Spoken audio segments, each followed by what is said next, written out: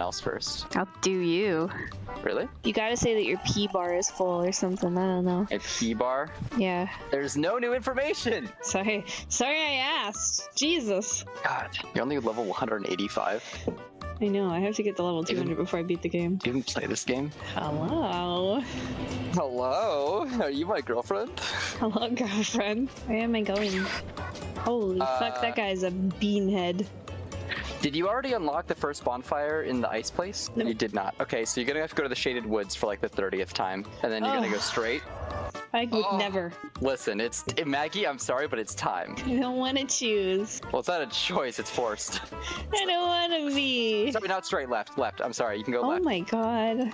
Yeah, I knew there was a man over here. There's actually 2 men over here. Wow. Not anymore. Whoa, where'd this guy come from? Me as well. The other direction. Whoa, what the hell? What the hell? What the hell? Hell. God fucking damn it. What's wrong with you? I keep pressing the Elden Ring 2-hand button. Stop pressing the Elden Ring 2-hand button. Stupid. Oh. What did that guy die of? Did I accidentally kill that guy? Your backswing. You're upswing. Be a big guy. Okay. I love rocks. I love eating rocks. I just think of like Captain Crunch. Oh my god. Don't worry, I took a crunch berry. I'll be alright. I just think of my teeth breaking. Like, if Peggle opened her mouth and smiled, she would not have many teeth. No. Wow. Where have I seen this before? I like this crunch noises. Oh, we're gonna hear a lot of that. Oh, you know how if you roll in poison, your whole body gets covered in poison? Yeah, yes. Can I roll in snow? Right now? Yeah. You get covered in snow. It's snowy. I call it. That's it. You're called over. DLCs are the best. It's going bit by bit from my head down to my arms, de-snowing me. That's cool. Yeah, all liquids will do that to you. That's how they work. Look, I can see it. It's going. Yeah. Oh. I think it go. That's cool. Yeah, that's cool, right? That's snowy. Whoa. Dude, you're underdressed. They're wearing full drop of rate equipment, so they're farming something. What? What happened?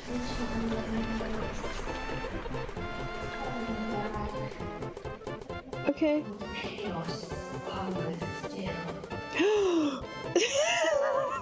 I thought it was on the stairs. You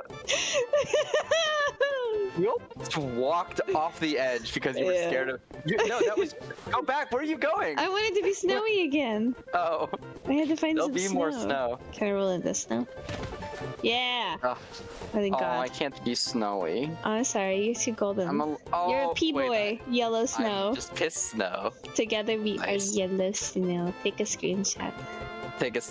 Hold on. I have to re-snow. Fantastic. So technically, we can go right here.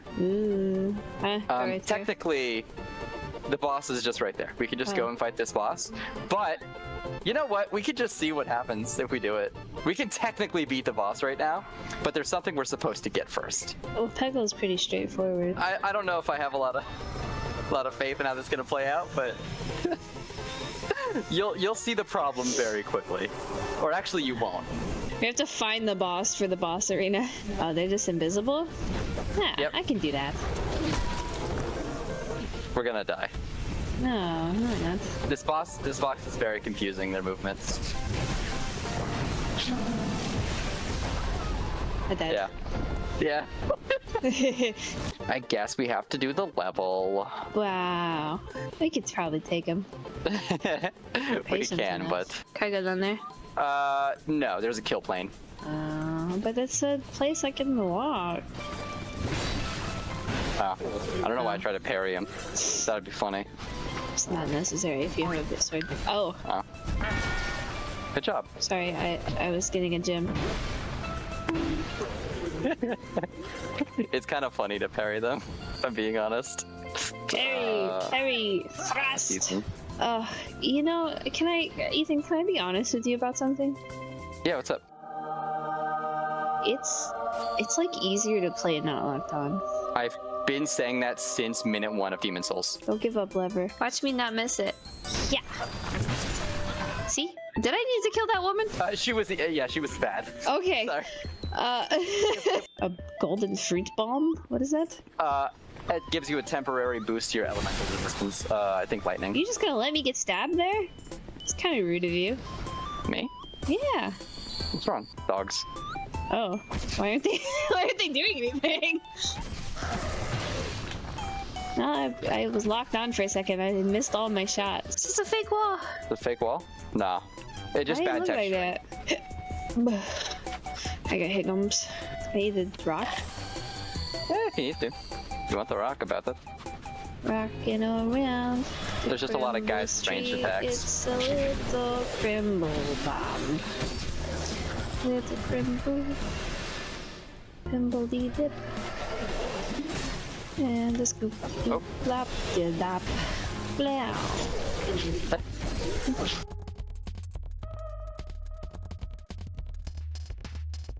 Hold up, my mic is muted. Hello! What's going on? We're doing video editing again today. I've got so little left to do. It's kind of exciting. I've already chopped up a bunch of stuff. We've got a bunch of clips that I want to use up until 47-ish minutes of like chopped footage, and then from there, from 47 to that's offline. That's fine. I think my proxy's broken, but I can fix that later. 47 up to 147-ish. So like basically an hour of like untouched stuff, and most of this is Dark Souls 2 famous Horsefuck Valley. What's it called? Frigid Outskirts. So I'm sure a lot of this is I'm just gonna turn it to a montage. We actually spent a surprisingly large amount of time fighting the bosses though. Like a lot of this is not actually percentage-wise. I think it's like 50% actually fighting the boss, which is crazy. And then we've got I think the rest of this of the broken proxy here is what's it called? I think it's just us fighting. What's the final boss of the Ice DLC called? Ivory King? I think this is all Ivory King. And then this bit is after we finish Dark Souls 2. You see the footage is black here. After we finish beating Dark Souls 2, we forgot to turn off the recording. So this is us like basically silently. Well, we talk when we watch shit together. So this is us watching a movie afterwards. And so a lot of this is us like yapping while we watch a movie. And I think right here, you can see it. And this is Maggie going, "Oh fuck!" Hold on, I wonder if you can hear it. Hold on, let me turn the music off. Oh, she goes. Zaral and Esteban, welcome in. What's going on? We've got video editing to do today. I've got a lot that I think I could just like. Get to it basically. I wonder. Hold on. Let me. How's this? Like fried chicken in my room. What is this audible? Is it because of all the fried chicken you ate? Maybe. Okay. I didn't eat all of it. Why did I leave that in? That's good. It's I hope it's an audible level. If not, I can bump some stuff up. Or if it's kind of annoying to like listen to audio back and forth, I can just I can make it so that you're just listening to music instead. What's the button? Fix my mic there a little bit. Okay. I'm gonna get my feet wet. Oh! Yeah, let's see. Let's make this joke work a little better here. I'm gonna get my feet wet. Oh no! I wanted the oh no to happen right when she steps in it. How's this bit work? I wanna get my feet wet. Oh no! They're beautiful, awesome, great editing. I'm a genius. Let's do that like that. Kind of want to turn off snapping. It's kind of annoying when I'm doing I want to get my feet. structuring like this. So what we've got here. Toxic. You're gonna wanna. Oh, this is wrong. Why is this? Is there another toxic Would you thing like to here? be strong attack? No, there's not. I think I think all my markers might be a little off. I'm just gonna move all the markers here so that it they might have gotten desynced a little bit. I toxic. You're gonna wanna.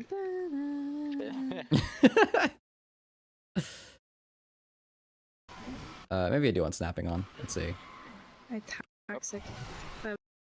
I want this like here. I toxic. Okay, that's good. That's good. Hello, my friend. Would you like to be strong attacked? Maybe he would. Oh, he blocked it, I guess. He didn't block that. These are good clips that I picked out here. Hello, my friend. Would you like to be strong attacked? I can speed this up a little bit. I don't need. I can make this joke run a little Hello, faster. my friend. Would you like to be strong attacked? Let's put some music on. Just some little tunes. Is the music at a good level? It seems kind of quiet. Also, this music is not a good song. Now this is a song. Yeah, I'll put this up to this-ish. Ooh. Hold on. Is that playing through? Oh, that's playing twice. Oops, hold on. Let me fix that real quick. Music should be, let's see. There we go. Hello, my friend. Would you like to be strong attacked? Maybe he would. Oh, he blocked it, I guess. He didn't block that. Can I tighten this up a little bit as well? Blocked it, I guess. He didn't block that. Beautiful. All right, got that. Do this. How's this look? Hello, my friend. Would you like to be strong attacked? Maybe he would. Oh. He blocked it, I guess. He didn't block that. There's a right and there's a straight. Oh, Just keep going straight. I don't even think this item's good. But you probably want it. I Well, I like think it. you just mimic tested it with that attack. Really, with my backswing this far? Yeah. I started big. Well, I should love.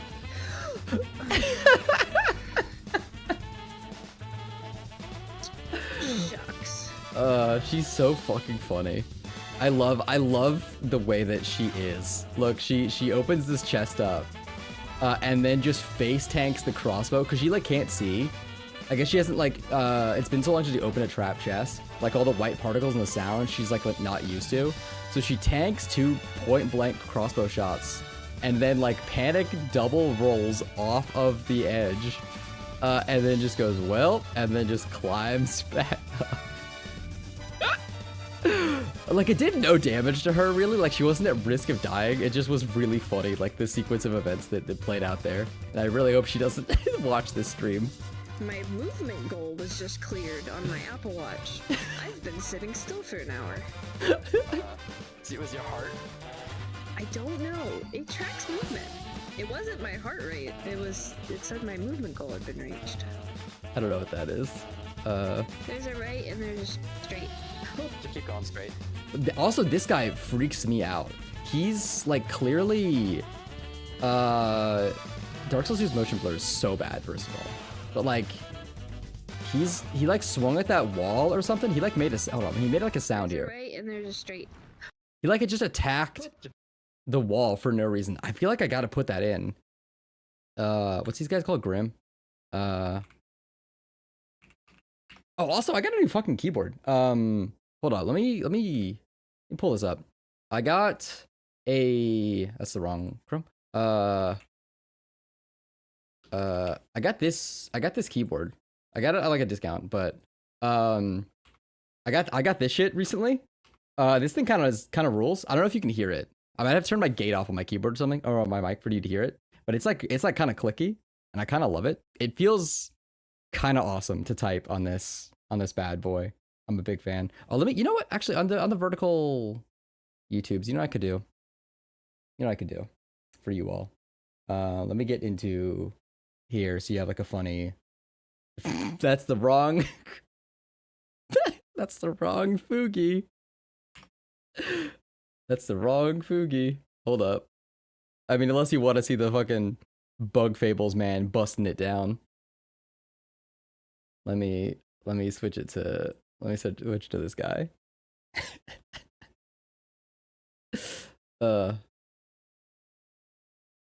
Anyways, I got this keyboard, and this thing kind of slaps. This thing kind of rips. Big fan of this keyboard. It's got like 3 ways of using it, which is crazy to me. It's got 2 different USBs on it. You can see here it's got like a USB-C and a USB-A that you can plug into for the adapter.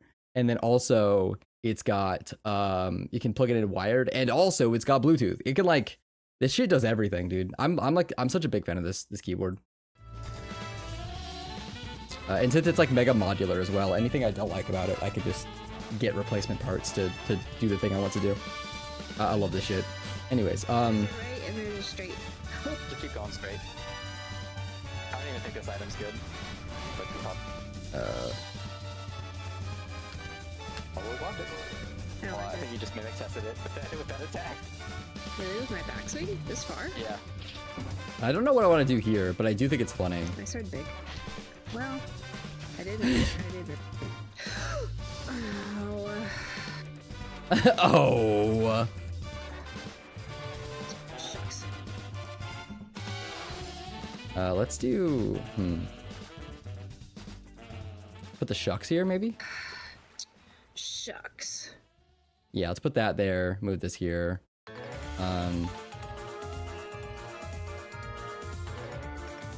How's this? My movement goal was just cleared on my Apple Watch. I've been sitting still for an hour. See with your heart.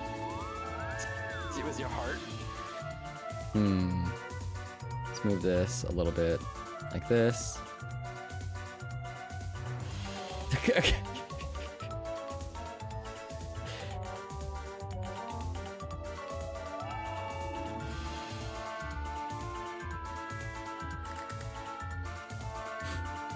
Where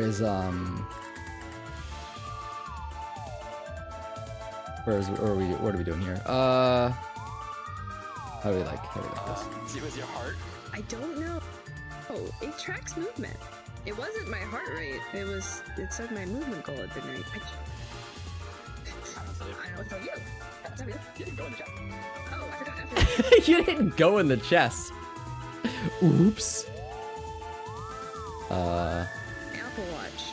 I've been sitting still for an hour. See with your heart. I don't know.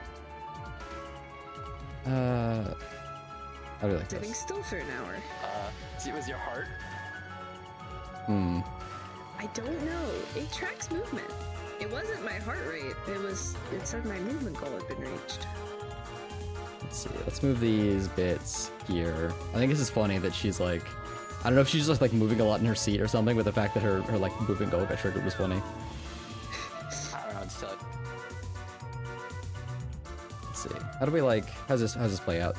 My movement goal was just cleared on my Apple Watch. I've been sitting still for an hour. see with your heart. I don't know. It tracks. I don't like that this is a little bit desynced. Hold on. Let's move this back here. I don't. See with your heart. This is like. Heart. I don't know. It tracks movement.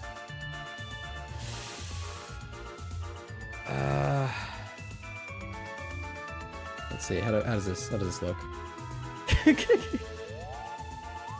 Holy cringe!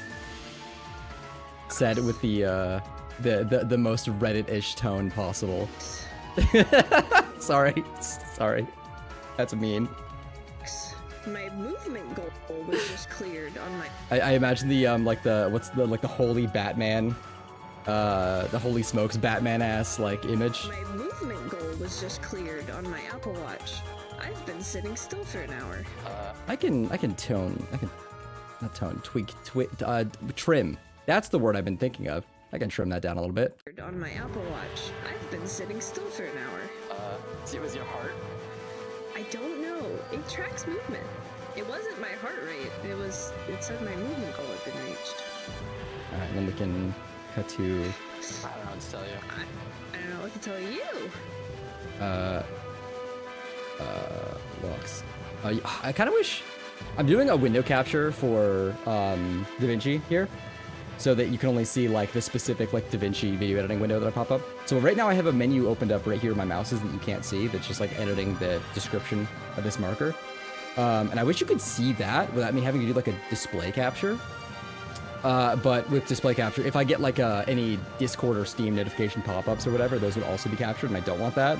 So it's like, I guess I just have to deal with no additional DaVinci windows getting captured. So you won't know that I'm naming this this thing. I also think if you mouse over, if you mouse over a capture or a marker, it also puts a little window up that tells me the name of the marker, and it doesn't do that on the window capture either. So it's kind of disappointing the way the window capture works for DaVinci.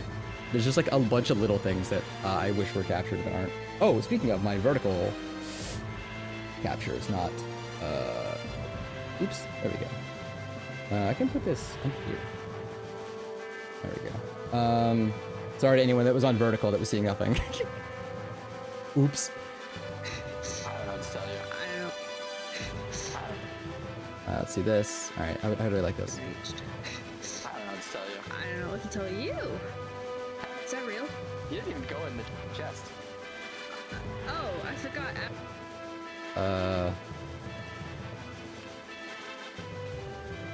Is that Alright. real? You didn't even go in the chest. Oh, I forgot after it's done being trapped, there's something in there. Oh. Some chunk and bone. Why do I have cat here? Why did I write cat as a marker right here? Some chunk and bone. That's what they call me. Some chunk and bone. Gort! Gort! Hello! Thank you for subscribing to me, Gort. Thank you for giving me all your money. I'm actually a fucking freak, guys. Hey, Greco's here too. This. I'm a freak. Whoa, Gort, I can't believe you said that. That's crazy. What? That's nuts. What's going on, Gort?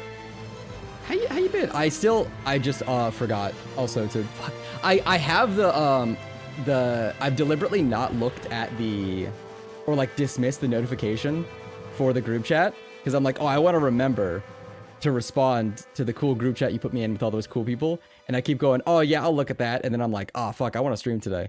So I just have like a fucking 100 notifications from one thing on Discord that I keep forgetting to click on. I don't know if they're. I'm assuming everyone's shit talking me because I haven't responded. You know, so I'll have to be ready for that. Yeah, I'll do it today. If I don't respond after I finish stream, fucking spam me with 100 messages. Be like, respond. Oh no, I mean, I'm definitely like, I feel like I'm a bad texter, like at least compared to how good I am at like, you know, actual like vocal conversations. Because I feel like I have a lot of bits that like I'll like say a joke and then immediately laugh at it because I know it's bad, and that shit does not work in DMs. That type of like humor just doesn't it just like doesn't exist, you know. That shit does not land. So I feel like definitely I'm much better at like vocal, but oh, so how you doing, Grackle? Well, welcome in. How you been? We got video editing to almost finish. We're so close. We're so close to being done. My movement goal was on my Apple Watch. I feel like I'm a jack of all trades. I'm passable at both. Hell yeah. Sitting still for an hour. See, it was your heart? I don't know. It tracks movement. All right, let's see this bit. I don't know what to tell you. I don't know what to tell you. Is that real? You didn't even go in the chest. Oh, I forgot after it's done being trapped. Aw, that's unfortunate. I'm sorry to hear that, Grackle. I hope you at least got some good memories with your dog. Oh, I forgot after it's done being trapped, there's something in there. Yeah. Oh. Let's see, she does not care about this item at all. She picks it up and goes, oh. Ow. Oh, I mean that's a lot of time. That's a lot of time with a dog. You know, that's good. That's a pretty good run. I've definitely had friends with dogs that lasted less long. Yeah. I'm glad it was also, you know, like you got to. I've never had to put down an animal, but I've always heard that it's like you at least get to have like one nice good day with them before you go to the vet or whatever. That's usually what a lot of people will do. And I'm glad you got that instead of like, yeah, my dog got hit by like 6 trucks at once. You know, at least you didn't. At least it wasn't that. That's how I always like. I know cats like to do that thing where they'll like just like when they like think they're gonna die, they just leave. They just like leave the house. You know. And then you're like, oh, I let my cat out to hang out for a bit, and then she never came back. Oh well, you know, they just like go like find a corner. So, I mean, I only really had like cats that did that like growing up. So, aw, Gort, that sucks. I really hope that my cat gets abducted by aliens instead of me having to put her down. I really hope it's something like that. You know, I don't want to know. I just want to assume she gets immortal treatment in space. Like, yeah, my cat's immortal now, and she's in space, so, you know, whatever. I guess, you know, I guess my cat's cooler than your cat is what I'm saying. Yeah. Oh, some chunk and bone. Your cat turned into Peter Quill? Fuck, shit, I know that's a Marvel superhero. Who the fuck? Hold on, just so you can tell that I'm, oh, Gort, also I got a new keyboard. Check this shit out. Check out this beautiful new keyboard I got. This shit's so fucking clicky. This shit's so good. Well, it's clicky in like a feels good way. I do kind of want to get my new switches because it's like a little loud, but I got a new keyboard and it's well, okay, it is a volume knob by default, but since I have the I got this. I have this as like I've had this for a while. This is a little like programmable button pad for other shit. So I actually have each of the 3 knobs on here set to change the volume of. The big knob is desktop volume, the left knob is Discord volume, and the right knob is music volume.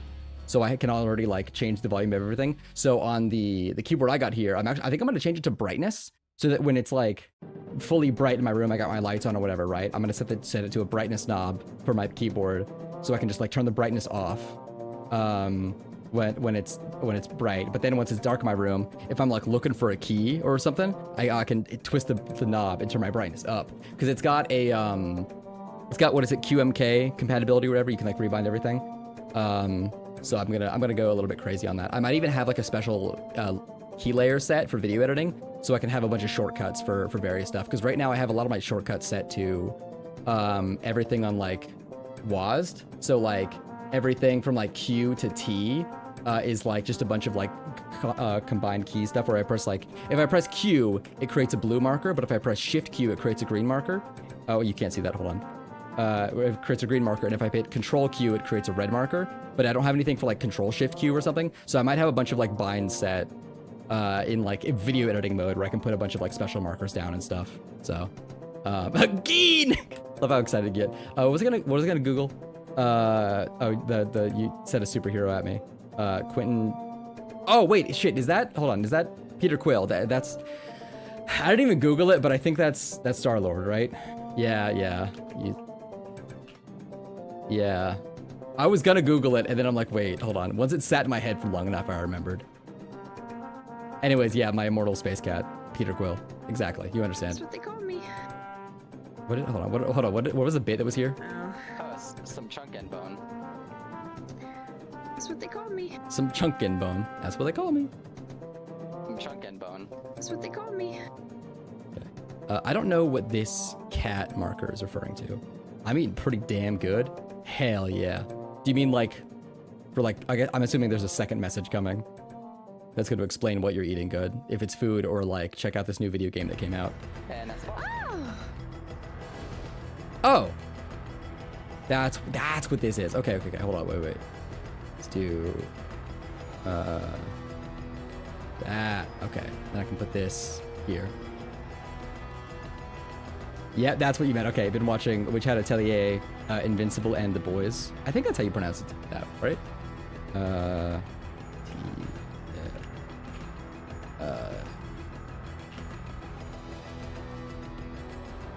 Atelier. Atelier, yeah. I read books. I Google words that I don't know how to pronounce. I'm a genius.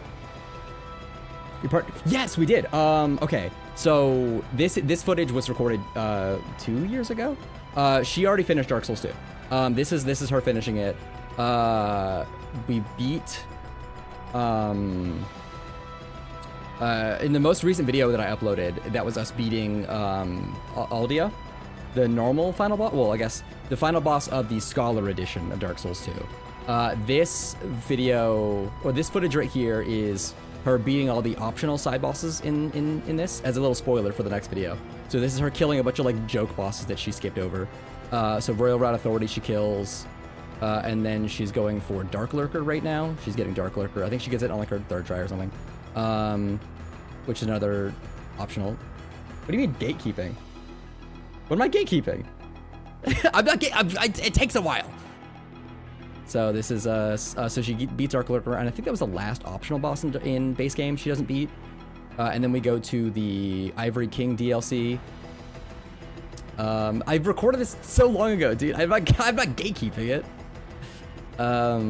So we beat one boss in the expansion, in the DLC, and then we kill Ludden Zalin at some point. And I gotta fix this broken proxy. I gotta re-render this proxy. And then we kill Ivory King. So yeah, so this, you can't see it, but like basically right here where I'm hovering the playhead over is her beating the final boss of the DLC. So yeah, she did do it, and then actually she's already also beat Dark Souls 3. I don't have the footage on this computer right now. I have it on a expanded drive, little portable drive. What are they called?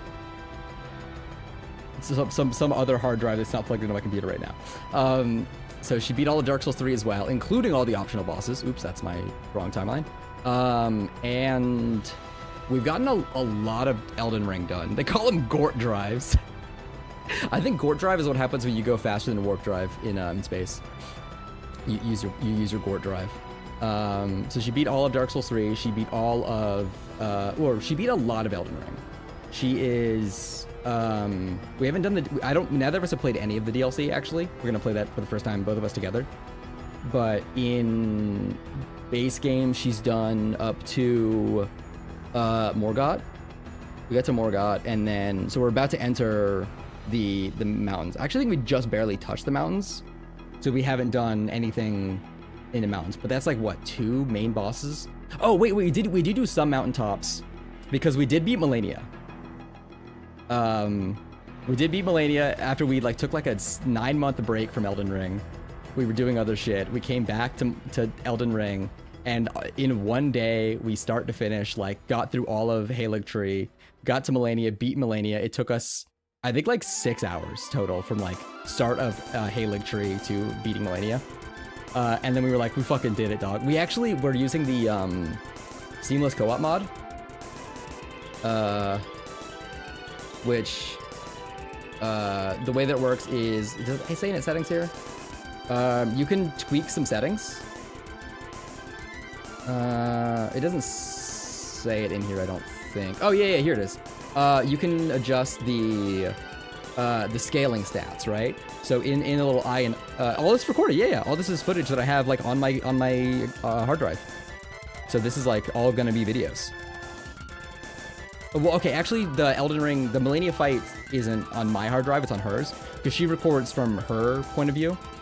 So she records from her point of view and then she sends the footage to me.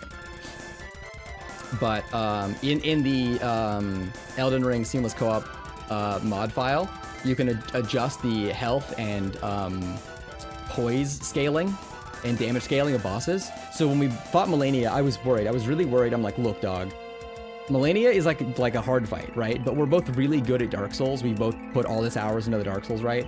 I vote just for Melania, we crank the stats up. We give her like triple the amount of poise. We give her like more health, more damage. I think we only gave her like 20% more damage, but I think we like doubled her health. doubled her health based on like the normal co-op doubling. So I went crazy with it, and so we it took us a lot longer than normal because we did fight like Mega Malenia. And I think I respec'd twice because I was on like a support build and I wasn't doing enough damage. I wasn't pulling my weight. So I respec'd into like a more damage build.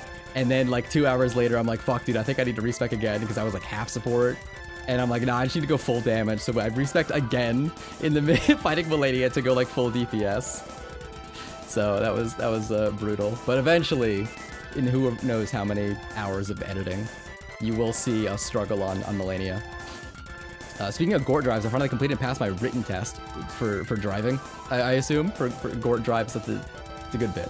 Anyways, yes, I have the only game that I didn't record us playing was Demon Souls, because that was we had just started dating. We'd already been friends for like 7 years, but we just started dating, and she was like, "I know you like Dark Souls. I want to try, Dark Souls. I want to see what it's like," because I know she was good at video games. We played competitive Overwatch together a lot. Well, I don't think we played, actually, we didn't play competitive a lot. We played a lot of Overwatch together, and I played competitive, and she was just really good. And I was like, will you play competitive with me? She's like, I'm not really into that. But she was like one of like the best Anas I've ever played with. I was either in Master, I was either in Low Master or High Diamond at the time, and she was better than most Anas I'd ever played with, just in like quick play and shit.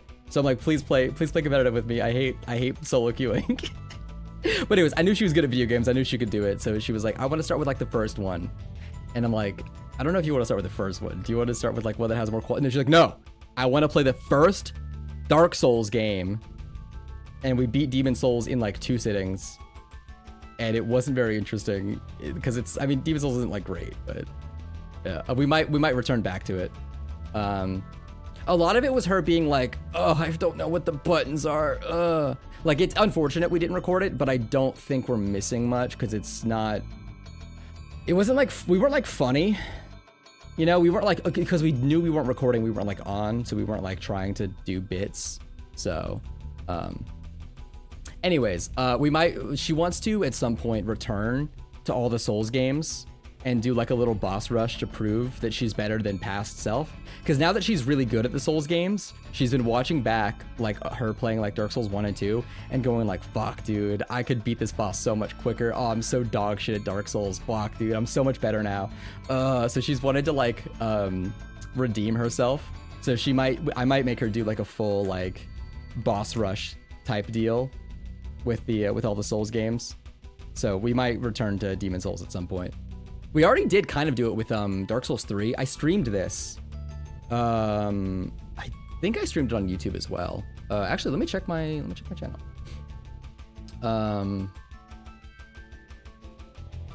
After fighting Elden Ring bosses, Dark Souls, I don't know. Actually, after playing Dark Souls, after doing a lot of like the Dark Souls 2 and after beating Elden Ring and going back to Dark Souls 2 I was doing like a broken sword challenge. Here, let me pull this up on the thing that you can see. I did a couple streams of using only the broken sword for Dark Souls 2, and the Elden Ring bosses, like, they definitely deliberately try and trip you up with their timings. They'll like hold certain attacks for certain amounts of time. Sometimes they have like a randomness to how long they pull it back, and that really fucked me up more than I thought it would. Damn, did I not stream on YouTube us playing? I might have unlisted it. Damn, I know I did it on Twitch, but I don't know. I don't think Twitch held the VOD that long. I played a Dark Souls 3 boss rush mod with my boy Danny and Maggie, my partner, and a couple other. We had a bunch of like stipulations. There's no way. Yeah, there's no way it's in here. Twitch doesn't hold it that long. Damn, I recorded it though. It's fine. I recorded all the footage. But there's she did kind of redeem herself because we did like a Dark Souls 3 boss rush, and she did really well. Yeah, I'll make videos one of these days. I gotta stop talking and edit though. this. And that's the boss. Oh, It's too fun to talk. fire for me. Wait, does this? Hold on. Okay, that's you know, that's fine. That's fine. And Whatever. Oh, Do this like that. fire for me. Fire for Sit me. down. I'll have a sip.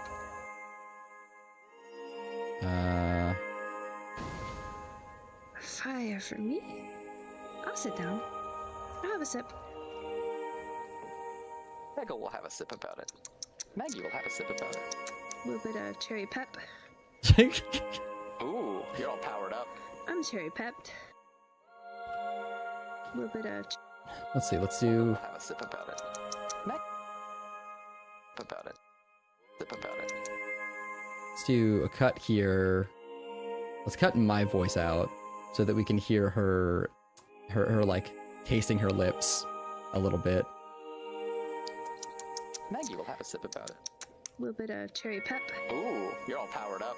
Let's do a little crossfade here. Maybe not that much, so that these two clips blend together a little bit. Cherry pep. Ooh, you're all powered up. I'm cherry pepped. I'm cherry pepped. Alright, bitch. What you. All right, bitch. I'm cherry pepped. Alright, bitch. What you got for me?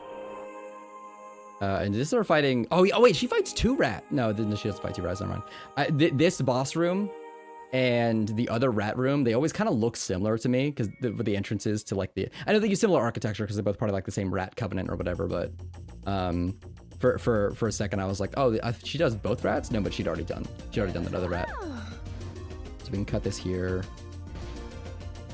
fire for me. Let's do this. Me? I'll sit down. I'll have a sip. And we can cut that there. Cut this here. And then, how does it look? Maggie will have a sip about it. A little bit. I can even add a little fog transition.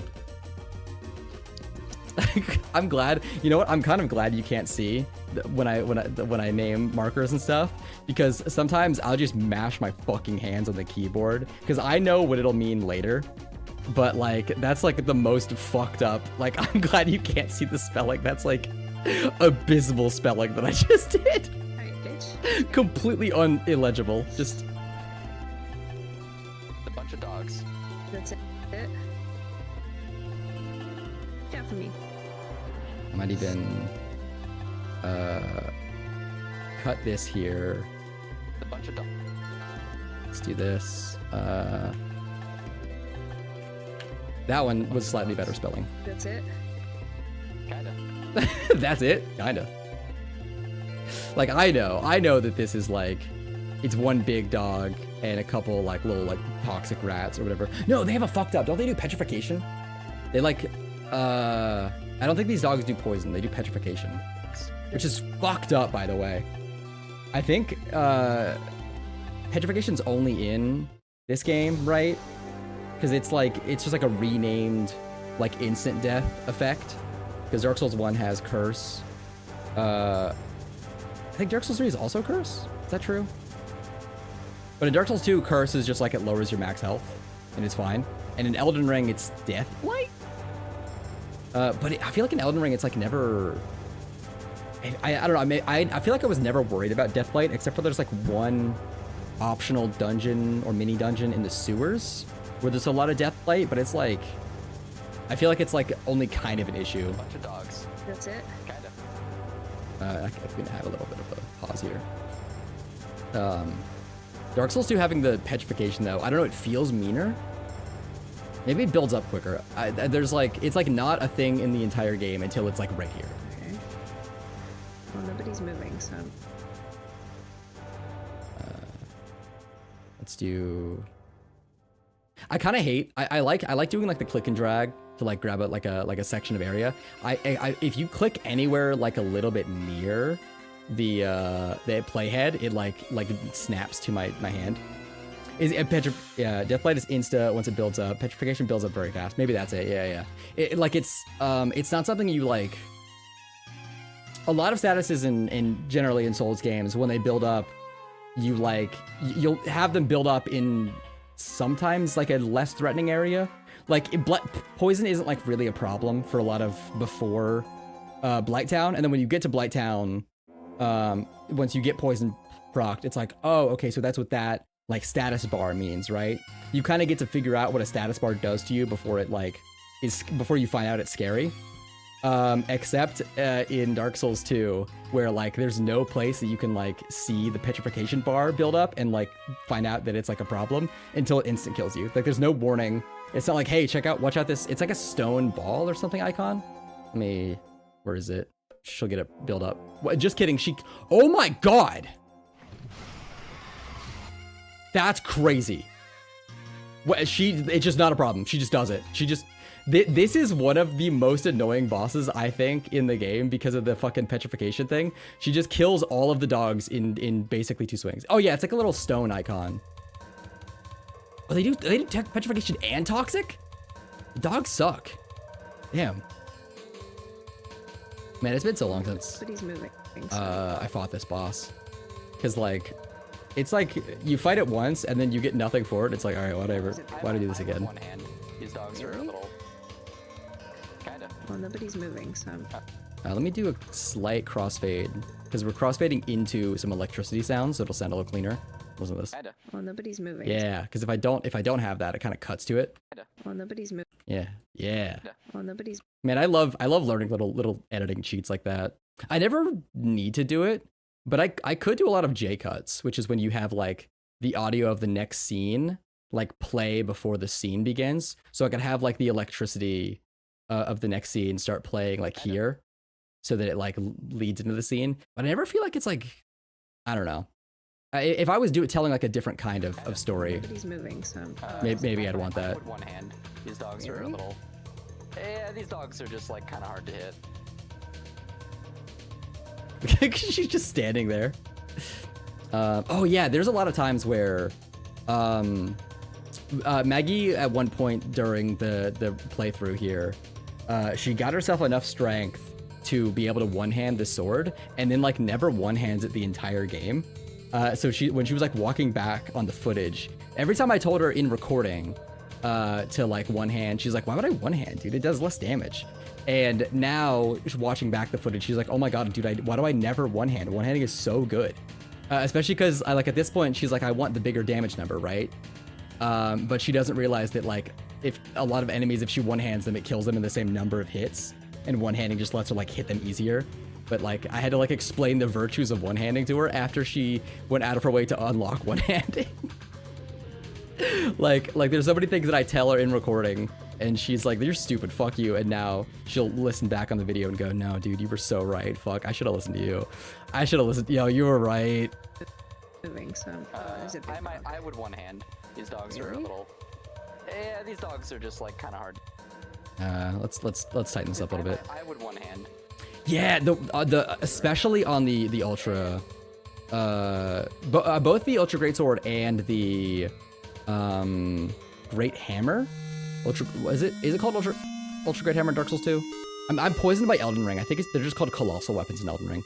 The biggest axes, and I think axe and hammer has the exact same moveset basically. The ultra. I don't want to listen to the song. The ultra one-handed moveset is like so fucking clean. It's so good. I don't like the one-handed strong very much, but you can get like the same effect by just two-hand, like immediately two-handing and then R1ing. It's like, it's so clean. It's so nice. I've always been more of a dex boy. I like when I can get like, I like being able to weave my attacks into like a boss's moveset. Like I go in, get one hit, roll, get 2 hits, roll. Like I like that shit. But I can't deny the fucking, especially in Dark Souls 2, the one-handed moveset's so clean. These dogs are a little. Yeah, these dogs are just like kind of hard to hit. Do I want to? I kind of want to do something with her just like standing here. Well.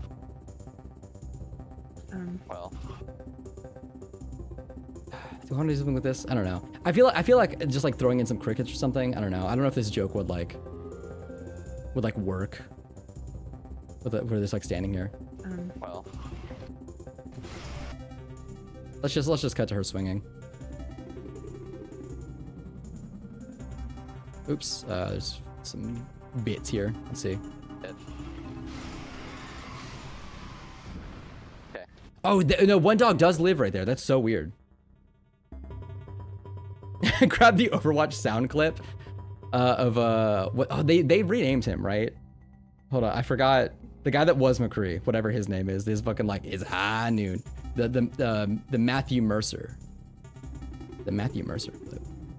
I was actually such a huge fan of Matt Mercer before I played Overwatch, just like a bunch of other shit that he's done, and I didn't know that he was the cowboy until I saw one of those like Overwatch voice actors in real life videos. They were like a bunch of them were at like Comic-Con or something together, and I'm like, what?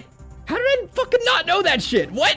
And I got so mad at myself because I think it was the voice actor for Lucio. I think was doing like a bunch of like, he was kind of just walking up to the other voice actors, and in a way that like I think was supposed to come across as like he's supposed to be annoying them. They're all friends, obviously, but in the context of the recording, it's supposed to be like, hey, I'm annoying these other voice actors, haha, right? Meanwhile, they're all like in on it. They're all like in on the bit, but I was like, oh, Lucio seems like a really fucking chill dude. He seems funny. And then like I got jump scared by Matt Mercer. This, you know what? For you, Grackle, I'll even throw in. I could even make like the skull like crosshair thing. I wonder if actually, can I get has someone already done the effect for me? That's TikTok, but that's the wrong video game.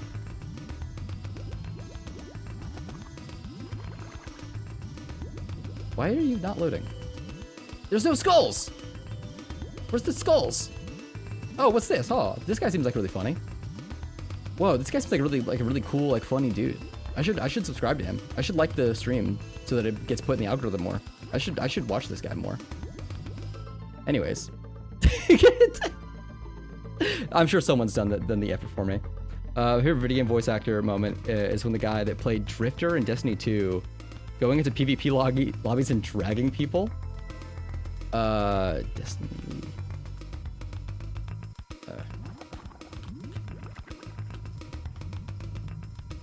Todd Habercorn? Wait, I know this fucking guy.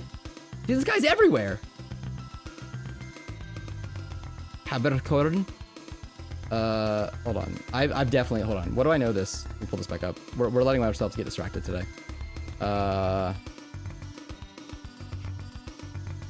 What do I know him from? Hold on. Oh, I mean, whenever I see a Monster Hunter thing, it's like, well, obviously someone's in Monster Hunter because they get like 1,000 different voice actors to do like all the efforts for the main character. Oh, he's Android 19 in Sparking Zero. I know that. I haven't watched this. I haven't watched any of this. Don't judge me for how little that I've seen. I've seen Seven of the Deadly Sins, but I don't remember any of it. Oh, he's some goofy people in Dungeon Meshi. That's a good one. Someone in Hi-Fi Rush. I need to play that one. That one seems like a really fun game. He's some fucking nobody in Fire Emblem Warriors. I think this is like a one-time throwaway villain. I think he's in the game for like exactly one fight and that's it. Oh my god, he's in too much shit. Oh my fucking god, the scroll bar is so tiny. Dude, he's in everything. Hold on. Is he always Android 19? Oh, he's fucking Jocko! I know. Okay, yes, he's actually, I know Jocko. There's been a bunch of times where we'll see Jocko, me and Maggie will see Jocko like in something, or like hear Jocko's voice, and we're like, oh, I knew that guy, but he's one of those voice actors that we see a lot and then forget his name. Same with, Robin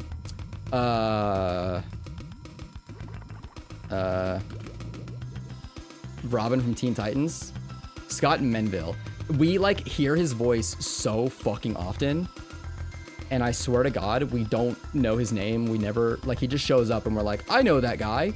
He's in the fucking, I did not know that he was in Super Mario Bros. There's a lot. Yeah, he's in so much shit too. Not quite as much, but he's like, oh my god, he's every single character in Teen Titans Go. Jesus Christ. But, we were on like a binge where we just finished Teen Titans, and then we kept watching some other shit, and then he kept showing up as like another voice. I think it was a lot of games and stuff too, where we were just playing something, and then we would hear him, and we're like, Robin? What? Why is he here? All right, that's beautiful. We'll put some funny sound effects in there. I love the way that I do like markers is, since I have like hotkeys for the various colors and whatnot, green just means I want to do something sound based here. So I'll know that like if I put a green bit here, I probably want to do like a hit sound, someone like we fall off a ledge. It's one of those ones where I can like, I don't have to put it like a description to it. I can just drop some green down and be like, oh, I want to put funny sounds here. Got it. Easy.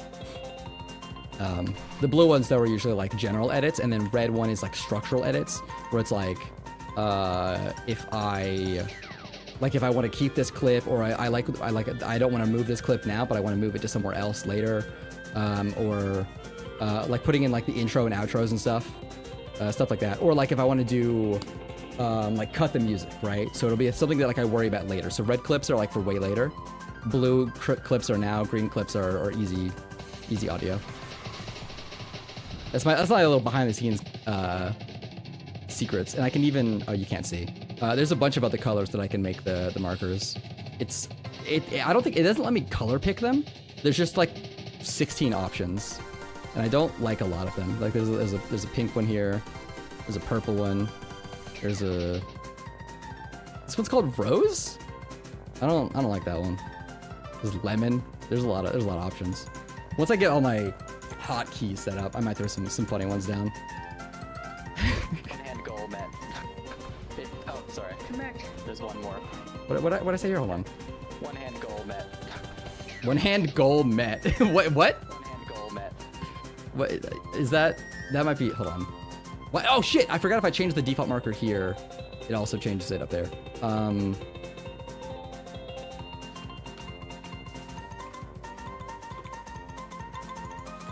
Jesus, my fucking typing is crazy. You ever gotten a new keyboard, Grackle, and then it like you're fucked for like a week because like the keys are slightly differently placed. They're like slightly more spaced out or close together than you're used to, and you just like type like a bumbling idiot for like way too long, and it's like you've never used a keyboard in your life before. That's how I'm feeling right now. Oh, I also got I forgot what it's called. Whenever I, yeah, this is it. The Razor Tartarus. I also got one of these. Whenever I like want to play a game and like really fucking try hard, I've always used a one-handed keyboard. And this new one is cool and all that I got. The issue is that it's fucking, all the keys feel the exact same because it's fully programmable. So it's like hard to tell where like the WASD keys are. So my hand gets lost in it sometimes. So I got like stickers that I put on the what would be the WASD keys, so like my fingers get like in the right position. This new Logitech Tech keyboard was like that. What did you get? Oops, I did not mean to close that tab. What Logitech did you get? Is it a good one? I mean, I don't know why I'm saying that as if like I'm looking for a new keyboard. I literally just got a new keyboard like 3 days ago. Okay. One-hand goal, Matt. Oh, sorry. Come back. There's one more. I always like to have a couple of nubs on the keyboard when I use something like that. Yeah, I was looking for some kind of thing that did that for me. I got like, it's called like friction tape or something. I think it was for skateboards or something. Yeah, it's getting lost on those keys is not nice. I was looking for, there's what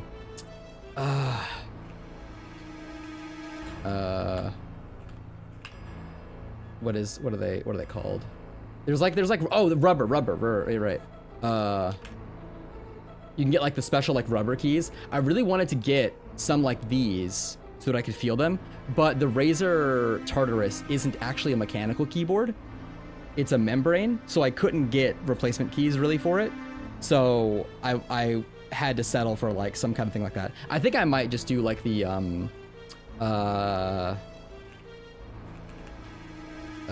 little like nubs like this. Well, that's not quite what I'm like little bumps. Yeah, like these. You can just like feel it. because the stickers that I have just keep slipping off because I put too much pressure on them. So I might just want something that's like a little like easier to like hold on to. I don't really game seriously very much often though. My comp days are, I don't know if I want to say they're behind me, but it's like all the games that I liked enough to want to play competitively no longer are they've either changed a lot or I got sick of them. Logitech K845. Or they're kind of dead. K845. Let's see. Ooh. Hell yeah. You know what, Grackle, I respect you so much for getting a full keyboard. Because I've looked at all of the like smaller keyboards, and man, dude, it's cool and all to like have all the keys compact and shit. I need my numpad. I type so much on my numpad. I do also make spreadsheets for fun. I do literally play with spreadsheets for fun and like calculate damage and shit. I have I don't think I have one that's like look that I can like pull up right now.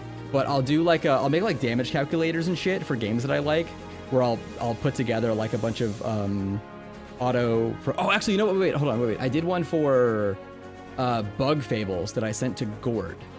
It's not. It was mostly for me.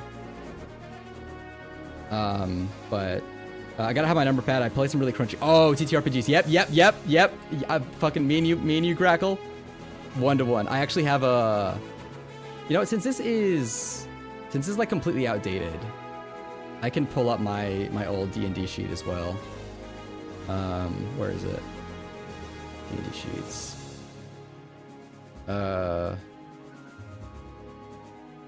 Let me hide this so that the link, because I think the link you can still see, and you can still like connect to it. Okay. Yeah. So I've got this is like my previous D&D sheet for like, this is all of my like players' individual stats and stuff. So this is like a quick reference for me to look at for like, here's this player, their AC, their HP, movement speed, all their stats and whatnot, all like set up. And none of this is manual input, by the way. You see at the top here, this is referring to the character stats tab. So if I go to character stats here, this is where everything that's like a white section is like free inputable. So I would put in, you know, their raw con score or whatever. And then you'll see down here with their hit point maximum, if I adjust their con score, it automatically adjusts to that shit, right? If they have proficiency in something, I can click this and it will automatically, based on their level, the proficiency stat at the top will automatically adjust based on what the proficiency should be. And this is just like oh, actually I did the math here, right? Because it's round up of this stat divided by 4 plus 1. I just figured out what the calculation is for how the game, how D&D like officially calculates proficiency scores, which is just your current level divided by 4, basically. Because you get it like every 4 levels. So if I got to 8, or actually if I get to 5, then it's plus 1. Or it goes from, it's 4, 1, and then once you get to 5, then it's 3, right? So if I get to, what would it be, 9, it's 4, but if I get to 8, it's 5, or 3 still? Yeah. Anyways, so I have all this set up, I have their proficiency scores and whatnot, and I also have my own, the reason I did all of this is because I made my own mechanic, because I don't like exhaustion as a stat, generally. I feel like it's kind of lazy, it kind of doesn't, like, it doesn't encourage certain types of play, so a lot of DMs just ignore exhaustion as like a concept. So what I did is I made like a newer, more threatening form of exhaustion called hunger. That is, a lot of the things that normally give exhaustion, like sleeping in armor and stuff, I got rid of all that. But instead I made it so that like, having to find rations is like a key mechanic for it was like a wilderness-based campaign. So based on your current hunger state, a lot of your stats would change, right? So you see all the stats down here would like, would change. But I also made it so that based on your con score, you have a resistance to hunger. So I think hunger 10 is dead. But if you have like a +1 to con, it ignores 1 level of con. So if you're, what's someone who has high constitution? Sea glass. Okay. So if I set the hunger to 1, nothing changes. 2, nothing changes. 3, nothing changes. It's only once they get to 4, because they have a 16, that something changes. And it's just like a little bit of stats here and there. So all of this was like auto-calculated. Oops. right? Let me just undo all that. I also this is also a bunch of my other shit. So I'm like I made a bunch of like magic items and stuff. This is like the name of the item. It's like description. It's like stats and whatnot, how it works. I made a lot of magic items. So this is like a bunch of shit that I did. Anyway, so I make a lot of spreadsheets for fun. That's my Odyssean flaw. So I need my numpad is what I'm saying. I type a lot of numbers. Where are we videoing? I gotta do. Stop. I gotta video edit. I gotta get in this. Okay. Oh, sorry. Come back. There's one more. Okay.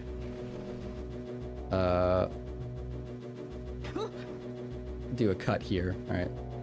I'm running a superhero RPG, and I'm looking for ways to pressure my characters. Always trying to run back to haste and heal and shit. Yeah, I think if you've got like long rest mechanics and stuff, the way that I did it is you either build a fight around them having all their resources, right? So you structure combat or some other kind of threat around them not being able to leave or them having to be locked in so that they are like forced to spend their resources, right?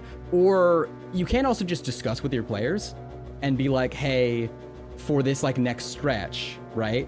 I think being open with your players is really important. If you're like, for the next stretch, there's going to be like a lot of things at once and there won't be a chance to leave. So let them know the stakes ahead of time. Like, for once you enter this place, you can't leave. So spend your resources accordingly, right? Letting them peek behind the curtain a little bit. I think, especially if you're really confident in the way that you've structured something, I think helps draw them in to what like the situation, right? Because if you have always given them like a chance to heal between all their fights, right? I don't know what the mechanics of like a superhero thing are. I'm just assuming, I'm just in my mind like normal D&D mechanics.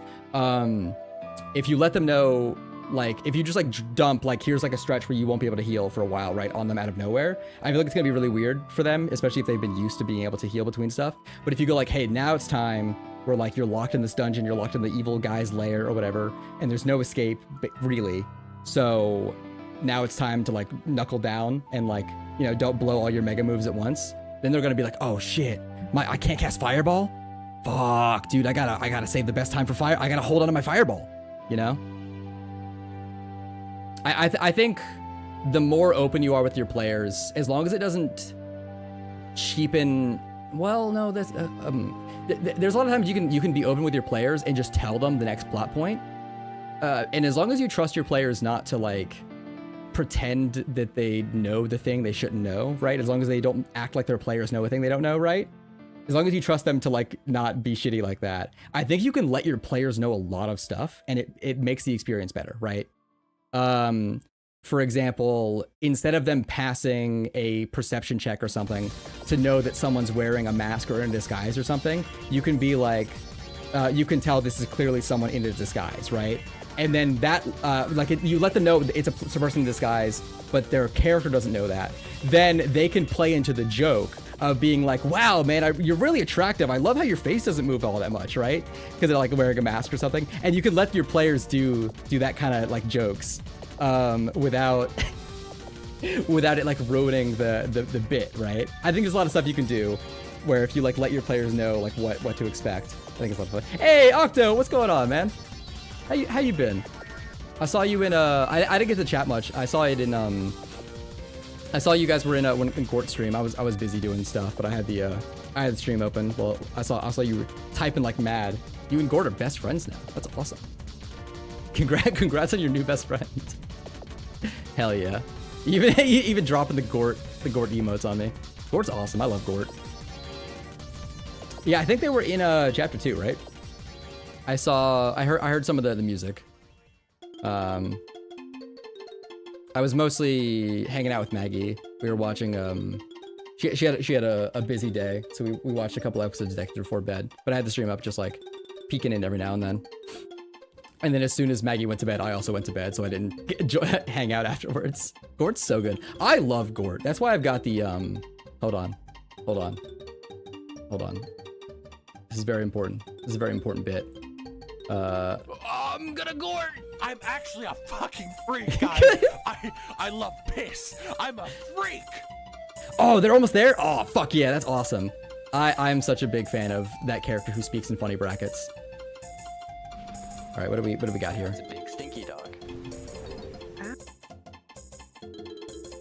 Now it's a big stinky dog. Ow, what the fuck was that? Dog. I love is it weird to me that like the more difficult a boss is, even if they don't have any story at all, the more I like the boss? Is that where it's like especially in a game that's like kind of narrative focused, right? Like Undyne I like as a character a lot because her genocide fight is so fucking good, you know? Like her pacifist fight is fine, but you can kind of ignore it because the point is like you run away from her. The genocide fight for Undyne is so good, it made her like one of my favorite characters in the entire game. I'm the kind of guy to totally become parasocial just to mess with Gort. That's good. That's a good. You know what?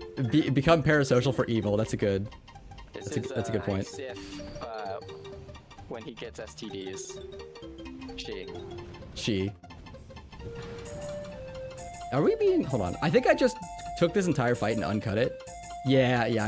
I put a marker here that lets me know that this is a whole fight. I might not do something with it. Undyne's fight is so good. Especially because her music gets cooler. I know, I hope Gord isn't here right now, because he hasn't done Genocide yet. There's a lot of changes in Genocide that like I feel like are really cool for an experience. So I'm glad I did like plead with him in DMs, and I'm like, I think he said this on stream as well. I basically was like, listen, dog, I know you don't want to be mean or whatever for Genocide, but like you see so many cool different sides of characters that aren't just you murdering them, that I think will make you like a characters a lot more than just the normal pacifist, because you get to see them like interact with like you're now the antagonist, they're the protagonists, so they are like seeing them like be not just side characters but like running away from like a villain, right? I think is like very cool, because I think pacifist Undyne is like, she's like a pathetic ooh lesbian, and that's cute, right? I like her a lot. She's very fun because she's like trying not to murder you, and then she becomes friends with you, and then she gets a girlfriend and she's fine now. But her in Genocide is such like an upstanding, like powerful character where she's like, I know I'm gonna die here, or like I can't die here. There's too many people to protect, and she's really fucking cool. She's so awesome. It's like, fuck, man, like I feel bad that like she has to die in this moment so that I can continue the game. But like, man, she's so fucking cool for that moment. She's awesome. Sif, when he gets STDs. Do I want to keep any of this? Let's just play this double speed. That's a long number. Wow, that's a lot of number. Holy shit.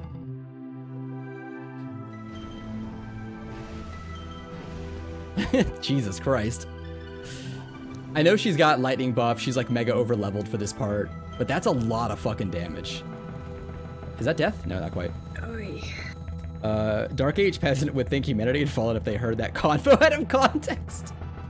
Dude, I love her genocide.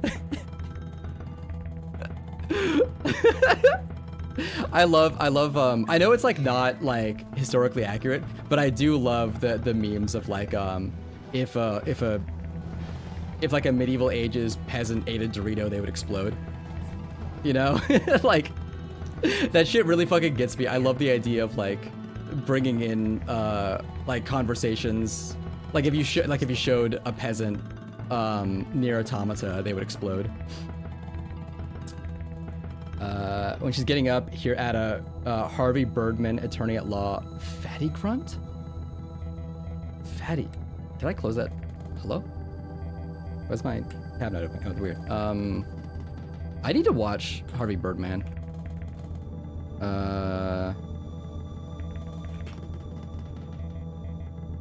Oops, that's not the website I want. And maybe keep two. Sincerely, Harvey. Did you hear that? I didn't hear anything. Heard the fatty grunt. Is that what you? It was no. I didn't hear anything. Heard. Hold on. That's actually, you know what? That's a great one. Let me put that in my video editing files to download. That's a great one. Thank you, Greco. I mean, I hate Royal Rat Authority. You're so fucking real for that, Amaria.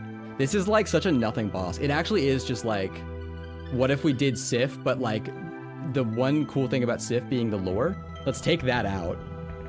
And then let's not do any interesting, let's not do anything interesting with like the concept.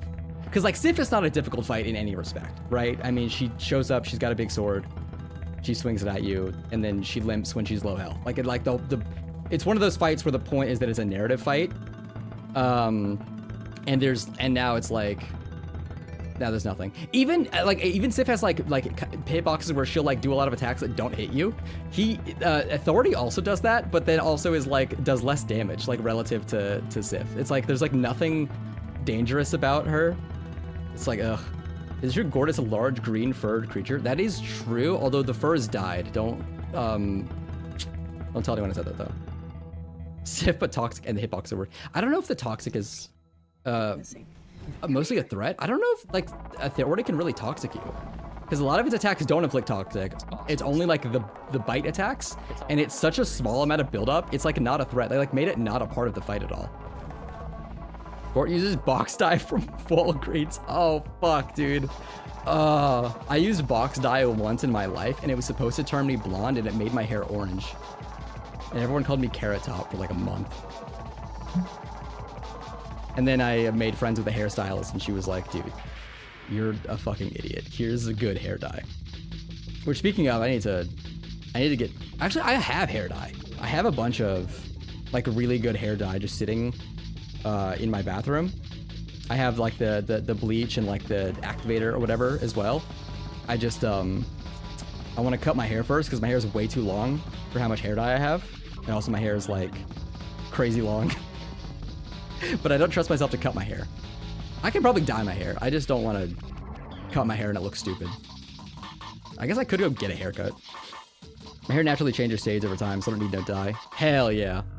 I think it's based on, your hair can change a lot based on like sun exposure as well. Thank you for dyeing your hair is to do it when you're on vacation, to let your dye stain the shit out of the bathroom there. I'm not too worried about that. Cause there's I can't remember what you do. I have a guide written somewhere, but I can I'm not it's not too bad to clean, at least with the dye that I use. Why do I have hiccups? I got nervous. I got scared, dude. I got hiccups. What's wrong with me? I'm not too worried about the stains. As long as I don't get it on the curtain. If I get it on the curtain, it's over. It's fucking over. Between red and black? Wait. Your hair naturally changes between red and black. Are you Shadow the Hedgehog? What? My arm hairs are still blonde. Yeah, I'm like genetically blonde, but my hair has darkened so much that I look like a brunette. But if you were to see pictures of me as a baby, that you'd be like, oh, that's white hair. That's like white hair. But I spent so much time inside as well that it just became dark. I don't get enough sun.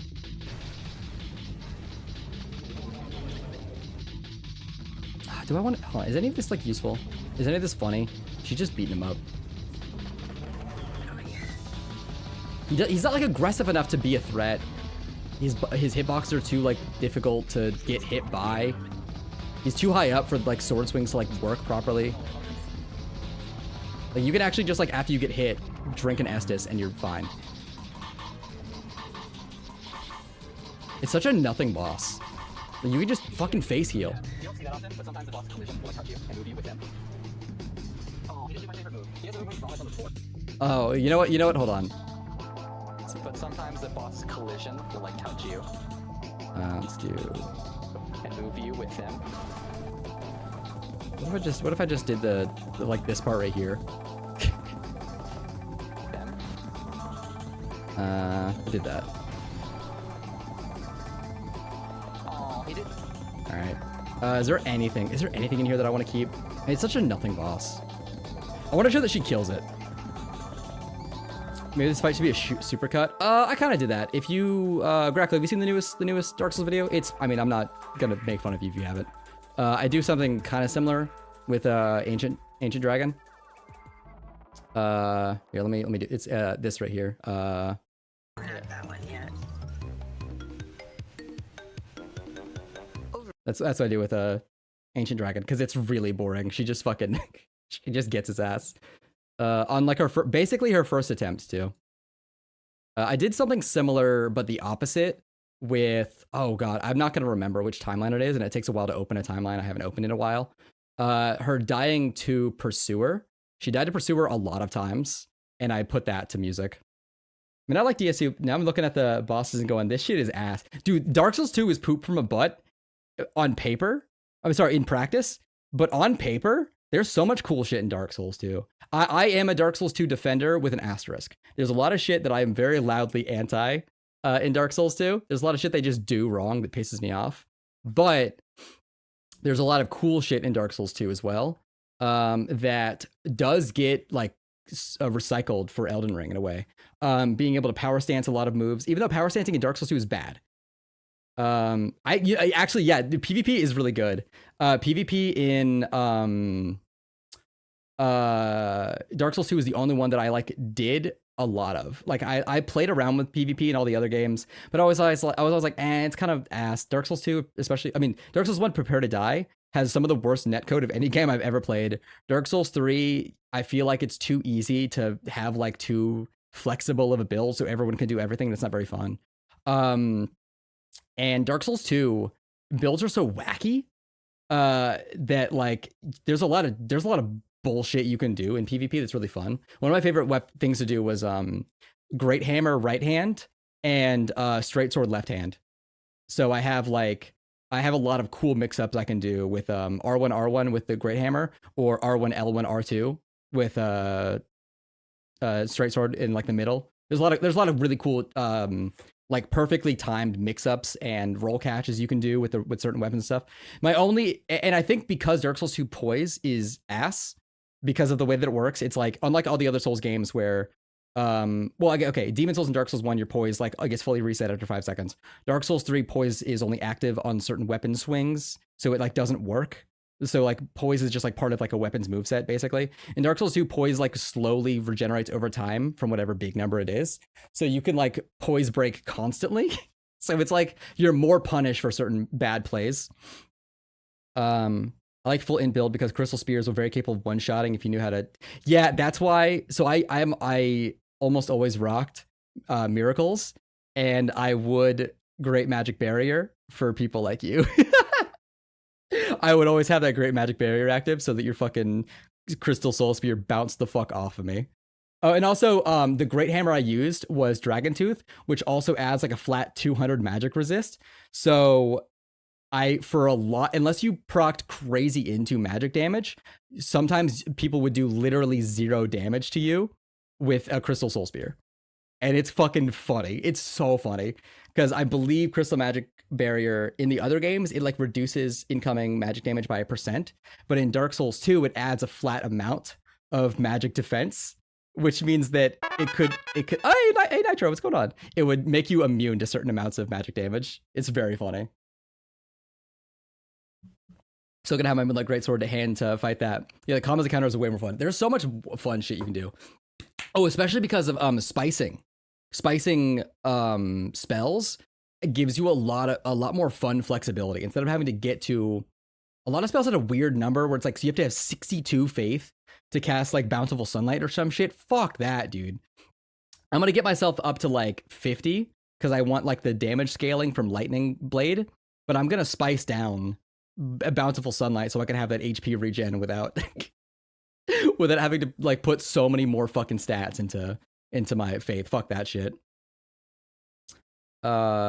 There's oh yeah, because you can do you mean duping as in like cheating, or doing like the bonfire aesthetic, just like looping an area to like get infinite of them? Now it's a big stinky dog. Let's put this here. Yeah, I did some cheating because there's I did learn how the game's softband mechanics work. The hard way, by the way. My main Steam account is softband in Dark Souls 2, but I made a second Steam account just so I could get around the softbands. And now I use it as like an account that I give like the password to for friends so I can family share my games to like Jinx. I gave my login to so that she can have games that she doesn't have access to in Japan and shit. But I have a I like found out that like the way that the game detects softband stuff, and then I gave myself a bunch of stuff just so I have like a fully flexible PvP build that I can like do anything with, like a bunch of like soul vessels and shit. Gugh. Or like cosplay build invading people and having super low soul level. Oh yeah. Being able to there is a lot of ways because of the way that the soul memory works. You can like if you hypothetically had like a friend you each have a bunch of different accounts of different like soul memory levels, you can pass down items from a high soul memory character to a 0 soul memory character. And like get like a bunch of like busted shit on a 0 soul memory character. It's very fun. Or you can just cheat it in. Layla says Royal Red Authority makes me want to jump off a bridge. Yeah. Luck. Maggie actually does get this one in one. I think I'm not going to use most of this, but she shows up. She gets bodied a lot. She keeps like just like healing directly in front of Authority, but this is just like, yeah, everyone fucking hates this boss. It's such a nothing boss. Like, I want more weird monstrosities in Dark Souls as bosses, because I think that, like, Centipede Demon and whatnot are really fun bosses to fight, or, like, at least fun, like, breaks of pace. But, man, fucking, they really did not do a good one with Authority. Fuck this boss. You know what? We're not doing any of it. More. That's some Eugenics musical in production. What the fuck? I know Eugenics is the new Edmund Macmillan game. He normally does very good video games. I'm not personally a big fan of Isaac, but I do respect it as a video game. It does a lot of good, cool shit. It's just like, it's not for me. But I did play it a lot. I played the original, I played the Flash game version a lot, and then I played the original Isaac that was on Steam a lot. But I haven't played the remake, the sequel. It's kind of both on Steam. That's my boy's Danny's jam. Had a character that had a gape ring run the game to make the transfer either. Oh yeah. That's actually what we did. Me and my boy Danny. Yeah, Rebirth. I thought it's Rebirth, but then it's Afterbirth is like the expansion name. Is that true? Yeah, the Steam base game is called Rebirth, and then the DLC expansion is Afterbirth. And then there's also Afterbirth Plus. They didn't they didn't give it a funny name. That's fine. I'm not a roguelike Andy. I am a roguelike Andy. I love roguelikes. I like roguelikes when they're good. I guess that's true of all genres. I played a lot of like subpar roguelikes, but like I'll play them just because they're a roguelike, and then I'll not I'll like beat them on my first attempt because they're like not difficult, but they're like, it feels like they're designed to be baby's first roguelike. And then I'll be like, oh, there's like nothing left for me. I did it. It's little rat bastards that take up too much time to worry. Layla, you're gonna love this shit. Check this shit out. Kind of hard to hit. That's what happens to the rats for that. That's it.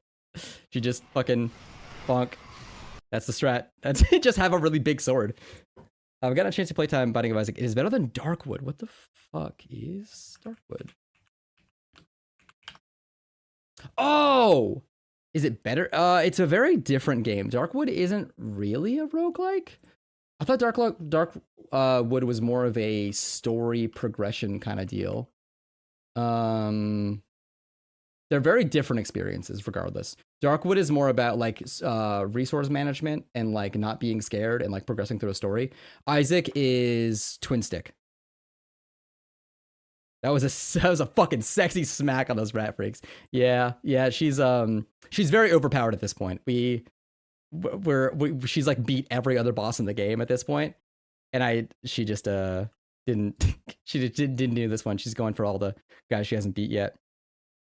Brother's introducing me to Balatro and kind of want to try it sometime. I think Balatro is fine. I get why it's like really popular. It's like so not my game though.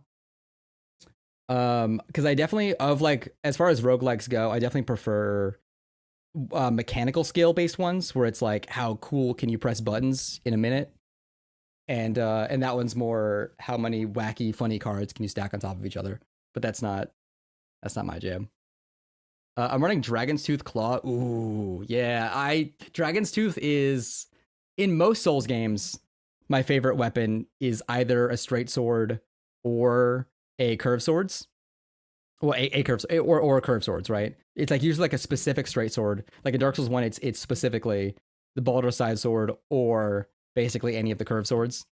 But in Dark Souls 2, the fucking Dragon Tooth is really good. It's really good. He has a move where he vomits on the floor. I want to show. I was really close to him the whole time. Lightning Axe is the name of the weapon. Lightning Axe. Did I forget? Hold on.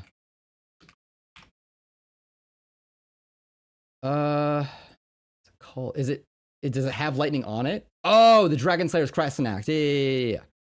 I've always been I'm a Dex Faith freak. In any game, for the most part, any Souls game, I will do Dex Faith because I like Dex weapons moveset wise. I like being able to like dip in and out and whatnot. And then also I love cool buffs. I like magic as like a supportive thing, not like dealing damage directly with it.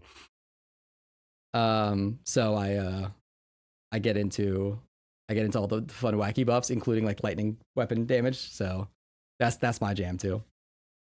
The first time I played the stupid fucking game, I got more stuck on Royal Rat Authority than any other boss because the toxic, and then I realized it was a fucking optional boss.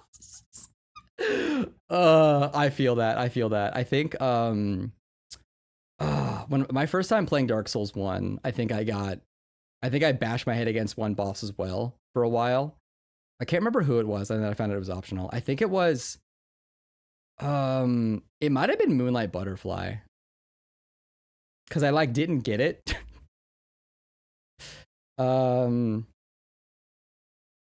also bashed my head against Gwyn for a while because I knew you could parry him, but I really didn't want to. And then I grinded a bunch of levels, and then I got my dex to 99, which gave me, by the way, like an extra 6 level. Yes, Moonlight Butterfly is optional. The only thing Moonlight Butterfly gives you is a key to a shortcut, and a ember for upgrading weapons to like the enchanted weapon path or something. He scored my current stim is he scored a perfect 20. The curse is broken. I don't know that one, Octo. I think is that a sportsism? Because Black Knight Invaders in Iron Castle are fucking horrifying, but Smelter Demon is so easy. Just like, yeah, Smelter Demon gets a lot of like hate for being like difficult or whatever. The area for Smelter Demon is annoying because of the 1 million archer bullshit guys. But actually, Smelter is like, you just hold left on your control stick and circle around him, and he slaps his sword down, and then you hit him in the back. And then he does like one more move where he just fucking slaps his sword down and you just walk left. I thought that was maybe the best area. Hey, Zane, Zane80? Zany? What's going on, Zane? That's when he does the move. I don't know why he doesn't do it. He I like was stops scared of and he him. just points his mouth at the floor, and then he just like hawks a big like acid pool. Is there loogie. anywhere I can go, or do I just go back to the... You can. This is a dead end area. If you go through the other side of the boss room, you can talk to the Rat Covenant guy if you want, but it's the same guy. He'll be like, oh, I remember you. Why comest thou here, human? I had to. It's an Iron Castle. It's weird that the pursuer shows up in the boss room after you kill him. Oh yeah. Who is the pursuer? I guess he pursues you. I don't know what the deal is with pursuer. That's actually one of the characters where like I feel like all the lore I know about them is their name, and he just keeps showing up. I think the unfortunate thing about Dark Souls 2 is a lot of the coolest lore and whatnot that exists is like only in the design documents because it got left on the cutting room floor. So there's a lot of stuff that's like, oh, that would have been cool if it was relevant in the video game. I think Pursuer's one of those characters where there's like a lot of ideas they had in development, but because they switched main directors and the game got rushed and scrapped and double scrapped and re-rushed and all that bullshit, and they had to remake the game again with Scholar to like go, oops, sorry, we fucked that game up so bad. It's I think there's a lot of stuff that like gets left. I love Dark Souls 2. Your voice is nice, very YouTubery. I'm genuinely, I don't do this like as a, like this isn't like a voice I do. I just kind of have this voice. So I'm glad. I mean I was in theater for like a really long time. So that might have like corrupted my voice to sound like that. But I appreciate that. Thank you. I think if you had said that to someone else where it's like you sound like a YouTuber, I would think that's an insult, but I do I get what you mean and I appreciate it. Do I like this bit? Human, I had to. thy trees I have to kill all of them. I'm gonna for later. I'm gonna trim this bit down. I don't know what to do with this right now. My brain isn't like connected to it. I've also put a marker here to let me know that I might not use this. All right, let's get some funny shit. DS2 had some very cool stuff, and they just didn't commit to it. Yeah, I think a problem is that like it was made without Miyazaki, because Miyazaki was off making Bloodborne, right? Which like, yeah, I get it, dog. That was like your passion project. That was like the love of your life game, you know? Like I get it. I'm not the biggest fan of Bloodborne, but I do respect that like a lot of heart and soul went into it, you know? I just think it's kind of easy. That's like main thing. It's like I feel like the rally mechanic makes it too easy. But that's not relevant. Yeah, they like did a lot of shit without Miyazaki. I think he approved some stuff, but then they like I think the main director quit or something that was working on the game, and they had to get a new guy, and they had to like pick up a bunch of scraps because the new guy had like a bunch of different visions, and it's like, man, I would love to see a Dark Souls 2 like reimagined, you know? Like they just like went in and like fixed it. Which I honestly, in a lot of ways, I feel like is Elden Ring. I feel like Elden Ring does a lot of Dark Souls 2 things, and like does it like in a cool way, because it's got a lot of the areas, you know. It's got like the poison castle statue thing and like the poison lake. It's got the sunken lava castle. You know, like it's got a lot of cool shit in it. It's even got a boss that you fight like in kind of lava. You know, like Elden Ring is in a lot of ways like the Dark Souls 2. I got a castle and the booby traps are horrible, and I'm in a hell catacombs and the queen is some evil witch bitch. Yeah, that's wait, hold on. You're already at Nishandra, or are they just telling you that Nishandra is an evil witch bitch? Because if you're at the catacombs, I assume you mean Grave of Saints? Is that what it's called? No, is that Dark Souls 1? What's it called? It's like the King's Tomb? Fuck, what's it called? Tomb. Oops. That's not how you spell tomb. Oh, it is Grave of Saints. No, wait, but Grave of Saints isn't right. Grave of Saints is not the right place. It's Velstal area? Undead Crypt. Ah, I'm a fake Dark Souls 2 fan. I've just been saying. I met her and she was evil, and then I went under the castle. Oh, okay. You met Nishandra.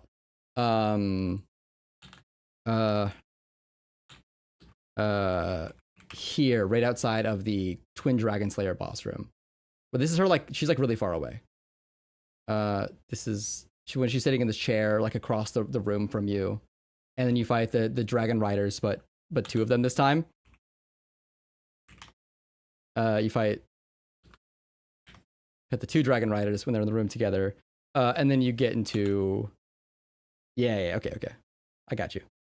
So I have such strong feelings that copyright should be like 20 years.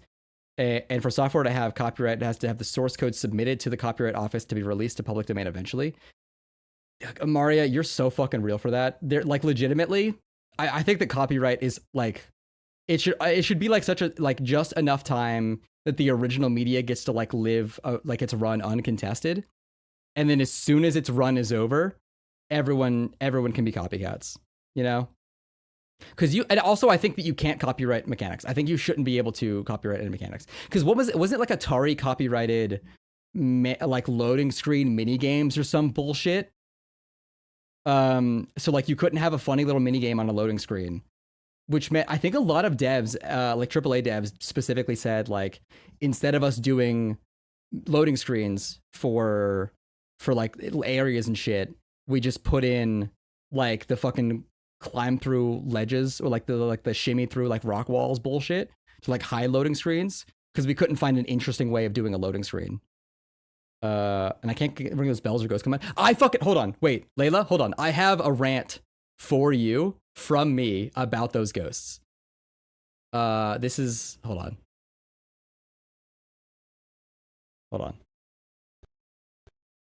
It's not, hold on. You know what, let me just pull up. Hold on. This is study. I forgot I have a lot of effects on this right now. Each of these will spawn a ghost if a bell is rung. The bell is underneath us. So this guy would ring the bell if we started walking toward the way we're supposed to go. And then we're thinking, oh, we took care of him, he won't ring the bell now, right? Another guy shows up on our left here after we kill that one to ring the bell. And then, fucking believe it or not, a third guy claws out of the fucking floor to ring the bell if we were like, oh, 2 guys, that's enough. Well, like, we'll be like, oh, we killed the guy that rang the bell, right? And then halfway through the room, it gets fucking flooded with ghosts that shoot big spells at us. We're done. We can go. So, I would argue, generally speaking, that Dark Souls 2 Original has more bullshit in it than Dark Souls Scholar. There's a lot of times in Dark Souls 2 Original where there's like a lot more enemies in areas and whatnot that like just felt like they were kind of placed there. I think Scholar is more thoughtful with its positioning, but it has like some areas are tougher because of specific positioning. But the way that it's tougher is more thoughtful rather than just here's a million guys. I'm not saying Dark Souls 2 doesn't have a lot of rooms that are just a million guys, but that room in particular in Scholar, they did make worse by adding a third guy to ring the bell in that room, which does piss me off. That's like the one time where I'm like, no, Scholar's like objectively harder in a bullshit way. Fuck you, Scholar. Fuck you, Scholar. But one of the things I like the most about Scholar is actually they gave you access to a lot more interesting and good weapons early on. It gives you the Grand Lance like right after you kill Last Giant, which is like a really good weapon. I don't like it, but like it's like a really strong weapon. It gives you Black Seal Katana as soon as you get to Blackhand McDuff, right? It gives you there's a lot of weapons that it gives you like earlier access to that's really good. I'd rather fight a million hippo ogres. Yeah, it's the fucking that room. So I don't know if you got into that room yet. That's the room that like leads to the boss room. That's like that was the bullshit one. So I was a clear winner simply because you don't have to make a perilous jump in one of the worst gank rooms to get the dull ember. Yeah, I forgot about that. 2 ogres block the gender change coffin, the feeling of trying to get HRT as a minor. That's really good. I do like that. I've had a bunch of people. Actually, it's specifically, I know several different. Let me put music back on. I know several different trans girls where like the one thing that they know about Dark Souls 2 is that there's like a gender change coffin, right? And then they're astounded to know that every single Souls game has some kind of like gender fluctuation, either mechanic or lore, and they're like, there's no way. And I'm like, yeah, dog. Every game has like a funny gender change thing. And that's it's like a funny little prank. They had their minds blown. They're like, fuck man, I gotta play Dark Souls 2 now. I'm starting with a magic build in a blind run, and suddenly everyone resists magic. Yeah, Zen. Good luck with the DLC. Every single DLC has all of the enemies have like a massive magic resist to all of the magic types, not just normal magic, but they resist lightning and fire and dark, even if it's like not relevant to their lore whatsoever. There's a fucking ice guy that's mega resistant to fire. Like it's bad. I would say maybe change stuff. maybe be willing to be flexible with your build once you get to the DLCs. Are you talking about the one with the statues behind the doors that come alive with the souls? Yeah. Mario says hi YouTube chat. Well, I'm in this chat by myself. You might be in the different, because I have two Twitch streams. I mean, two YouTube streams. I have the vertical and horizontal. So you might just be in the other YouTube chat.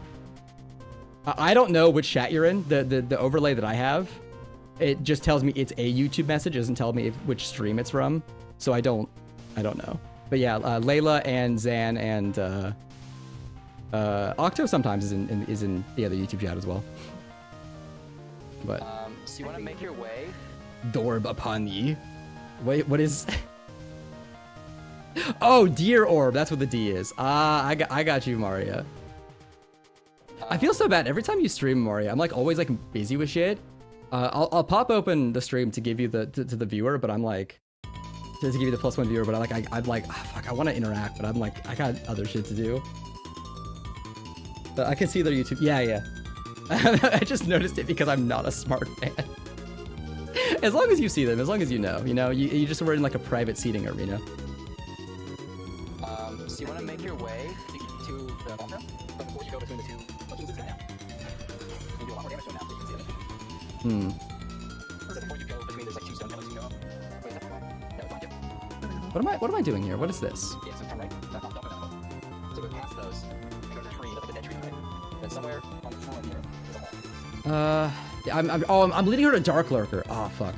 I love little drunken dwarf man. I love him. Oh, you're talking about my boy Gavlan? Gavlan wheel? Gavlan deal? Hold up. Hold on. I have a funny clip. Oops. That is... Oops. I got a lot of offline clips. I forgot I moved some stuff to different hard drives. Where is Gavlan?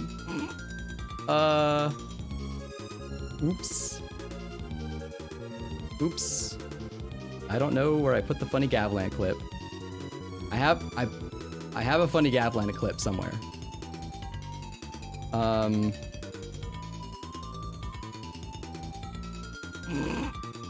Maybe I don't have a funny Gavlan clip somewhere. It might be in this one? Fuck. I gotta find where I put all my clips. I gotta fix this. That's fine. That's normal.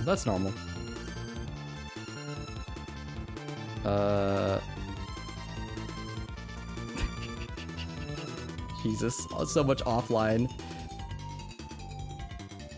So much. We'll read it later. I want Scorpionus Najinka to do unspeakable things to me. Have you seen, hold on, Amari, have you seen Najinka's grab animation? Have you seen her grab? Hold on. Yeah, it's good. It's really good. She stabs you with the 2 tails. I'm kind of new in a gaming computer this year. I played Dark Souls series on my 1650, but in laptop. Is it enough to play Monster Wilds? I don't know, dog. I'm a big Monster Hunter guy. I was very disappointed in Wilds. I didn't really put it in the videos because I didn't want the videos to be a bummer. But I think that Wilds is, for a lot of reasons, kind of a rough Monster Hunter to play. It takes out a lot of things that I feel like are kind of fun for Monster Hunter. And I have kind of a supercomputer, right? I mean, I can stream, and this is 4K, by the way, this footage. I've got 4K footage, and I'm in a 4K timeline, and I'm able to stream and edit all this like seamlessly. And I kind of can't run Wilds at max settings. I have to like drop down a lot of settings to be able to play Wilds. So maybe not. I would say though, if you're able to, right? If you have either a Switch, Monster Hunter Generations Ultimate, or if you're able to play it on a 3DS emulator, its Japanese name, Monster Hunter Double Cross, is one of the most fun Monster Hunter games you can play. There's also Monster Hunter 4 if you can get a 3DS emulator running. I would say play those instead. Hey Layla, welcome to Twitch mode. How about Rise? Okay, Rise is my jam. If you Rise is a slightly more of an acquired taste. But I love Rise a lot. but it also does take out a lot of things that I think are cool about Monster Hunter. It does other things in place of that. Other Monster Hunter games, it's more about like preparation and going out to collect materials. Like you spend a lot more time going and like getting eggs and like mining and shit. And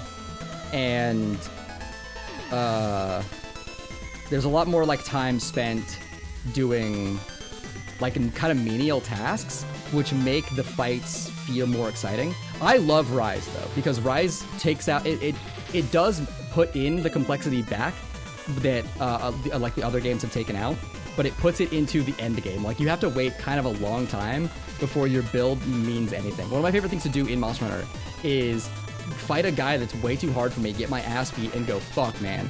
I gotta get more defense. I gotta get, like, fire resist armor because it's like a fire guy or whatever. I gotta get, like, blight resistance so I don't get set on fire. I gotta get, like, I want to, like, make a whole new build for a guy, right? That's one of my favorite things. In past games, you kind of had to do that, like, all the time. There's a lot of guys where, like, the point is that you have to fight a bunch of the guys that are easier several times to get new armor before you fight the next guy.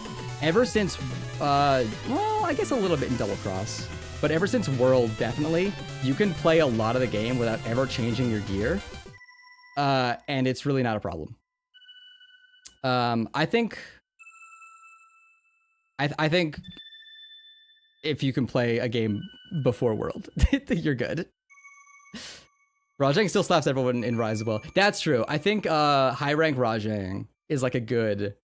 He's a good one. There's a couple monsters that are in high rank in Rise that are really fun. But I think that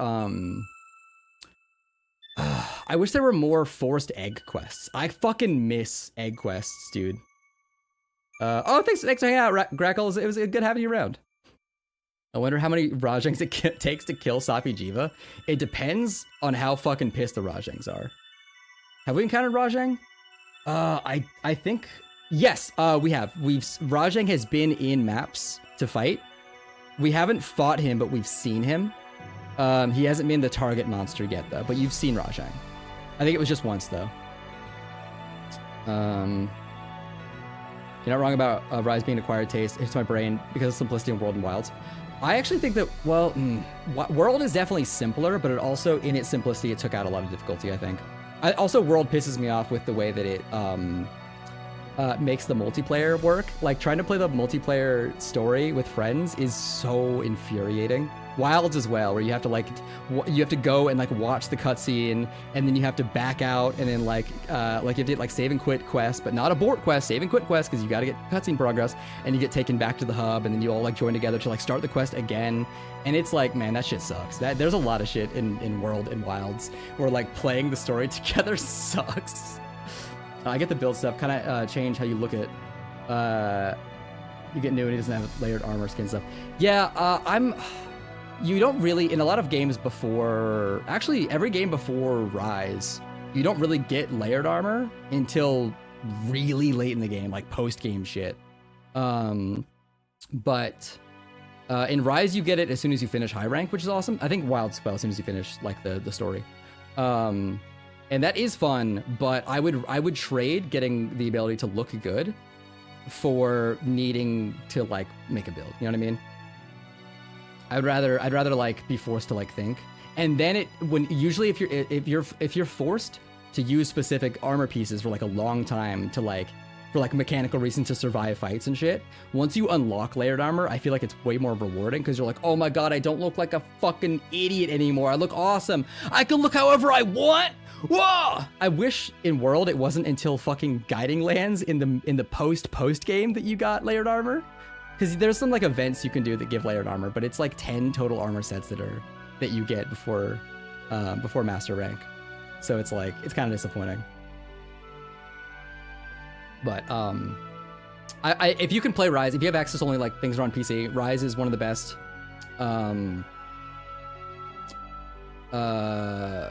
like Monster Hunters you can play right now. I think that's like easy to access. But if you're willing to get into emulation, I would say don't worry about Wilds. It's gonna be a minute probably before that game is like playable on like a not mega computer. I forgot what I was doing. We're looking for the guy. Floor here. Let's see. Then somewhere. We're looking for Dark Lurker right now. I spent man, this is basically just a just chatting stream. I'm just talking to you guys. I'm not editing at all. Somewhere on the floor here, there's a hole. Okay. We're gonna cut this up into like a fast thing, but it gave me time to think about this. I'm supposed to be disassembling an electric car battery today, but my gloves got their delivery delayed. Oh, yeah. Unless you have a lot of other equipment, I think it's okay to wait, Mario. I think it's fine. They're putting Rajang and Pickle in Wilds. I hope so. Honestly, okay. Well, I like Devil Joe a lot. I think Rajang is very fun. I think they're kind of boring. No, I think they're too cool. Does that make sense? I love like monsters that are difficult in like a weird fucking way. Like Malfestio, who from Double Cross. I think he might be in one other game. Malfestio is awesome because he inflicts you with a debuff that inverts your controls, and that's fucking cool.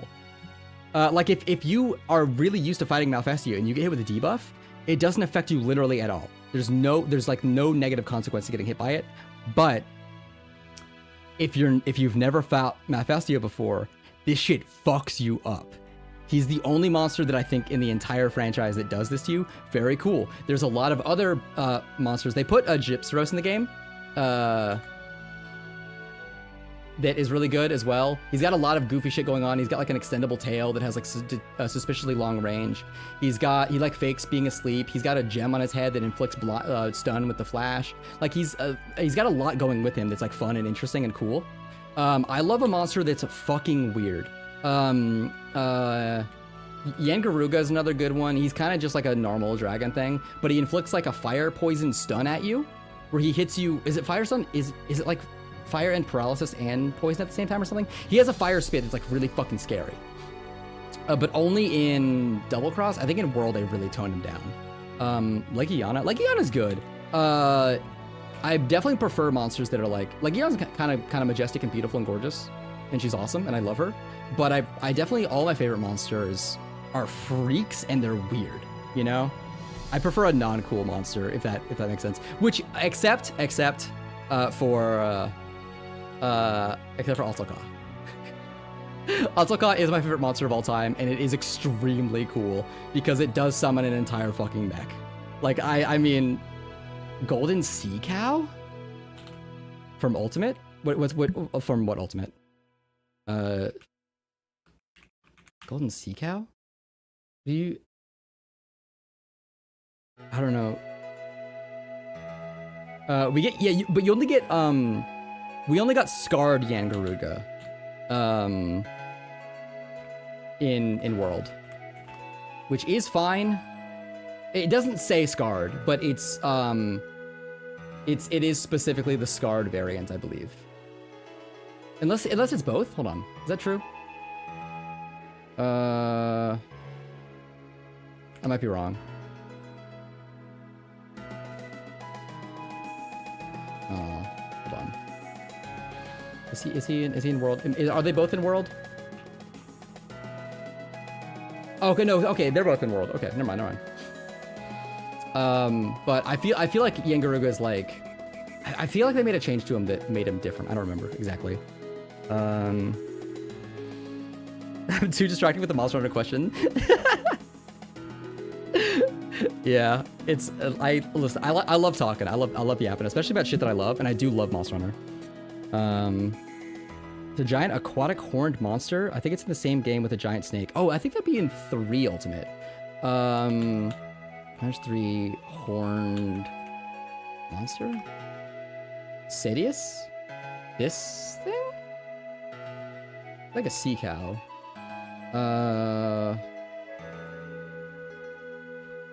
It might be this one.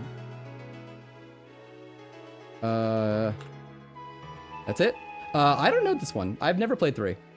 Well, okay, that's not true. I played some of 3, but like it's so little that I think it doesn't count as a game that I've played. Because I've basically 100% World, Wilds, Rise, and Double Cross. And I've played a little bit of some of the other ones. There it is. Goldbeard City. Ooh. Hello, gorgeous. Oh my goodness. Hold up, let me fucking... All these extremely small resolution images. Because they are like 3DS screenshots or Wii U screenshots. Oh, that's the sword and shield? Oh.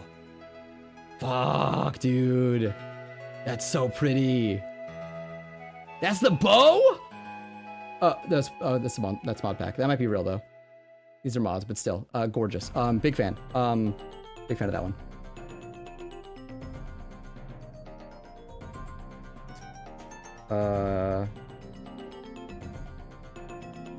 You think?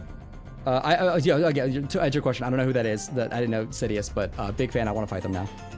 Well, it's gonna get weird because the wetness of the texture, I get grossed out sometimes. That's not a response I've heard before, but once I read that, I'm like, oh, I kind of get that. That makes sense, actually. Yeah. I love variants as well. I love when a Monster Hunter variant is like weird. I love when it's like a change. I'm not gonna spoil any Rise stuff for it since you're here. There are some variants in Rise that I think are very interesting.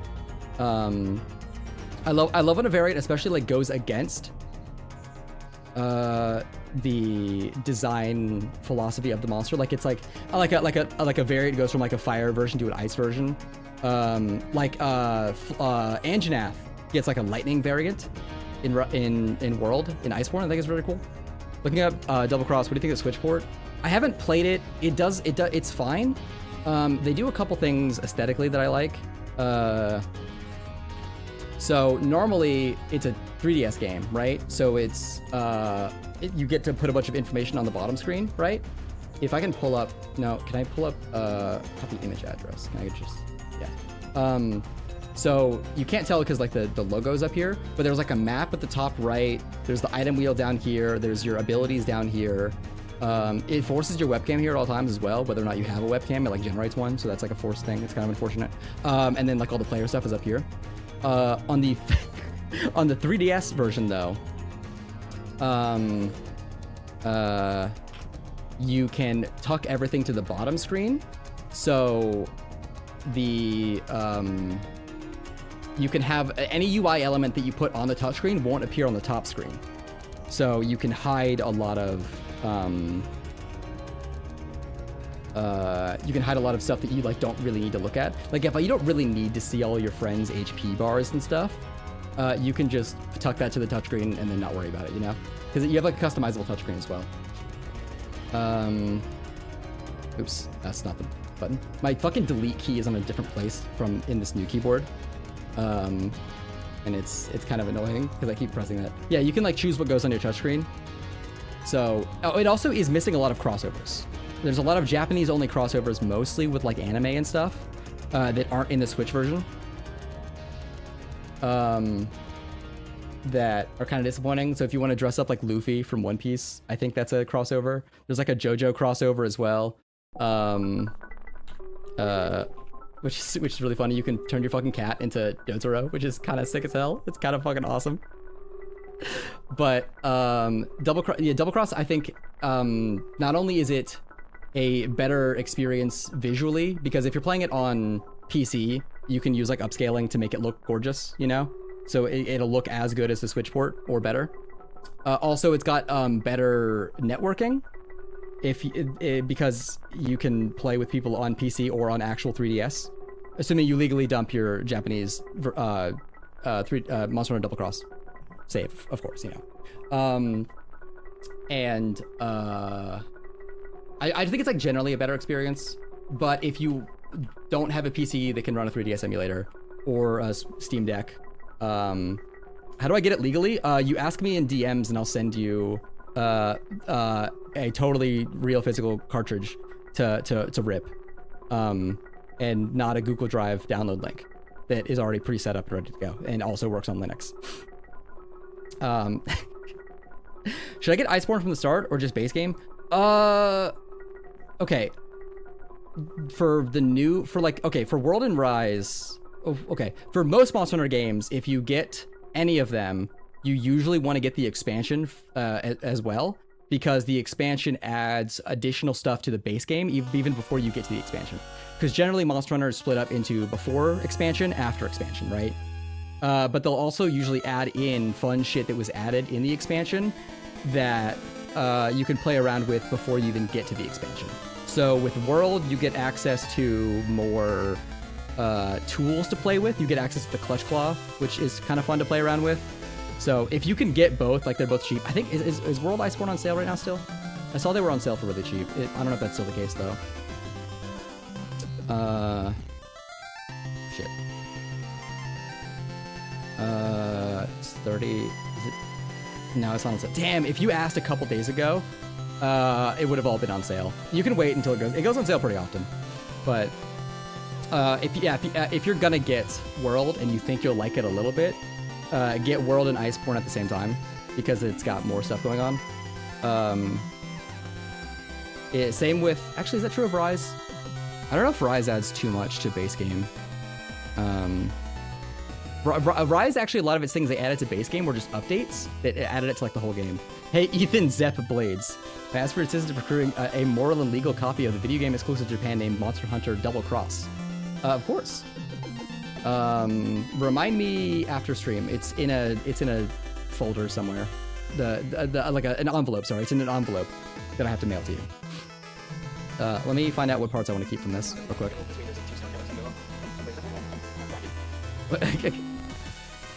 Hold on, let's, hold on. Wait, is that the right way? No, it's behind you. It's not this one. I want this one. Oh shit, you right, King. Sorry, I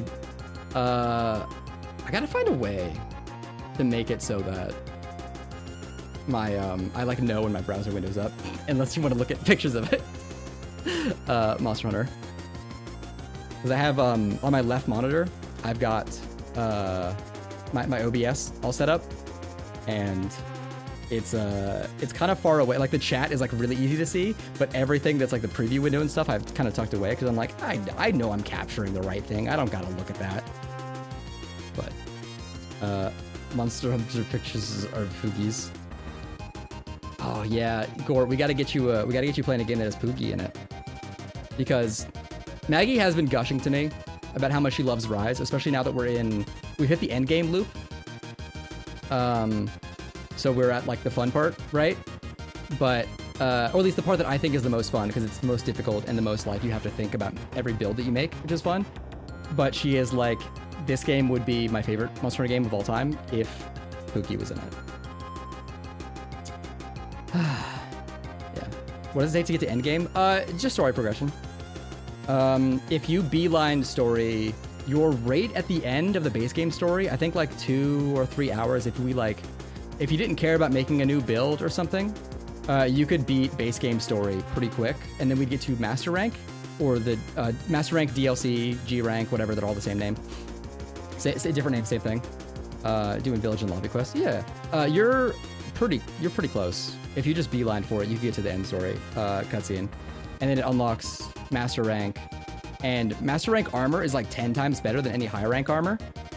So you could. I finished village. Oh, I mean, well, that is good. You did like all of it, like even all the side shit.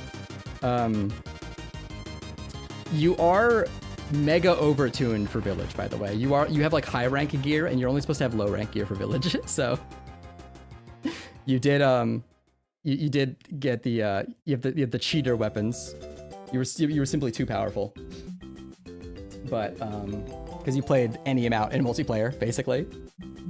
I believe if you do village before you do any multiplayer, no, you didn't use defender, I know, but you're using high rank gear, which is better. Unless you've lowered your gear rank down, it doesn't really matter. Village is not only single player only, which makes it easier, but it also is like easier than normal like low rank stuff. Not to cheapen your difficulty. I'm just saying that like, it's supposed to be like a little tutorial stuff, so it's not necessary to do it, especially since you're already good enough to beat that shit, and also you already have good enough gear to like blast through it. You're allowed to do some progression stuff, by the way. You don't have to like, if the urgent quest doesn't look like a crazy guy, you can do that. Like no one's gonna fucking stop you. You're fine. I know it's been a while since Maggie and I could play with you. Oh, also, I think Lamara typed something in the Hunter group chat that was like, "I miss you guys," and then I read that and fell asleep, and I forgot to respond, and I just remembered it. Now I feel really bad. I feel really bad. I just like left her on red. Fuck. Hold on. Let me message her right now. Hold on. I'm so sorry, Mara.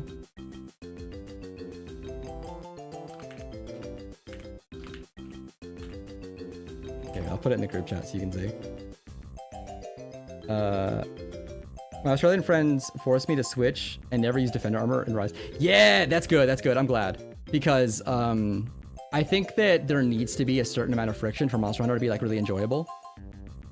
I think the Defender armor it should be like a save file crossover reward.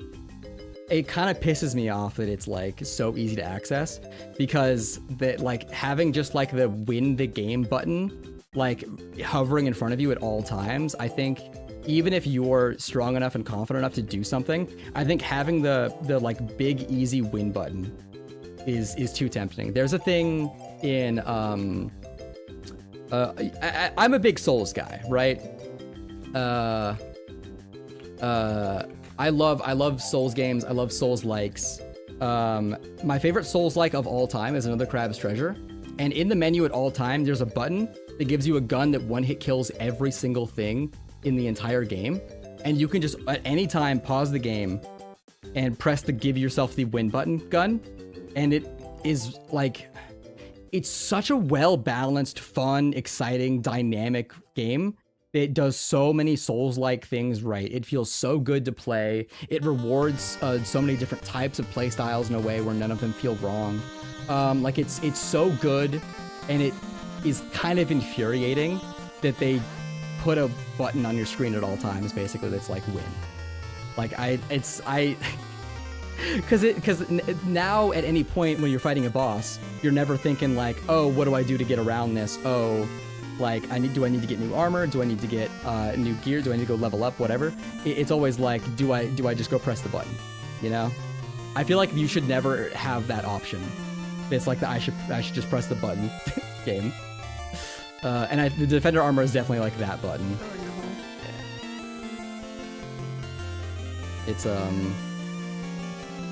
It's unfortunate. I mean, like obviously, Monster Hunter isn't like an especially difficult game. Especially the games that have the Defender armor in it, they're like a lot easier than a lot of the previous games. You don't like need the Defender armor really, but the fact that the Defender armor is like there is I don't know. Sorry, the fact that like even though those games aren't especially difficult, I still like there to be some amount of friction with like making gear, because I like when you need to go like farm a guy that you know how to beat, especially if they're like a little difficult and you kind of have to like lock in to beat like an easier-ish guy so that you can go beat like Nergigante or something, right? Like if you're struggling against Nergigante and you're like, man, I need like better like defense gear. I need like he inflicts bleed on you, right? Is that true? He's like spines can inflict bleed. I don't remember. Like you go and like get like hunger resistance armor or whatever or like speed eating to like eat meat faster, the Astera jerky, shit like that. Like having to like go and like get a specific build that's like more more like tuned for fighting. Nergigante. The bum ass giant snow bunny. You got a problem with oh my god, I forgot his fucking name. I'm a fake. Hold on. Hold on. It's Lagombi. You got a problem with Lagombi? He does have one move that's really funny where he like backs up into you, and that's a low rank and I absolutely hate it. Yeah, I think I like Lagombi, but I think Lagombi's a good teaching monster, because I think what a lot of low rank monsters should do is they should have weird mechanics that teach you how to deal with certain bullshit gimmicks that like other way harder guys will have, you know? Because there's definitely some like master rank monsters where if you get behind them, don't expect to be safe. But if you get behind Lagombi and like Volvidon, they'll like do like a little bump at you to like push you back, which is like, oh, fuck you, right? But it's not like you didn't die because of it, probably, right? But I like when they hit you with some shit like that. So I love Lagombi, and also it's got stupid little fucking ears. It's cute. It also does like the roar, right? It does like it has a roar that it does, but it doesn't need earplugs. What's the word? Armadillo bear with the animated tongue? That's Volvodon. That's Volvodon. He's another one of those because they have the same skeleton. I think it's called. They have the same like structure. Let me hold on. I'm talking way too much. Let me get some more drink real quick.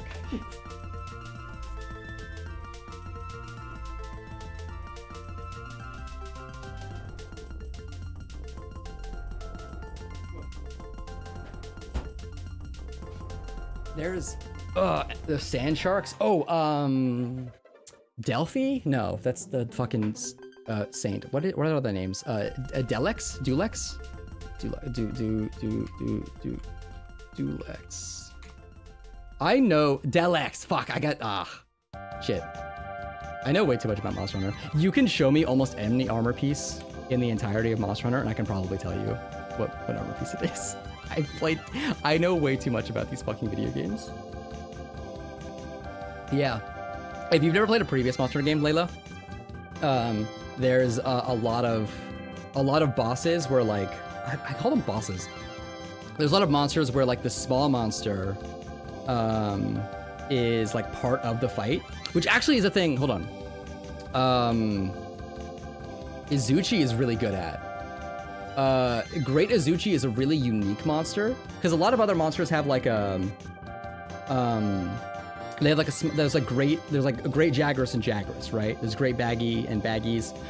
Great Izuchi is a really unique one because there are normal Izuchis, but as part of the Great Izuchi fight, Izuchi summons baby Izuchis to fight with you, and they like sync their movesets together and stuff, which is kind of a callback to the way that a lot of other monsters would work, which is what's his name? Balangaga? Oh my god, did I get it right? I spelled it right correctly? Cool. Is Balangaga in Wilds? Wait. Is he in Wilds? He is in Wilds, what? Oh, cause is this normal Balangaga? No, this is a large monster. Oh, Blongos, yeah. Balangaga will fight alongside Blongos normally. Which, can I get a fucking picture of them? Why is there no Blongo picture? It's just a smaller monkey. Just a babier one. But, they'll like fight alongside each other in a way that's like really frustrating. Kongolala, I don't think, I mean, probably Kongolala. I don't remember it as much, so I'm just gonna take your word for it. But like, I think there's like that's part of the friction in Monster Hunter that I think is like kind of fun. Is when you're forced to deal with stuff like that. Because there's an armor skill you can get called like, heroism or something that makes you immune to flinches from small monsters. It's like a really good skill to get for like the earlier games and whatnot. And I kind of miss like needing that shit. There's like, I'm like mourning the death of a game that I haven't played yet. I haven't played like Monster Hunter 4 or 3 yet. And I know that's like part of it, but I'm still waiting for Rajang. Yeah, Rajang's really fun. Yeah, so turn right. Not. Yeah. So turn right. I'm gonna cut all this up real quick. Don't go down that hole. It sucks that the part that I'm doing right now is like audio based. I'm like resyncing a bunch of stuff so that like all the jokes land, and I can't talk over that and edit at the same time. Those. Let me hold on. Do I got another playlist of gamer tunes? I gotta make a real playlist of gamer music. What is this? Okay, I gotta cut that one out. That's not. It takes too long for that one to get to like interesting. So go past those. Do I want this? No, don't go down that hole. I don't need that part. So go. Well, maybe I do. Hold on.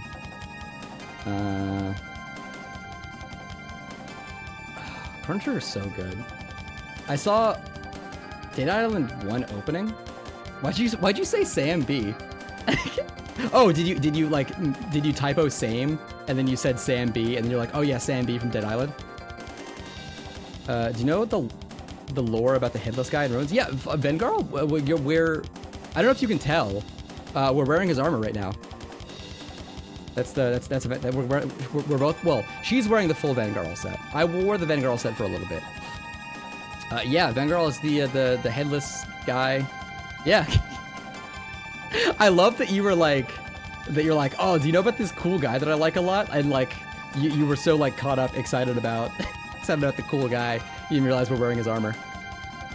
It's somewhere in, I bet if I go to like part 4, just kidding, all my footage is offline. Oh, I moved it to the other hard drive. Wait! Oh, I didn't. Let's go. Some of this footage is it's not corrupted, it's just, the cache file is broken. Somewhere in here, if you can see us in co-op. You'll just have to take my word for it that we're both wearing Bengarl set for like a long part of the game. Who do your voodoo? Who do your voodoo? Who do your voodoo? Oh, the fucking Dead Island song. Yeah. Is there like an in-game music video for that? So go past those. I feel like there is. We actually, I kind of just, I'm every single time I play a game with Maggie, my beautiful girlfriend, the love of my life, I always think like, should I record this? And a lot of the times I don't, and I feel bad because we're really funny in it, because we're just like having a good time. But it's like, do I want to spend all this hard drive space recording this game that will take me 10 years to video edit? You know what I mean? This will put it on Spotify. You know what? Hold on. Is there? How about if I just pull this up?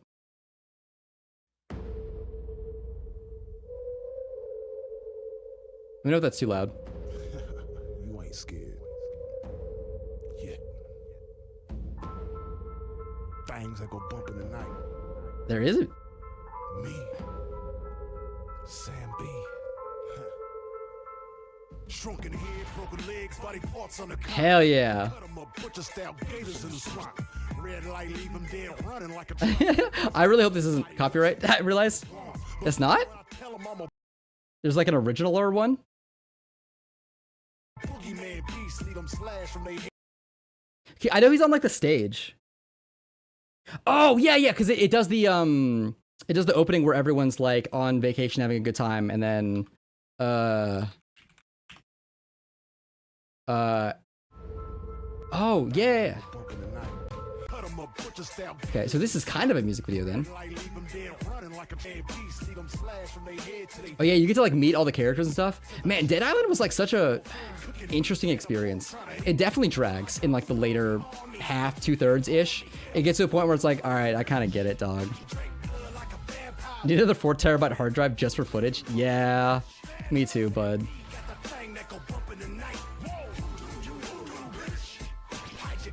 Yeah. This is such a fucking... I wish this was a tone setter. Do you know what I mean? I wish the game felt like this music video. I wish this set the tone for the rest of the game. But it doesn't feel like this at all for the rest of the game. But this is a really good opening, though. Oh yeah, this is the point of view of like the fucking patient zero, right? Or at least like one of the first zombies. This is really cool.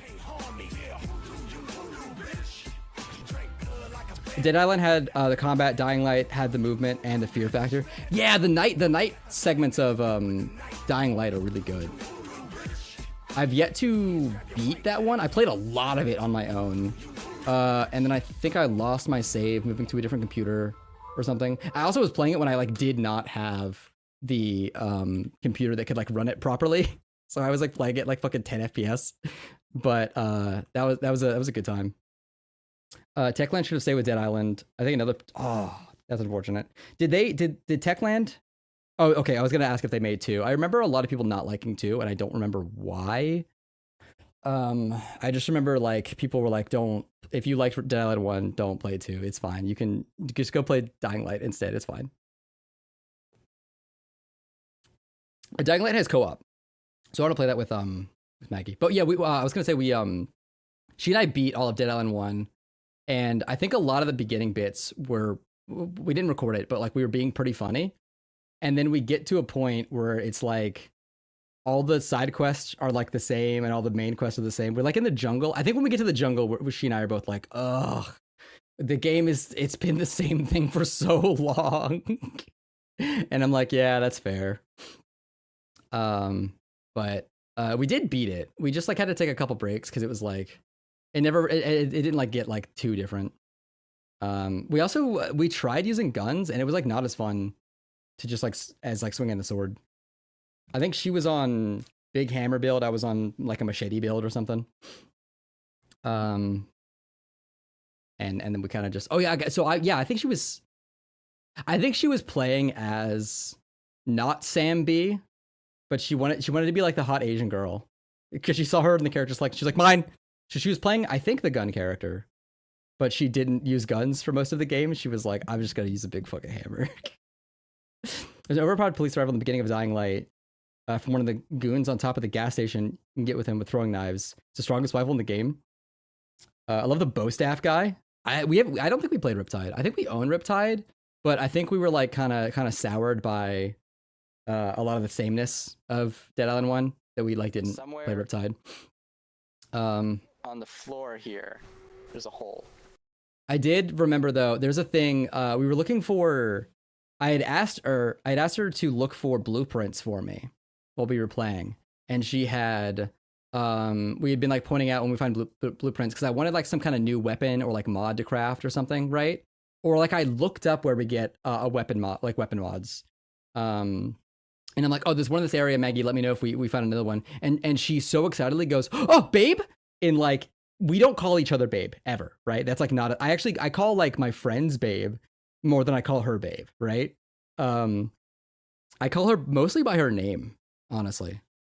And she said babe so excitedly, and it really tickled me. And then every time after that, for like a while, there'd be times I'd find something exciting and go, hey babe. And she's like, stop making fun of me. I said it because I love you. And I'm like, I'm not making fun of you, but you said it in a funny way. And I liked it and I wanted to say it too. I do remember that though. So one of my favorite moments of us playing games together wasn't recorded, which is unfortunate. But I wanted to share that little bit of lore. So if you ever hear me say babe at Maggie, it's because of that. The frozen spear tuna from Monster Hunter is perfect for a mod. It is. Well, I was gonna say, well, it's from this Monster Hunter, but you didn't say a specific game. I was gonna actually you. I was gonna hit you with the fucking hold on. I was gonna hit you with the fucking this shit. And then I realized there's nothing to actually. No game was fucking put in. Ugh. I'm losing my gourd right now. Oh. It's in like 7 different Monster Hunter games. You'd be surprised actually how many games just copy the armor and weapons of other games, like models more or less. Because they do a lot of recycling of stuff. I mean, why do you need to remake the Rathlos armor if Rathlos is literally every single Monster Hunter game, you know? Like, they'll update the textures and stuff, but the mesh will be basically the same, you know? Yeah. Here. Talk to this freak.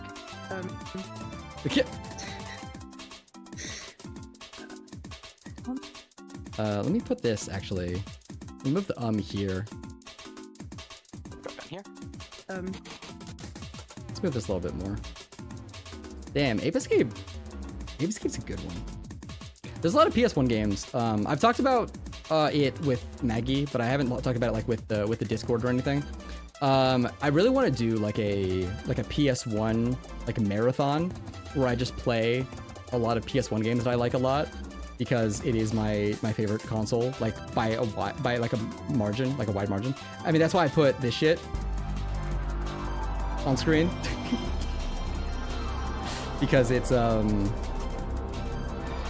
fucking love like the PS1 so much. I think that the PS1 as a console isn't great. I think that maybe it's just because I like the game so much. I think the way that it does 3D models is very endearing. I think it's like the perfect amount of like quality for it to be like pretty. But there's so many games on PS1 that I just adore. There's so many. Actually, do I have The picture, video stuff, stream stuff. Where is it? Some points? Oh, I can't find it. There is somewhere in here. Streamer Discord. Wait. In my Discord, when I do like a go live alert, this is the background image. I'm sure somewhere in here I have like an unblurred version, but like basically every game that you see on here is like one of my favorite games of all time. And it's crazy that like so many of them are PS1 games. Some of them is a PS1 port, because I believe Chrono Trigger. Is that true? Was Chrono Trigger on PS1 first or on SNES? I don't remember exactly. But like Chrono Cross, Metal Slug, Vagrant Story, Resident Evil. I was gonna put all 3 of the first Resident Evils. I'm like, nah, that's still in battle. I actually haven't played 2 and 3 yet. But like the Spyro trilogy, Medieval, Legacy of Kain, Mega Man Legends, Parappa the Rappa, the original Spider-Man. Like there's like so many fucking extremely good games on PS1 that I kind of just want to do like a marathon where I like play a bunch of those because I like them a lot. But that's like a later thing. I got a bunch of new games I want to play first. Anything in here I want to use? Let's get rid of all that. Nope. Oh my god. What? Gascoigne. Yeah. Okay. Same idea. Okay. She also she does say Gascoigne here. She means Gurman. Gascoigne is the boss. Gurman is the NPC. Let me move all these markers as well because I think this one is desync. Let's see. Gascoigne. Yeah. Okay. Same idea. Okay. I have so many girlfriends. How can I have a future? Someone has to be pregnant. Hold on. That's a crazy thing to say. It's what? Gascoigne. Yeah. Oh, God Hand. Yeah. God Hand also has a lot of good. Or the PS2. It's time to clip that and put it on YouTube. Clip what part? The thing that she said, the girlfriends thing. She's wonderful. She's got such a beautiful word for it. This is definitely going to be in a short. Usually what I do when I make shorts. Okay, this is here's a little peek behind the curtain here. So this is for the Dark Souls videos especially. What I'll do is I'll take like the footage of the videos, right? And if you strip away, if you strip away the logo text at the top, it's like watch the video. It's gonna fucking. Oh wait, what's this? Oh, I put that on twice. I didn't mean to. I don't think it matters though. Where like I have the subscribe chant text and whatnot. If you get rid of the adjustment layer that zooms out the video and whatnot, it's literally just the actual like raw normal video that I just like scaled down. So most of the funniest bits, sometimes I'll cut some stuff. Almost all the funniest bits I will put into an actual short.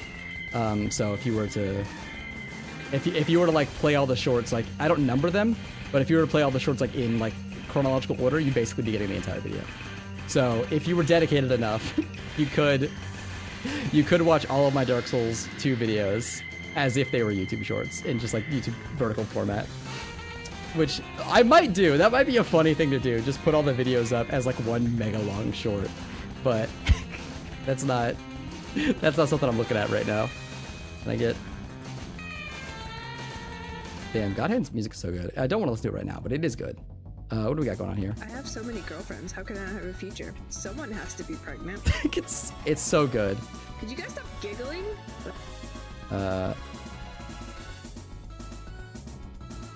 Spooter. Oh, Bug Fables. Oh yeah, something I want to do soon-ish. I don't know. I might wait until Gort has finished his Bug Fables playthrough. But something that I really want to do is a Bug Fables like mega randomizer max difficulty something. Because Bug Fables is such a banger. It's so good, and I want to play it, but it's hard.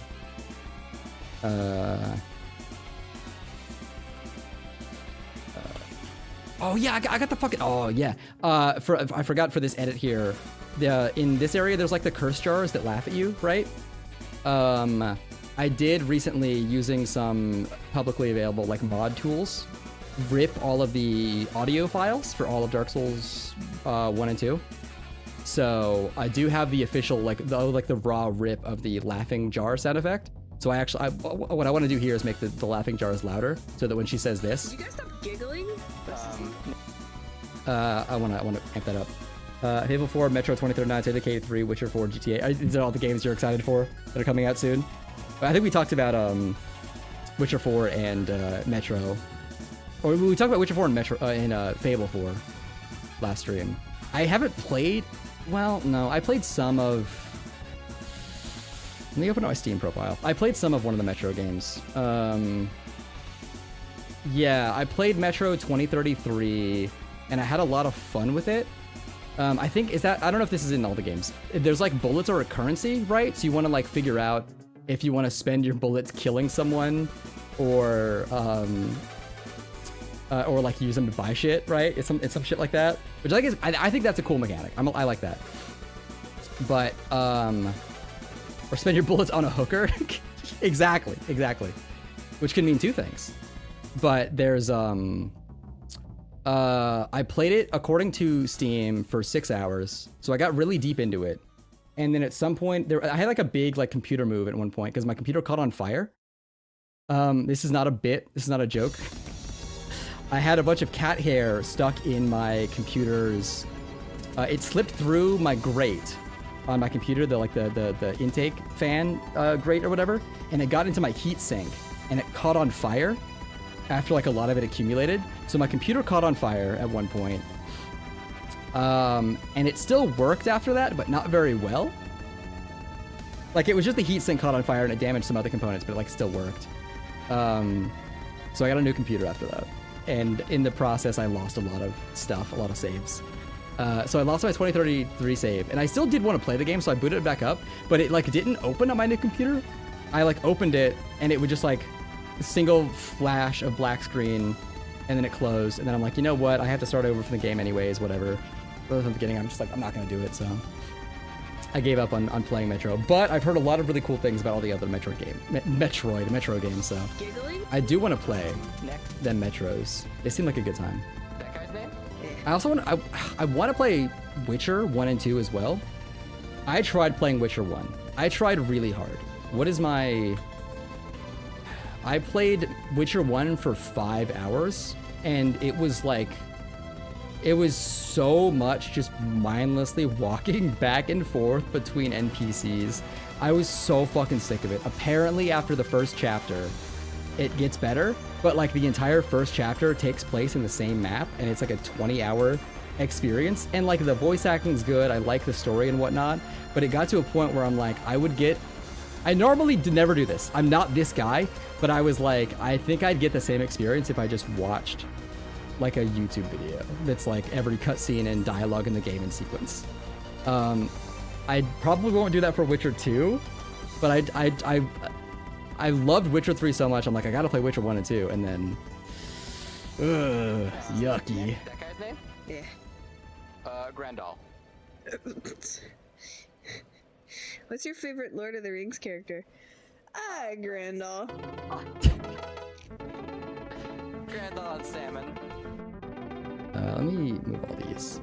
Grandal and Salmon. We're so funny. We're such funny YouTubers. We're such funny guys. Witcher 2 is good but clunky. I love clunky. I love some clunky, janky bullshit. I mean, if you looked at any of these games here, you know, none of these games are, well, most of these games aren't especially well handling. They're all pretty jank. I mean, Resident Evil 1 is like jank by design. The point is that it's kind of clunky, right? But Tomb Raider, that game handles like shit. Spider-Man 1 kind of handles like shit. Mega Man Legends handles like shit. Ape Escape, one of the fucking weirdest control schemes of any game ever. They have a fucking... It's the first game to ever use dual sticks, and they made the right stick swing your fucking weapon like Monster Hunter on PS2. Like,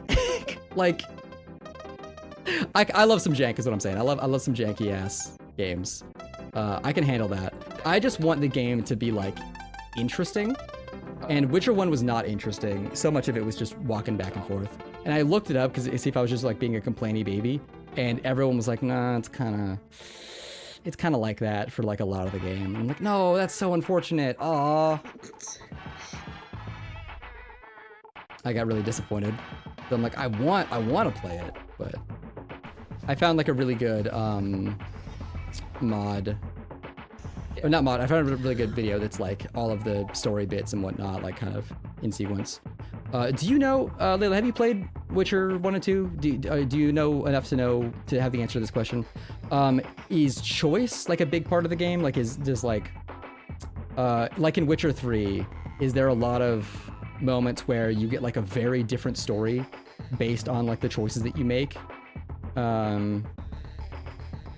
To only in console, and yes and no. Okay.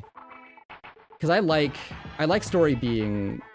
when I was playing Witcher 3, I did have it on the hardest difficulty.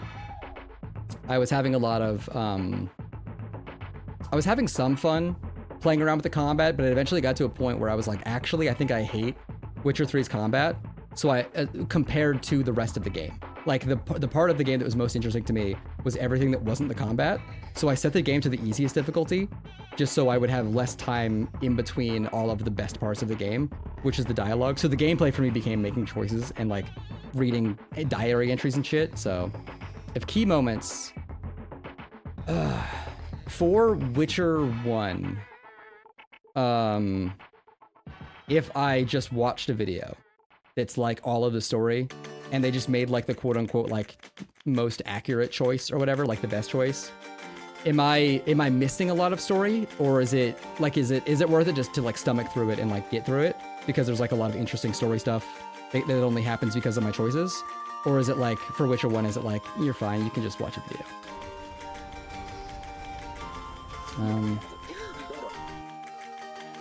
I definitely want to speed this up.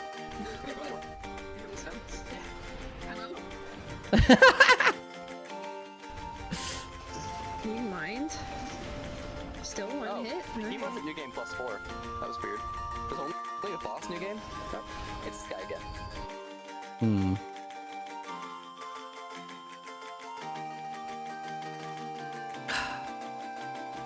I'm not drinking enough liquids. Let me do like this. Yeah, that's it. Okay, go. Go in the door. I almost fell. Yeah. Let me move all these in.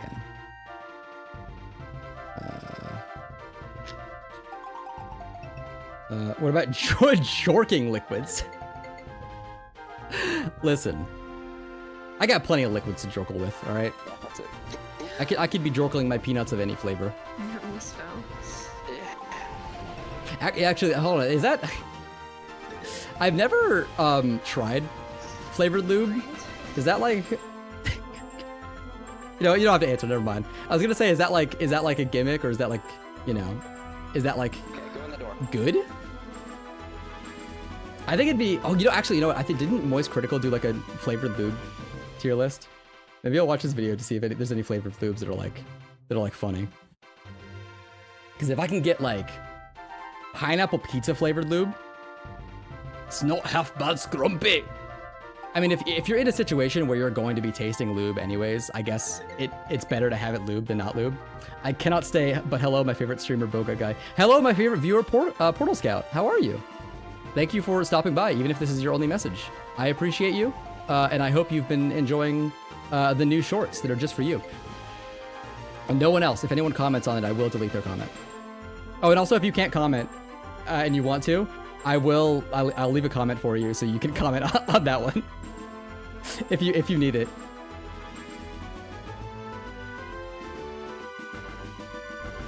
Yeah, that's it. What? No way. Thank you. Bye bye. Bye, Portal Scout. Yeah, that's it. Okay, go in the door. I almost fell. Yeah. Also, that's not even true. I like my favorite viewer is, of course, the love of my life, Maggie, who I played all these funny video games with. But I feel like she deserves a separate category. I feel like in the same way that like she is my best friend, but also I feel like best friends too like weak of a term. He's my almost fiance. Also, ooh, let me know. Hold on. I turned my fan on. Let me know if you can hear my fan. If not, if it's not like that warm in here, I can turn off the fan if the mic is too crazy. But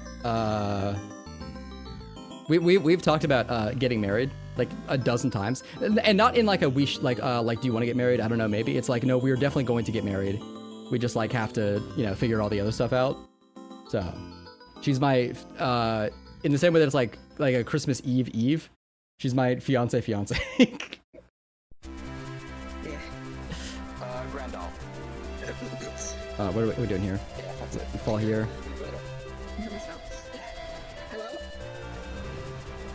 Hello? That's a funny. Do you mind? Still one hit? He Alright. wasn't new game +4. That was weird. There's only a boss new game? Oh, it's this guy again. It's luck. It still sounds like they're mad at me. Still sounds like you're mad at me. Hold on, let me Still sounds like... put in loud. Have you ever heard of Nunny Cult?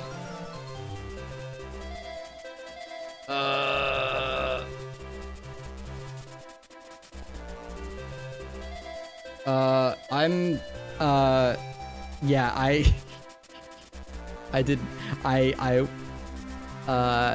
for some reason, some ghost spoke to me and was like, maybe that's one where it's not, where you don't want to pull that one up. So do not look them up on stream. I have never heard of them. They're cute. I think I can guess what they're up to. Oh, were you gonna say they do like sex toy reviews or something? Is that what you gonna say, like they do like flavored lube or something?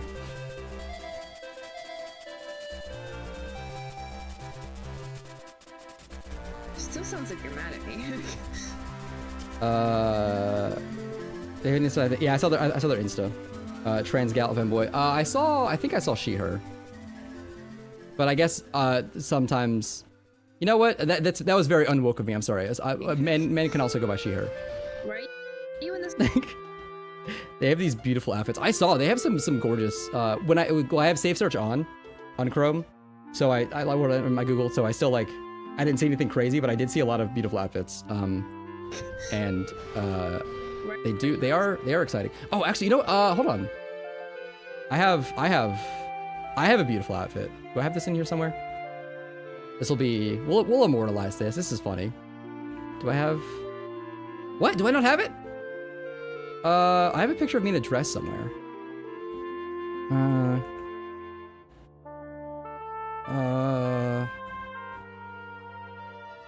Cause Is it where is it? Oh, there it is. Yeah. What's a funny one? If I'm only gonna show one. Oh, that's a beautiful one. Hold up. Here we go. I wore a dress once. Looks like the twinks in the dress and out of the bag. Yeah, I wore this for an anime convention that I went to at some point. Here, you know what? Let me give you the full screen experience here. So I had I can't remember. It was like a $100 dress or something that I got for crazy cheap. It's not specifically near. It was just like a gothic style, right? But I had friends that were like, "You'd look cute in a dress," and I'm like, "You know what? You're probably right."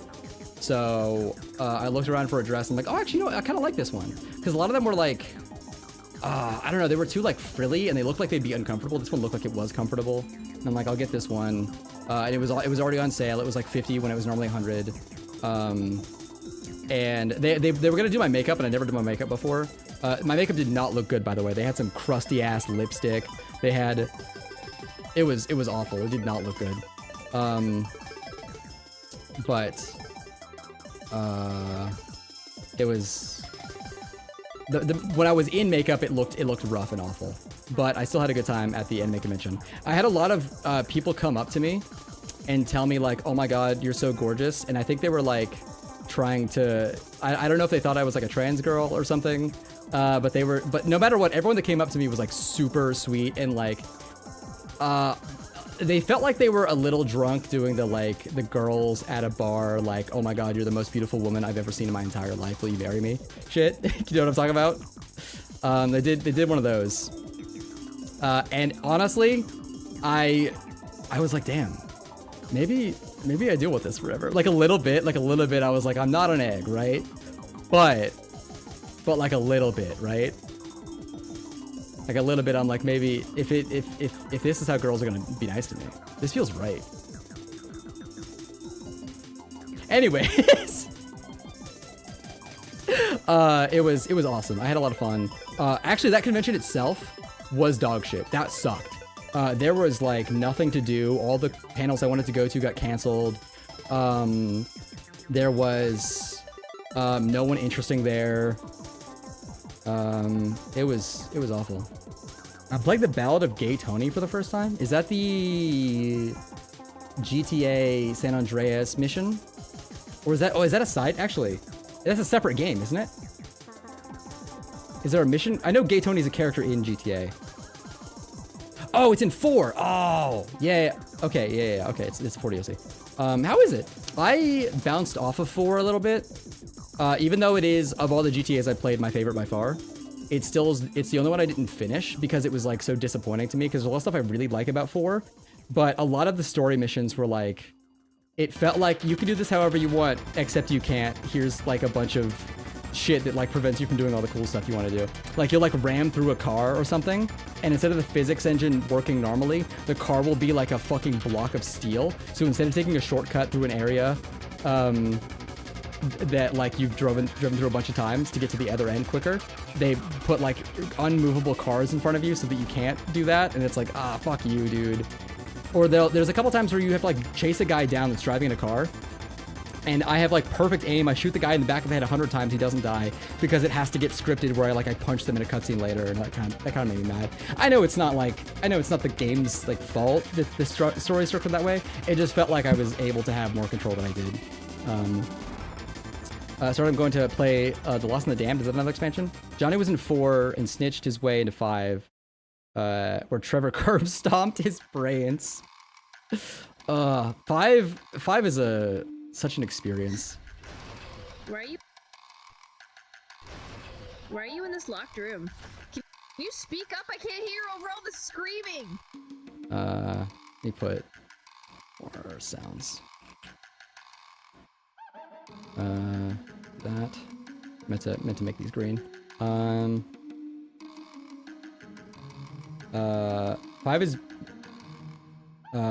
is beautiful out. It sucks now. And people died waiting for GTA 6. Yeah, it's they hit that point where almost every major game studio, they make that one game that's like a mega ultra super banger, like hyper profitable, and then they stop making video games after that. You know, like I'm probably the world's #1 Skyrim hater, and I still want like a Elder Scrolls 6, but they made Skyrim and they were like, check this shit out, dog. Here's 41 years of no more Elder Scrolls video games, except we'll put a bunch of money into remaking. GTA Online is dog shit now with no more cars.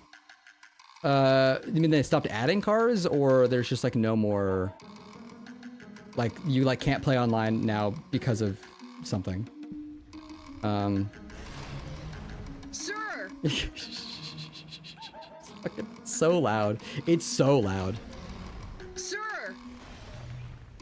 Grandolph? The Great? Brand. They took crap and I'm like, I forgot Red Dead had online. Oh my god. I saw so many clips of people like lassoing other players and like dragging them on horses and shit, and then I never saw a single goddamn clip after the release of Red Dead Online. Granddad. That's not. That's a joke for me. Dad. There's I played a lot of GTA Online. Actually, I have. What's up with the dark creatures in the lagoon? In the lagoon? What are you talking about? In the lagoon? Talking about this area? You're talking about this DS2 pirate port? Oh, what are they called? I think they're called Dark something. I think their name is, I think they're called Dark, they're not called Dark Lurkers? DS2 Dark Lurkers? No, that's Dark Lurk, Dark Enemy, Scared of Fire. Dark Dweller! Oops, I accidentally hit my clip button. That's not, I accidentally hit my button that makes a clip and then post it. Dark Dweller or Dark Stalker? I do not want to be on Fex for life. I don't know the lore of Dark Dwellers. Or maybe, oh, maybe they're all Dark Dwellers and these ones are called Dark Stalkers. I don't know what their deal is.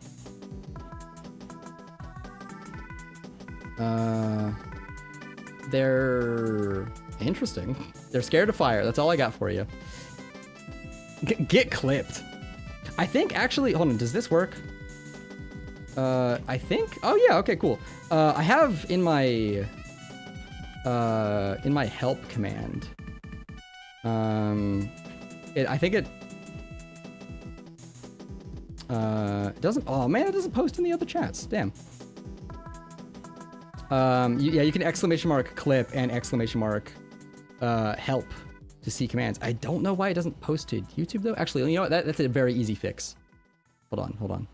Chat commands.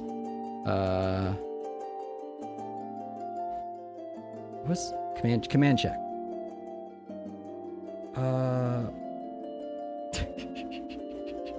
Thank you, Gort.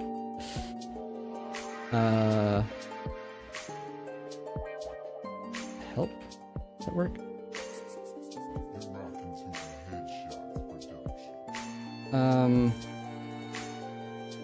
How do I do the other ones? I guess I could just do it this way.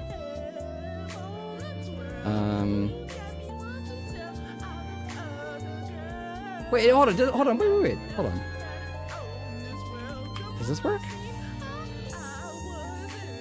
Okay, that works. It puts it twice though, because I type technically in both Discord, both YouTube chats at once. Why doesn't help work?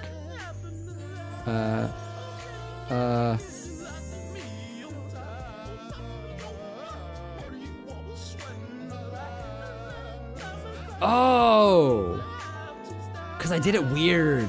All right, that's a thing I'll fix later. Hold on, I'll write that down as a thing to fix.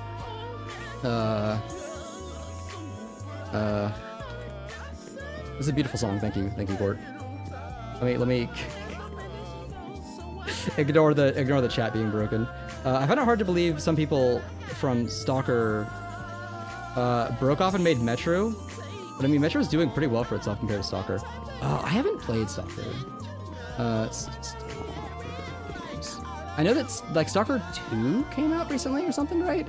And I think it was like a kind of janky, but it was like everyone was like, yeah, it's janky, but in like the fun way.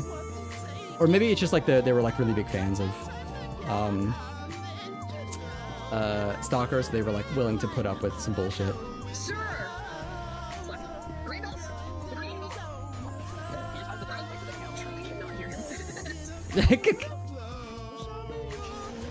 He just finds the dark places to hang out. Truly cannot hear him.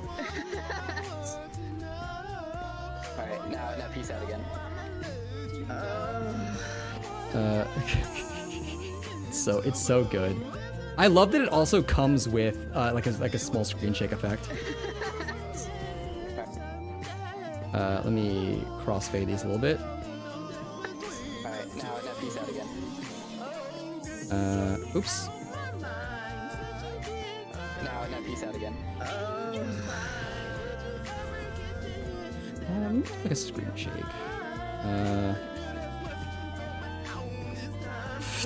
Fuck. Anytime I try and type fast on this new keyboard, it just becomes abysmal. It just becomes awful. I plan on spending my federal and state tax refunds to jumpstart my subscription to Folks Health. What is Folks Health? Is that a neat. Damn, people, hold on. I know I'm just like doing like a cursory Google, but people seem to love this shit. It's for them gays and what have you. That's awesome. As a boy kisser myself. Yeah, let's get it, Layla. Get them, what are they? Hold on, I know they have a million names. Titty Skittles? What is it? Oh, there's a couple, I know there's like a million different funny names for, oh, Tit Tacs. Yeah, get them Tit Tacs. Yeah, there's, oh god, there's so many funny names for, HRT. For specifically trans girls, because I think trans girls are definitely, it feels like of the two, the more online ones. Or at least I meet infinitely more trans girls than I do trans guys. My sister is, well, not married. My sister is engaged to a trans guy, and he's one of like 2 trans guys I've ever met in my life. Meanwhile, I've met 30-something trans girls. The trans guys are hiding from me. They don't want to hang out with me. They don't like me. I'm scary. Let me.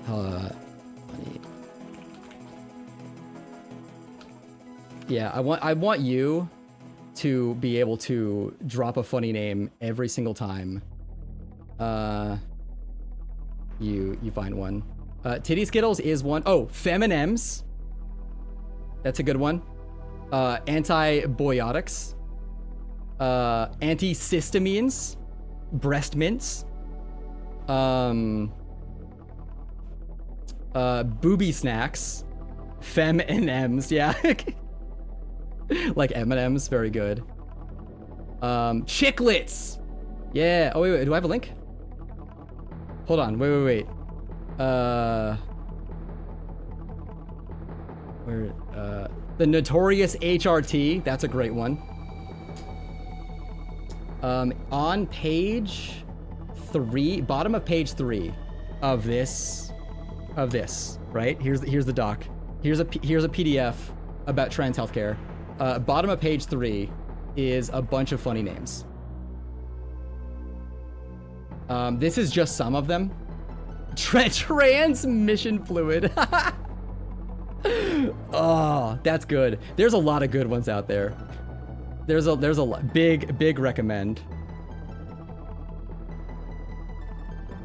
Big recommend on those.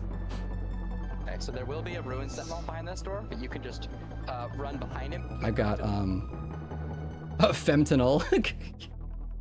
Meth in feminine. Oh god, booby bites. There's so good. I saw some kind of like, what's it called?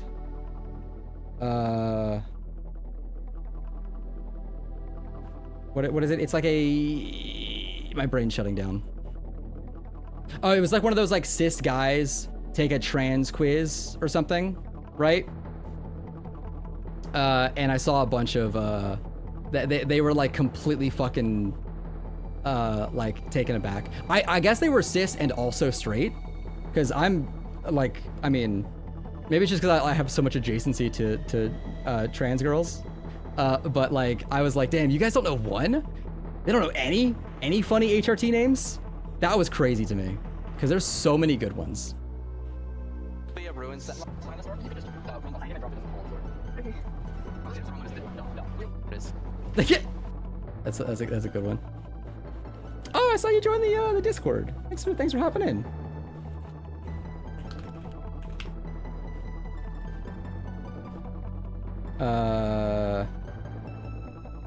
Where are we at? Oh shit, you right. I'll hit you with one of these. Just hit you with a smiley face. Oh shit, it was the Oh, wrong I can lock in. I'm dumb. You scared me. Just drops it in again. Oh, they're not that bad. Got it. They're not that bad. Got it. Well, I probably have.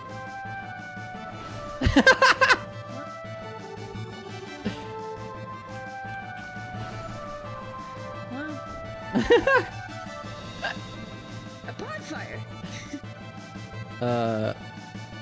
Punch zoom. On that. Beautiful. Fire. Now hold on a second. A bonfire. You'll have a game plan. I wonder if I can do. This is a thing I want to test.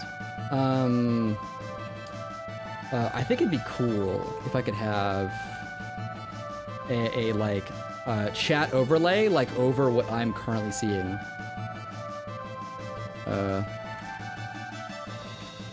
So I don't have to like look over. That'd be cool for anything that I like have to lock into or can't tap out of. I know it's like I have. If I can. Hold on. I can do something here. I mean, I just have the chat like within eyesight. I can still look at it. I'm just being, you know, I'm just being a baby. I can just look over. It's fine. Let me sit up. I'm sitting down like a freak. Hey, welcome back. I got to do an edit. Hold on a second. A bonfire. You'll have a game plan. I don't know if you heard me say thanks for hopping in the Discord. I appreciate it. I got a lot of goofy gamers in there right now. Oh, look at Gort. Look at Gort waving at everybody. Even when he's busy, he still like has notifications on the Discord. I don't like advertise the Discord really. It just kind of is like, if you're curious, you know, you can hit !help, and it'll tell you a bunch of commands, and one of them will be like, here's the links to the socials. I do have like, you know, on the stream, it cycles through like my other, the GIF that's underneath my little Fugi right now. I do have like, it cycles through like the other platforms I'm on, but it does have the Discord. I could put the Discord in, it's just like it's a 4-frame GIF basically. But I think my Discord username, I'd have to put like the Discord like join link or something, you know? I don't know. I think it's, I also could like, I've seen other people do this, where they do like a little auto post in chat every like X minutes or whatever, like every hour, half hour, where it's like, hey, you know, come hang out on the Discord or whatever, right? But like, I kind of don't want that. I don't know. I kind of don't want to like, when a message happens in chat, I want it to be like a message that I want to read, and because I don't want to get rage baited by my own by my own bot, like being like, hey, join the Discord. You know what I mean? Oh, I don't even. I think if you join the Discord, if you join the Discord, it should be like you sought it out. You know what I mean? Like you were like, hey, I wonder if there's a Discord. I haven't talked to it in a while because I've been busy with other shit, which is also why I haven't streamed in like 4 months. I haven't made a video in like 4 months, but we're back at it. Hopefully, we're back at it. I meant to stream yesterday, but I slept like dog shit. I slept awful. But it's because I made the mistake of not taking my Adderall for too many days, and that really fucked me up. Because I'm like, I don't need it, so I'm not gonna take it. But I'm on like a high enough dose that if I don't take it for a couple days, it makes up like 50% of my DNA at this point. So I gotta stay on it. Oh, I don't even have to open the door anywhere. All the doors are kind of open. Can I have this? God damn it, Maggie. What? She's so fucking goofy. Dude, it took me like 3 seconds to get here. The guy's eyeballs on his butt. What? What is this song? Is this in the game? Wait, hold on. Is this a song from Kirby 64? Hold on. Kirby 64 Club Mix? Oops. Is this real? Oh my god, it is. Wait. What the hell?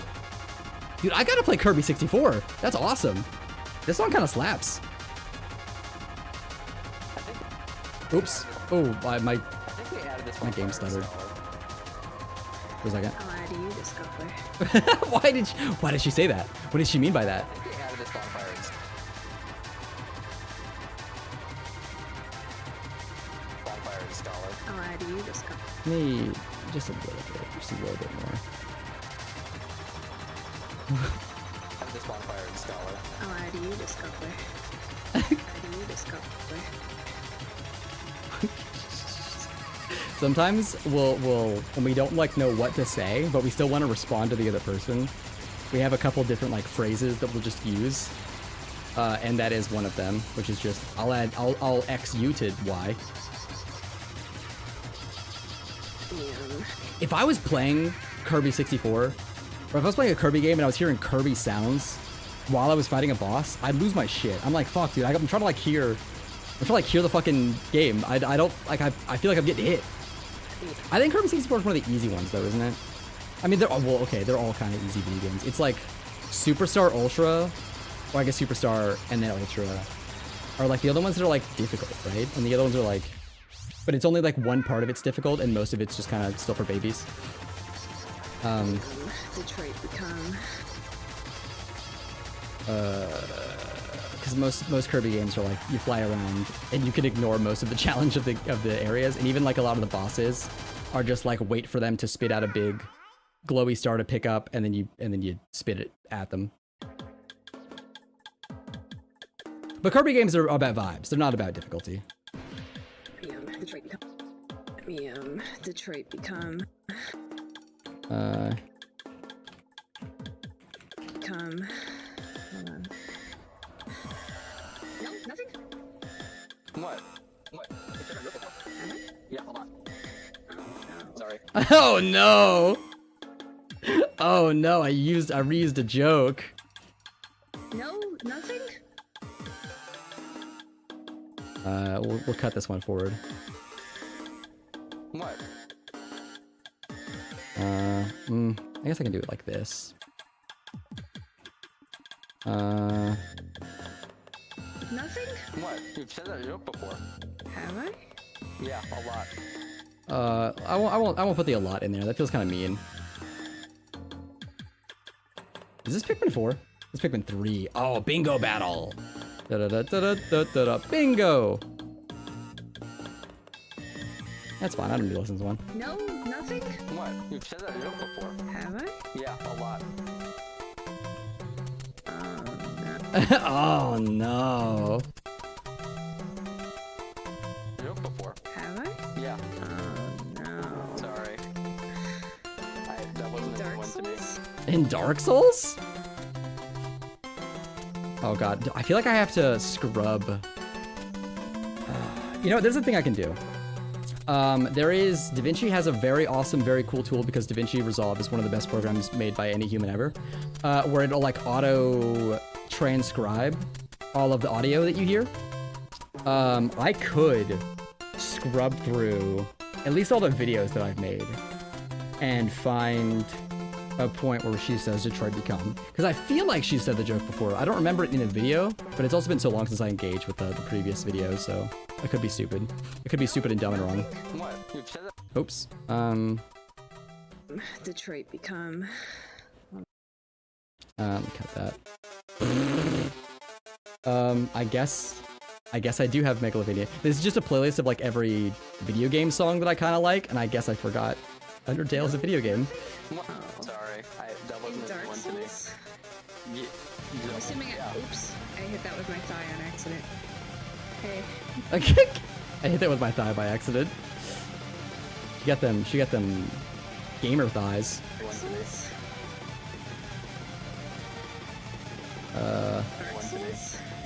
Yeah. I'm assuming oops. That wasn't a Dark good one to me. Souls. Dark Souls? I don't need to listen to Megalovania right now. That's fine. That's fine. Let's do. Dark Souls. I'm assuming oops, I hit that with my thigh on accident.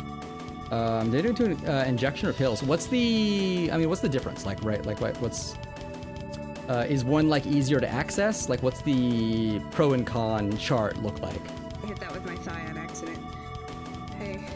I've heard more people do the injection. Maybe I think you have to do the injection less often or something. So that one's like easier. If you like forget, you only gotta like pull up your. You have to inject it into like fat tissue, I think, right? So you like pinch your like your stomach or something and like inject it into like the fold that you create, some shit like that. I don't remember exactly.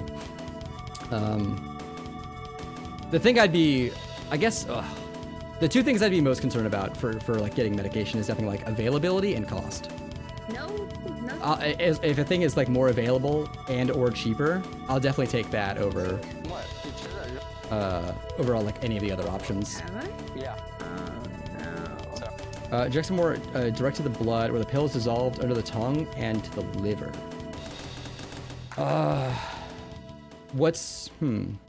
Would one like take like more like sessions for you to get to like the HRT level that you want? I don't actually know.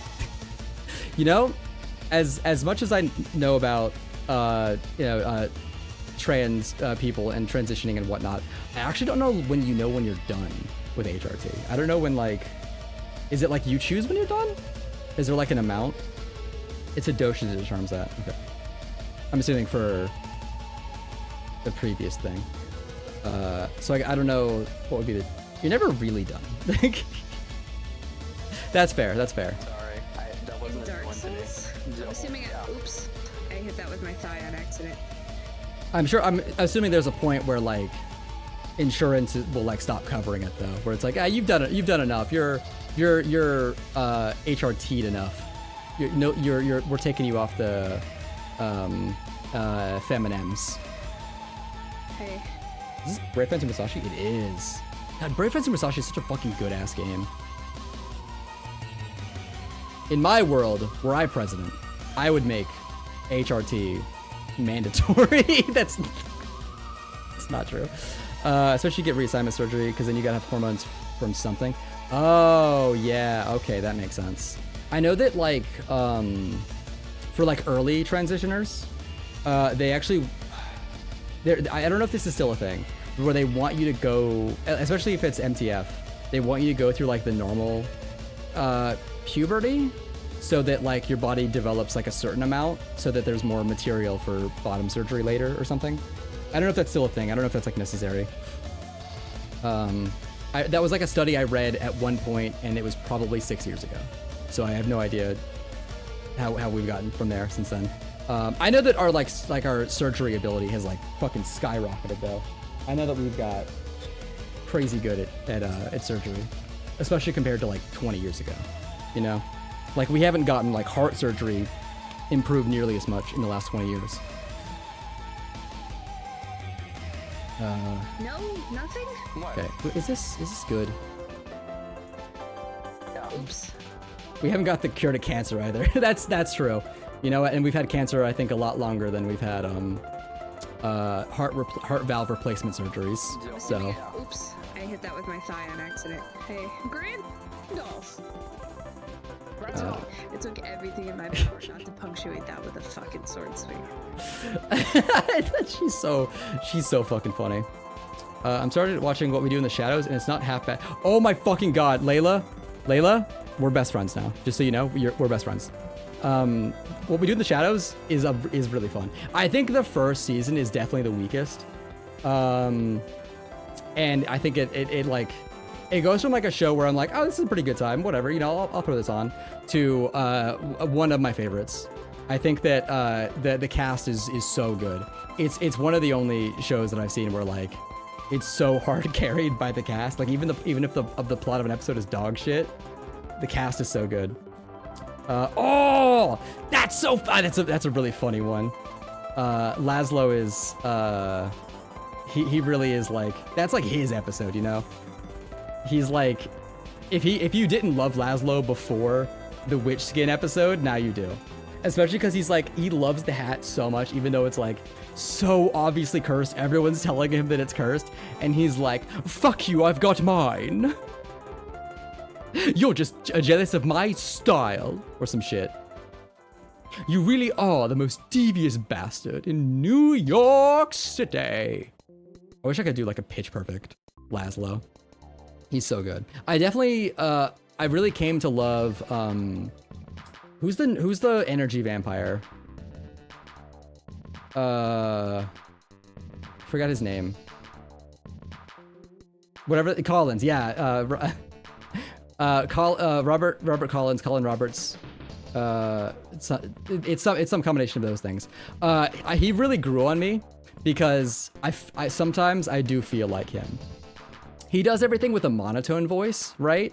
But there are more than a few times where I've been like talking either in a group or to one person, and I like pretty immediately recognize they're not that into it, right? But I'm like, all right, but they're gonna let me talk about this thing I never get to talk about because they're being polite.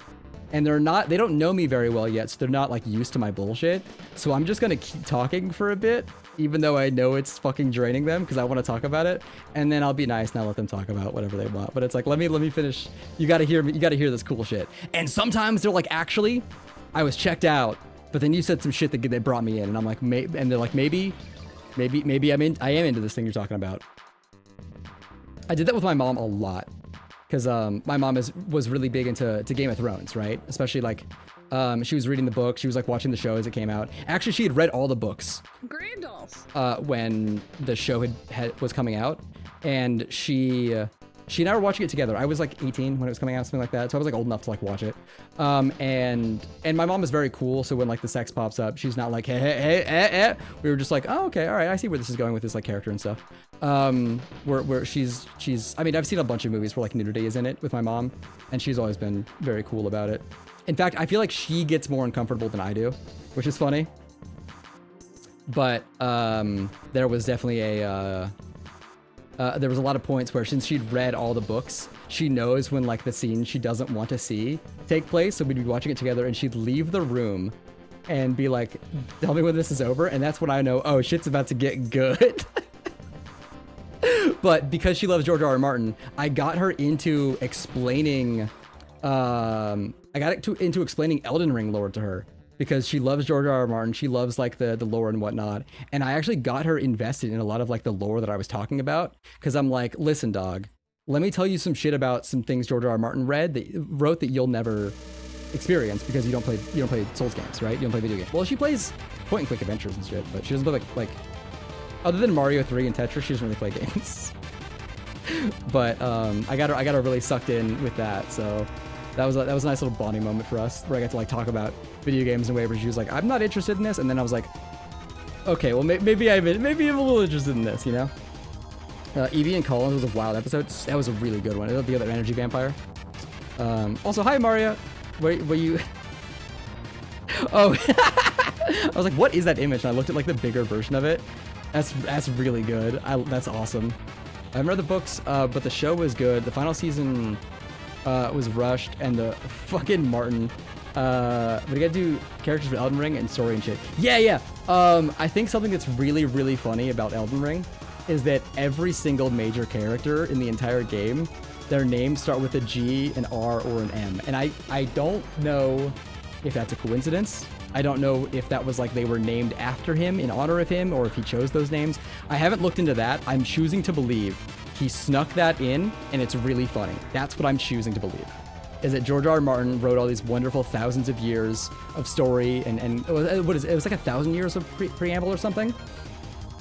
And it got to it got to a point where he was given so much freedom that eventually George R. R. Martin just like snuck his name into a bunch of the bunch of like major character names and shit, and that really fucking tickles me. Even characters that have like a fake name, their fake name still starts with G or R or M. She was the emotional vampire, which is a more advanced. Oh, and okay, yeah. There's a lot of things that like are interesting in the what we do in the shadows world that I would like to see more of. There's a couple questions that they pose about the way that vampires work. I love that the vampires are much more traditional vampires rather than the westernized version of vampires where they're like they do have to do the like counting sand grains and shit. I don't know if you, well, like I don't know if they've done that in the show, but like any of like the bullshit like vampire tropes that like no is it, wait, hold on, wait, is it vampire count grain? No, in some vampire lore, the vampires must count every grain of sand that come. Oh, but that's Chinese vampires. So I might have gotten Chinese vampires, the Jiangshang, whatever they're called, the hopping vampires. Like I might have gotten those mixed up with normal vampires. Would have been good to know for Tremor Velma. Yeah, that's actually okay. The Castlevania vampires I think are like the cool kind. But I kind of prefer the stupid kind. I kind of prefer them having weird, fucked up rules.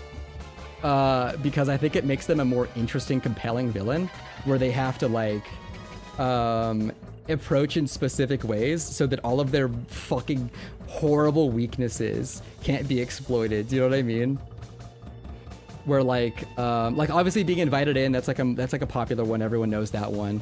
But like the like the salt line shit and God, there's so many funny weaknesses. Oh, they can't pass by like running water was one. I think garlic was one that was kind of added later. Oh, I think garlic was one where it was like fake, and then it got like added to make people eat like healthy food or something. I don't remember. That's one of those like history ones that wasn't like based on like folklore specifically. Castlevania show was fire. I liked the first season of it. I've never been a Castlevania guy really. Metroidvanias generally are not my jam. There's a couple that I really like. I like Hollow Knight. I like Super Metroid, but like is that the only Metroid game I like? I think so. I like Metroid Prime a little bit. I gotta play Metroid Prime 2 and 3. I got the Prime hack for Wii that lets you play with mouse and keyboard, so that might make the games a little more enjoyable for me. But so I didn't know a lot about Metroid or Castlevania going into it, and I'm like, oh, this is like a not to punctuate. this is like a good time. I'm enjoying this show. I don't know. I feel like some people said it fell off. I think I watched the first 2 seasons. I liked how everyone was hot. I like how everyone that was good was hot, and everyone that was evil looked ugly. And I think it feels very like classic fantasy in that way, you know. There was a new one, like a new show, a new season. That was in France. Castlevania show France. Castlevania Nocturne. Oh, there's another hot guy on my screen. He is pretty. I think actually in Castlevania, like everyone's hot, right? Like even Alucard and well, I guess Alucard's good, right? But like Dracula's hot. Actually, is there any like named character before the Castlevania games become like 3D that isn't depicted in like the art books as hot? Is that is that just the game where all the hot people are? If you kill him, you can't fight this optional boss. I feel like being bisexual is a superpower sometimes. I feel like... Do you know what I mean? I'd smoosh Alucard. Hell yeah. Alucard is like, I know it's Dracula's son. I don't know if he was like always evil, if he like... I want to believe he was like not evil at first. Or he was evil at first and then he like learned about being good and then chose that. Because I think it's more compelling as a character for them to like be born in a world where it's assumed to do evil shit and then growing out of that by like being exposed to like other people and cultures and stuff. The fucking sword swing. I think that's like the more interesting way of doing it than someone just being born like lucky and like being born feeling like, oh, my dad was evil but I was born and never wanted to do evil shit, you know? It's fine. It's like, you know, it doesn't make them a bad character. I just think it's more compelling narratively for them to like be like, oh, I think I'm the bad guy actually, you know? I mean, that's what like every Dragon Ball character does basically, except Yamcha. Yamcha was always like, he was selfish, but he wasn't like evil. in Dragon Ball, he's like the one, like every friend that we make in Dragon Ball was like one's like really actually evil, and then we befriend them and they become cool. Yamcha was always the one where it's like, I mean, yeah, he's like technically an antagonist, but he's not evil. He's just there to be like an antagonist, narratively speaking. If you kill him, you can't fight this optional boss. That would ruin my run.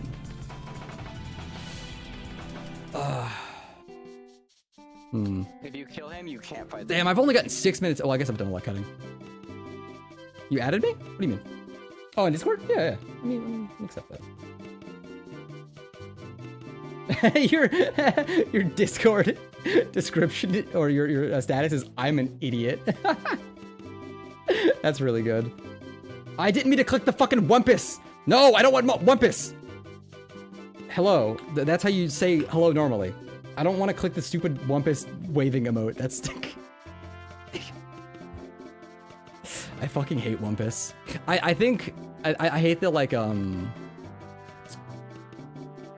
Hey Octo, what's going on, gamer? If you kill him, you can't. You know, I said this was gonna be a short stream. I'm 3.5 hours in, which is longer than I normally stream. This one with Gort. If you kill him, you can't fight. But I'm having too much fun. That would I haven't done like editing. I've just been talking to mostly Layla. Alright, run. Mm-hmm. Yeah, sure, whatever. Oh, Layla, do you play? Shit, I think I was gonna ask if you play Monster Hunter. I think we talked about Monster Hunter. Yeah, you have. Yeah, okay. Do you play Rise, Layla? Because I do want to play Rise with the squad. I'm like an energy vampire.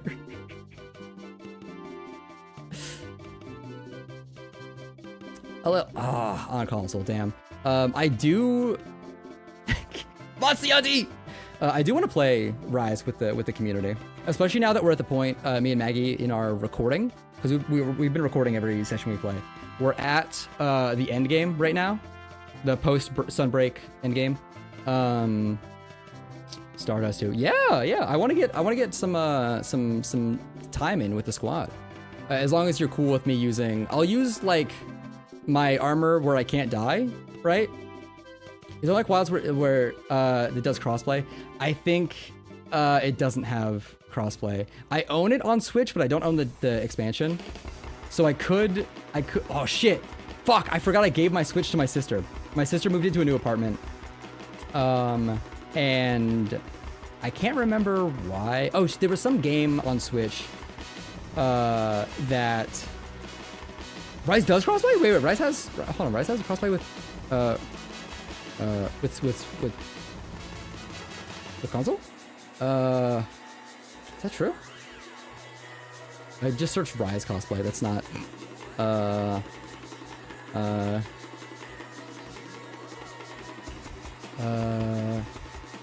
Crossplay is within platform. Okay, so you have to have either the Steam version or the Game Pass version to play on PC. Damn. Because you can. Game Pass is also on PC, right? But yeah, I wanted to do like some Rise with the community now that I have. Now that we're at the point where if Maggie were to stop by and see the stream, she wouldn't be like, "Oh, what? You're fighting this guy?" Because we've seen basically every guy in the game at this point, so she wouldn't get spoiled if she were to stop by any of the streams. But yeah, I want to just like hunt some squad. I'll lower my weapon damage down. I'll just like pick a weapon that's like got lower damage compared to whatever like the lowest of the squad is, because I don't want to like, you know, one-shot monsters and shit. But pretty sure it's called like I'll play Rise and the DLC. Hell yeah. I work on a chicken house basically all day, like a chicken coop. We'd have to coordinate a day off. I can have from my boss. I mean, I'm also cool with like it being like a weird time. Even if it's just like me and you playing, you know, just hop in I'll just like be in the Discord and just play. Because I think I can also go, oh yeah, okay, cool.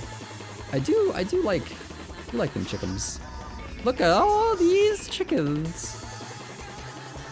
Because I know Gort has some silly playtimes where he can also be up late-ish. I could force him to play with us. I could force him and maybe even Mara. Oh, and Jinx. I don't know. It's been a while since I did anything with Jinx. She's been so busy. But Jinx has like a fucked up schedule where she's also free like my time EST, either really, really early or really, really late because she's like 12 hours. Currently on 10,000 to 500 hands and 7 to 800 roosters. Hens. Hens? That's a lot. I'm assuming it's hens. That's a lot of chickas. Yeah. Oh, I see hens. Sorry, I didn't scroll. I was like, let me finish understanding this message before I look down any further. Octave says, I'm free on weekends. Stars free Monday and Tuesday this week. Interesting. I'll post in the Discord. If you have there's a in the channels and roles category. No, what is it? In the rules and roles tab. If you have the community ping, I'll drop that community ping at some point and be like, hey, I want to play some games with you guys. Either on stream, off stream, whatever. If you would prefer to be in voice but don't want to be on stream, then I can just do it no stream. You know what I mean? Or if you don't mind, whatever. I am very cool with it just being like a Discord thing. I mean, I do Gort and Lamara, despite having played a bunch on stream with them. Sometimes they'll be like, "Listen, dog, I don't want to like be on for stream. Can we just like kill some monsters together?" Like, of course, guys. Let's just play some offline hunting. That's fine.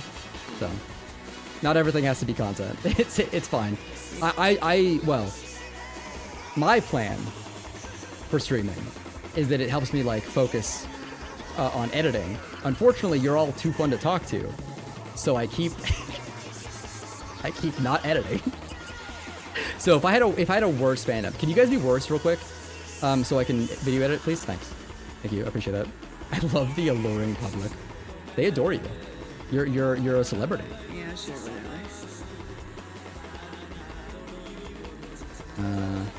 Let's see. What do we got here? Let's cut this. Yeah, sure, whatever. I can cut this here, delete this. How do we like this? Sure, whatever. Shit's abysmal. Like your fancy shoes, Grandpa. Okay. I like your fancy shoes. Yeah, sure, whatever.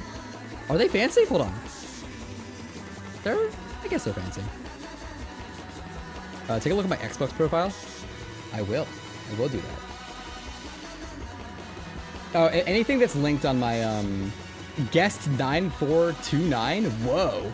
I actually can't. Oh, we have to disable streamer mode. Hold on. We have to disable streamer mode. Click on. I can't click on it. It won't let me look at your profile.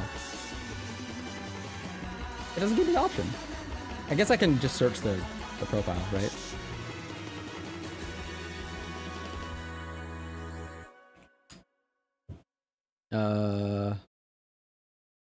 Rainbow Six Siege? Is this you? That looks like you. That's a beautiful go-to name.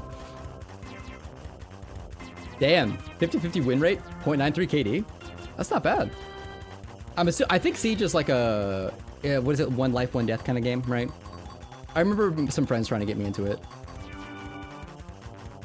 Racket Boy. I don't know what this is. What? Yeah, I know how you feel. My Steam account was supposed to be a throwaway.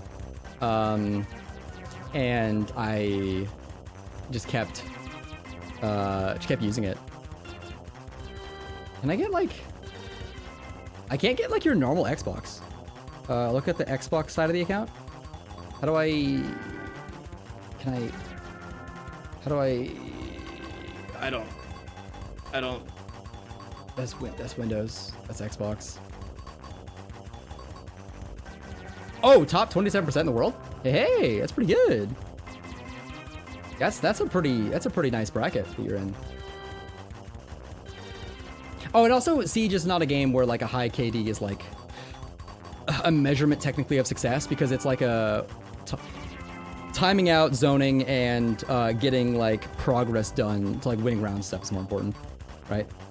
I yearn for huckleberries. What? Huh? What the fuck did you just say, Octo? What the fuck was that? What are you saying to me?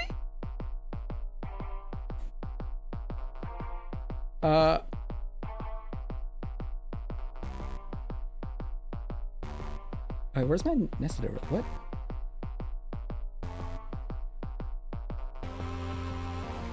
Oh, I'm in the wrong tab. Oh, okay.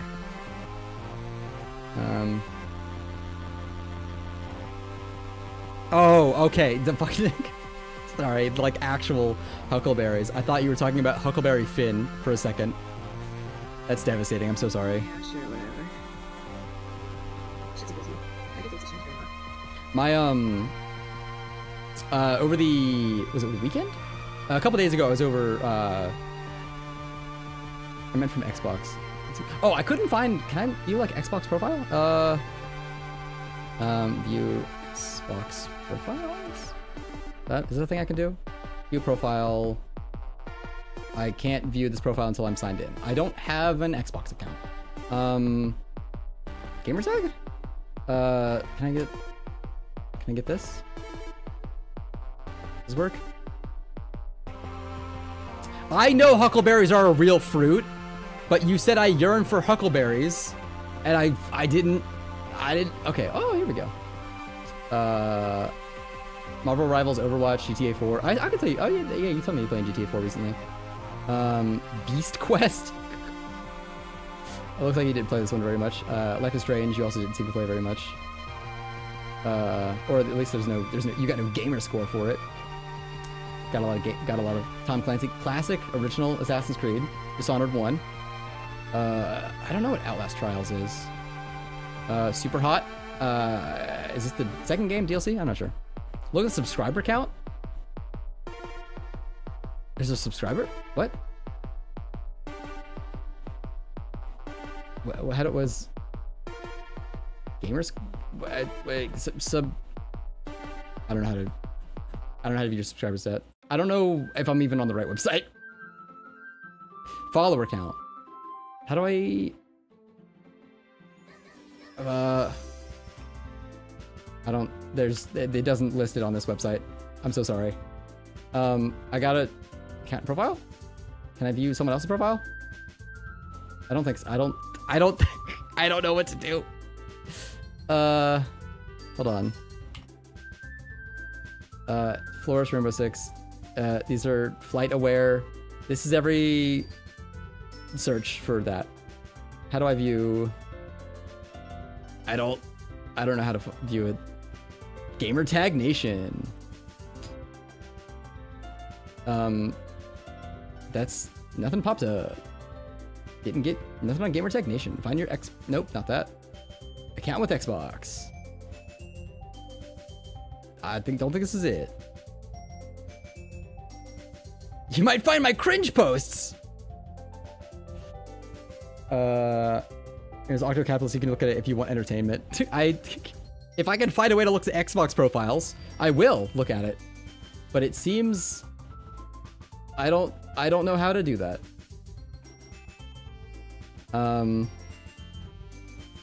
Xbox profile badges? Nope, that's a wiki page. This one seems like the most. You can keep looking at my games, I guess. Sorry, I'm assuming you're internet famous. I would just believe it. I'd believe that you're the most famous. Played them Lego Star Wars. Got that side. Oh, Jesus Christ! That's like no achievements done for Cyberpunk. Did you peace out on that one? Hold on. 17 achievements unlocked for Dark Souls 3. I think that's enough to beat the game. A lot of achievements are like kind of bullshit. Like you have to do weird shit to get it. That might be beating the game enough amount. I'm not internet famous per se, but I do have like 3,000 followers. A couple years back, someone on Call of Duty tried to spam follow me to trip my Wi-Fi and kick me out of the lobby. They tried to DDoS you by just getting a lot of follows. That's kind of funny, actually. All right, let's look at Octos.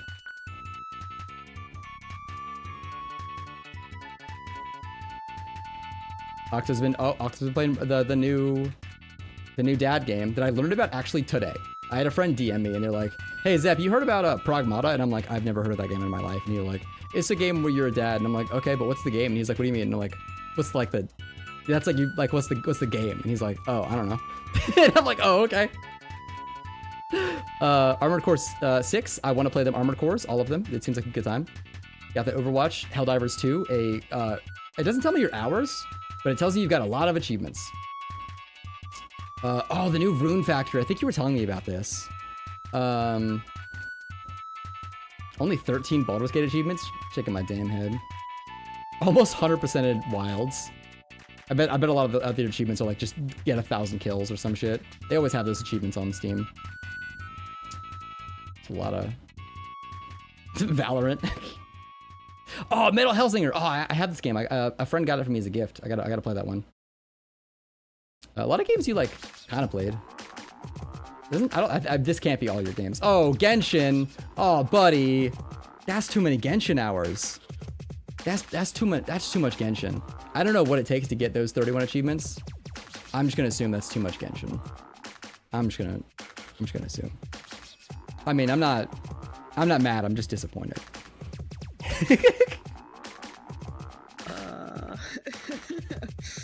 I don't know about all this, Grandpa. Did I just...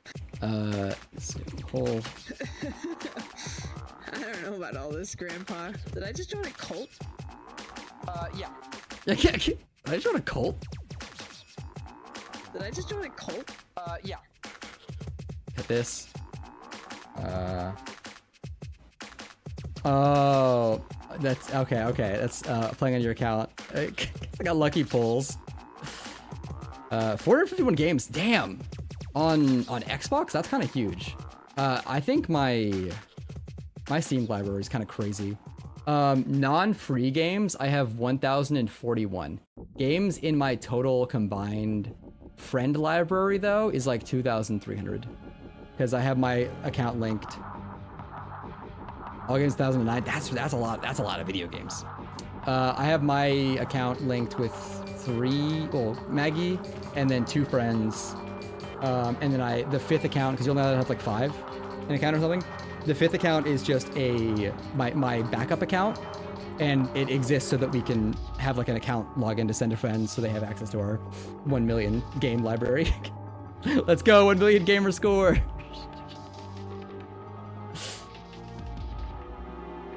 There's I kind of miss Gamerscore being like important. I don't know. I kind of miss when there was like when Gamerscore was fresh and new, and everyone was like, "Hey, check out my Gamerscore." Did I just join a cult? Yeah. I miss when games would add a bunch of Gamerscore achievements to them, just so that people would like buy the game for like $5 on the store, for like, or what was it? There was like the Xbox points or something, because that was back when companies were trying to like distance money spent digitally on console from like real money. So you'd go buy like 2,000 Wii shopping points or something at GameStop for $20 or some shit. They were trying to all do their like weird currency to it, so it didn't feel like you were spending real money or some bullshit. But there would be like $500 or like $5 games where the whole point was that it was like really easy and it gave you a bunch of gamer score. Steam kind of has that with a couple things, but it's mostly like the achievements the achievements are like a bunch of letters in different colors and stuff, so that you can write things with achievements on your Steam profile. And they're usually also like a porn game. It's like a $1 porn puzzle slide game, and you press the R button when you open the game up or something, and it gives you all 10,000 achievements that are in the game, and all of the achievement icons are just letters. Yeah, I was gonna say the name of it, but I actually don't remember. Is it Pussy 3? Hold on. I'm not pulling this one up on Steam. On stream. No, it's not Pussy. It was some game. No, Honey Pop isn't like... Honey Pop is like a real video game. Honey Pop is... It actually is kind of difficult, I remember. At least Honey Pop 2 was. Because there's like a double dating mechanic. What is the game? I can't remember the name of the game. There's one game that I have where it was especially when I was like a teenager, early 20s, somewhere in that range. where me and my friends would, as jokes, gift each other porn games on Steam. Like I owned Pussy 3, but not Pussy 1 or 2, because 1 and 2 went to 2 other friends. So together, all 3 of us had the games Pussy 1, 2, and 3. Which I can't believe that's their name, by the way. But it's a game where I opened it, I pressed, there was like a big pop-up, it's like press Y to get all achievements or something, and I did that and I tried all the achievements. I'm calling out Sora, but she has like 90 hours on Mecha Break, which is just a Gunnar PvP Armored Core. I'm not pulling this game up, but I am Googling Mecha Break. I haven't seen Gunnar yet. Is it because I have safe search on? Oh, there's women. Oh my god. Oh my god, there's women. Okay, alright, yeah. That's, it's a little bit of a Gunnar game. Who's the Zep Blade fake? What are you talking about? What's... Zep Blake? Z4 Bluk. You customize everything. I do love a game with good customization. I love some wacky shit. I got really into, it's not quite as flexible. Front Mission. I've only played 3 and 5, but this game has like a decent amount of customization. I know it's one of those like PS1 games where it's like 3D models for some chunks of the game, 2D sprites for other chunks. Like, there's a Final Fantasy game, Tactics, that's like that, yeah. Oh, you mean customize everything. You mean like everything. Okay. All right. I understand.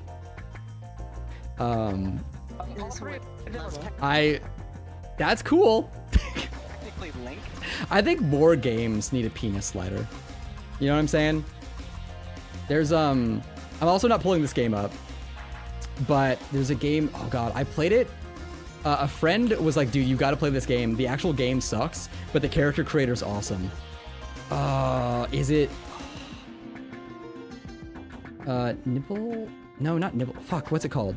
Yeah! Okay, it's called Breeders of the Niflheim. It's a free porn game on Steam with one of the most insane character creators I've ever seen. You can like add scales to your body and shit. You can like make yourself like a half dragon. It's like it's one of the craziest character customizers I've ever seen. The game sucks. As soon as you leave the character customization screen, dog shit game. Horrible. But once you're in the character creator, that's one of the funniest character creators I've ever seen. I don't see. It seems like there is some other person named Z4P Blade. And I've never heard of them. I've definitely, hold on. Why did it take me to the mobile version of the website?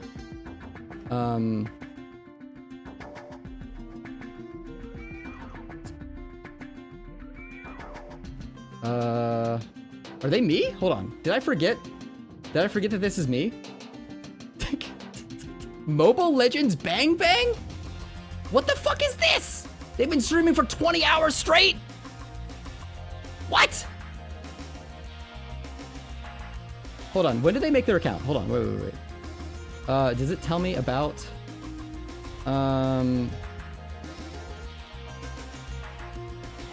wait, hold on, I think if I look in their chat, I think I can find out how long they've, hold on, let me pull this. It's Z4 Blake, hold on, they said, or Z4 Blade. Oh, it doesn't tell me how long they've been, their account has been made, unless they're like they're in my channel, I think? Because if I click on someone like in my, like if I go to my thing, I can like, oh, I can 1v1 myself. It'll tell me like account created and how long they've been following, you know? Dude, Mobile Legends is a fucking banger. I doubt any League-ish game is gonna be a banger. That's just, I'm not saying you're wrong, I'm just saying I'm not gonna take that one at face value. But I also like, I'm not a big into MOBAs. Honey Select? Oh, yeah, Honey Select. Oh, that wasn't the game I was thinking of before. Honey Select is a crazy game as well.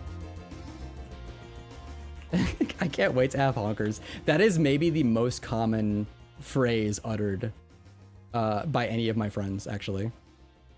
Because I seem to, I definitely seem to like, I've had several friends who like, after being friends with them for like 4 years, they're like, oh, by the way, I'm trans now.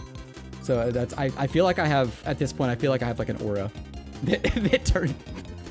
that like either turns you trans or brings out the trans. But I've heard that phrase so many times. One of my best friends of all time, actually, I've known her almost as long as I've known Maggie, has been saying that so many fucking times. It was uttered. You're so fucking right, Octo. You're so right. All three of them are technically linked, I think. Let me get some bonks in here. But they take... I've had dreams. What part of EST do you live? I'm near. What's a way of putting it? I'm in the Carolinas. I used to go to Carowinds like every single day. I was living with my grandparents for a while, and they bought us like the season pass.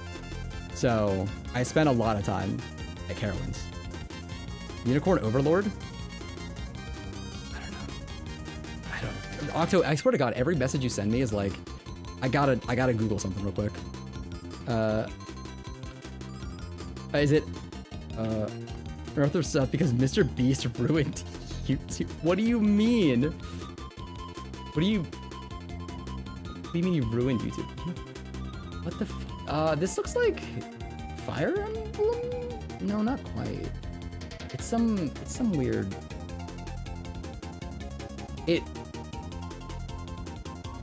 Oh, sorry. It's also showing me the unicorn from over. Oh, RTS Fire Emblem. Okay. I definitely would rather play Fire Emblem, but it seems fine. I've actually got oh, what's the Fire Emblem with? Not Lyn. No, not Lucina. Is it Lucina? No, she's one of the new ones. There's some Fire Emblem. Fire Emblem 4? 4? No. I'll know by the box art. There's some Fire Emblem game that I actually really want to play soon. It's not the Roy one. It might be the Lucina one. It might be the one with Lyn, actually. It might be I don't know. There was some game that like they explained some mechanics to me, and I'm like, oh, that seems like a fun time. So I think it's the one with Lyn, because I played. Lucina is girl Marth. I think isn't her story is that she's like pretending to be Marth. I think she's in like Marth's bloodline or something. But she's pretending to be Marth so that people will respect her or fear her or something. I don't remember exactly, but she like learned how to fight like Marth too.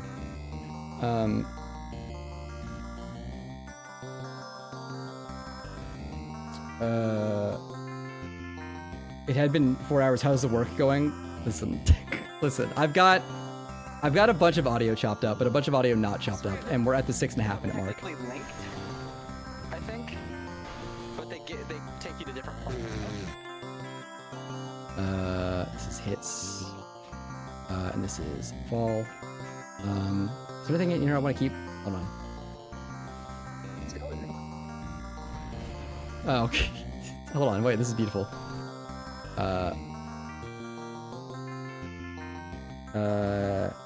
Came on the DS, the one with the kissing minigame? What? I've only played, the Path of Radiance, Radiant Dawn, Three Houses.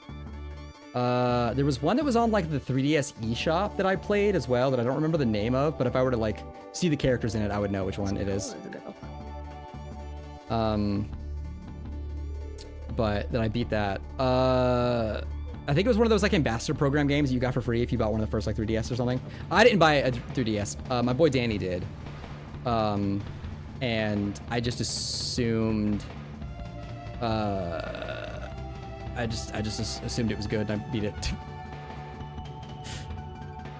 But I did not know one of them has a kiss minigame. I know in some of the later ones, it gives you like the ability to like have kids, and you can like marry certain candidates or whatever, and then have like, and like they'll get stats based on like the parent and child. But I think also in those games, they like, you make like an OC or something, like you make like a self-insert kind of. I know they're like a named character with like a story and whatnot, but you get to choose their like stats. You get to choose their like base stats, and I kind of don't like that. I don't know. Maybe it's just because it's like different.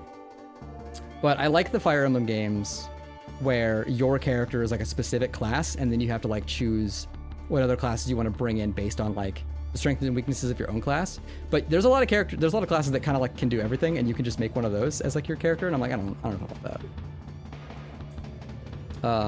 I also feel like, especially if there's like a rogue point early in the game where you need like a thief or something to like open a lock, I feel like I'd want to be a thief just for that. That's kind of why I didn't like mechanically Three Houses very much, at least like the fighting. I think the fighting sucked in Three Houses. What am I talking about? Fire Emblem. What? In like this, in like... The new one looks good? The new one, is that Engage? Or is there another new one? I'm talking about, I think, what's the one with, I think in Foam and Fire Emblem game, you can have kids. In one Fire Emblem game, yeah, you get like different children based on like who your main character marries. They could also marry other people. Oh, wait. So you can have two people fall in love and they have a kid, and it becomes one of like another like named character. Interesting. I don't know how it works. I never looked at the Fire Emblem wedding shit. In one Fire Emblem game though, is it the one?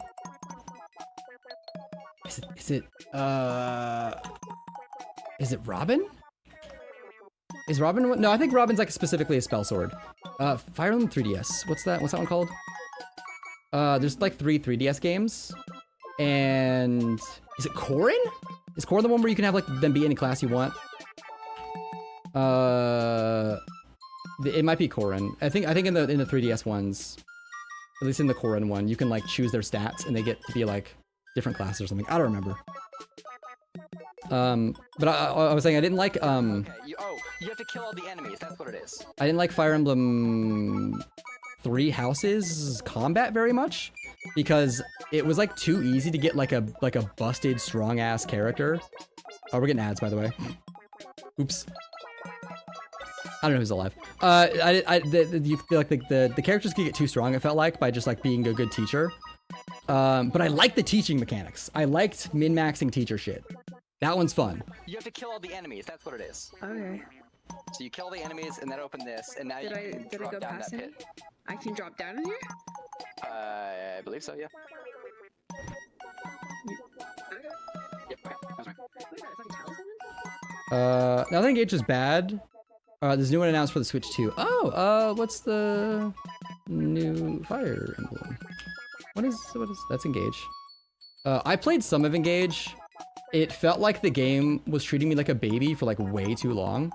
Like I can't remember how deep I got into it, but I felt like every it's a huge titty one on my screen. Hold on. Fire Emblem. Oops. God damn it. My fucking delete key's in a different spot. Switch to Total War? Is that what it's called? Fortune's Weave. No. Hold on. Oh god. The fucking I hate that when the YouTube player doesn't have like all the controls. Oh. There's another red and bloomin'. That's how you know one's good, one's evil. Can I get to what?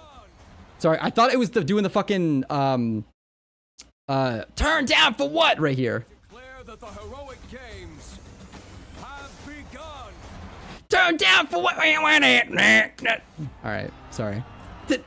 Where's the good? It's pretty. I like its style. What's the game look like though?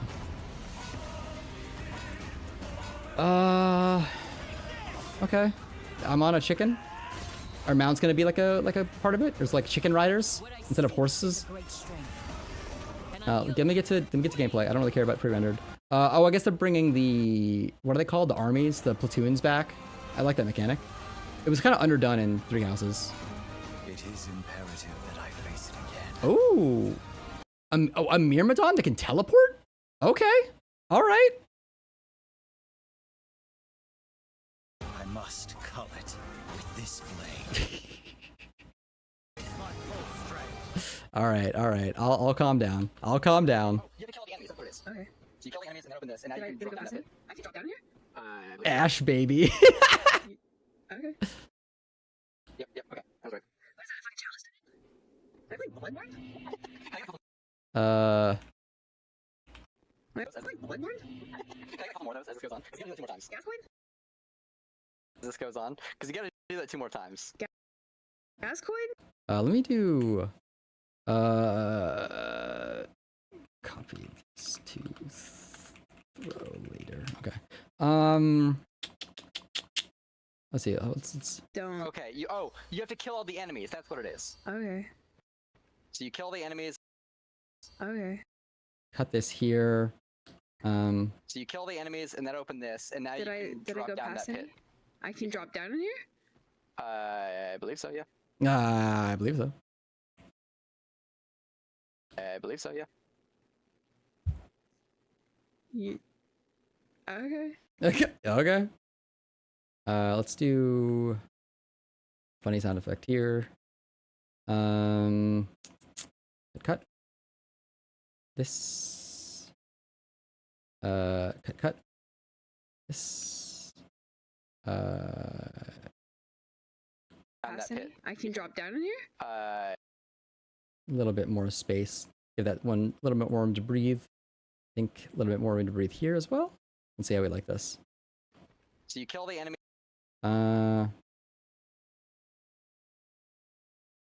Let's see how we like this. So you kill the enemies and then open this, and now Did you I can did I drop go down past that any? pit. I can drop down in here? I believe so. Yeah. You... Okay.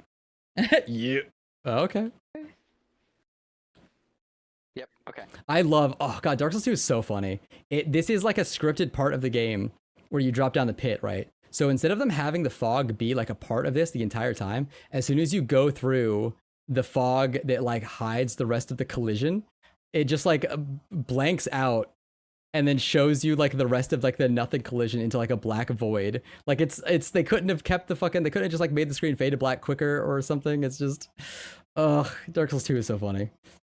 As I was saying, it seems like neat for a new Fire Emblem game star. Like it takes the rare Japanese game with dark skinned characters that don't look like accidental racist caricatures. Yeah, they sometimes they do that. I think it's crazy that Mr. Popo, right, which like you would assume is a racist caricature, was never like is never at all treated as if they're black. There's no jokes about them like even having like big lips or anything. There's like Akira Toriyama was just like drawing a funny character and then I think was told later that like it's an unfortunate design, or maybe he was never told. The point is that it's he gets a pass. Akira Toriyama gets a pass on that one. The new Fire Emblem game because it's like the rare. Yeah. This game does look mechanically interesting. I do like when. Oh, I think you were telling me. Were you telling me about this before? That you can like customize your character, and you could make a black character that doesn't look like a comic book character or something, or like a caricature, or was that some other game? Also, I think that might have been Star that told me about this.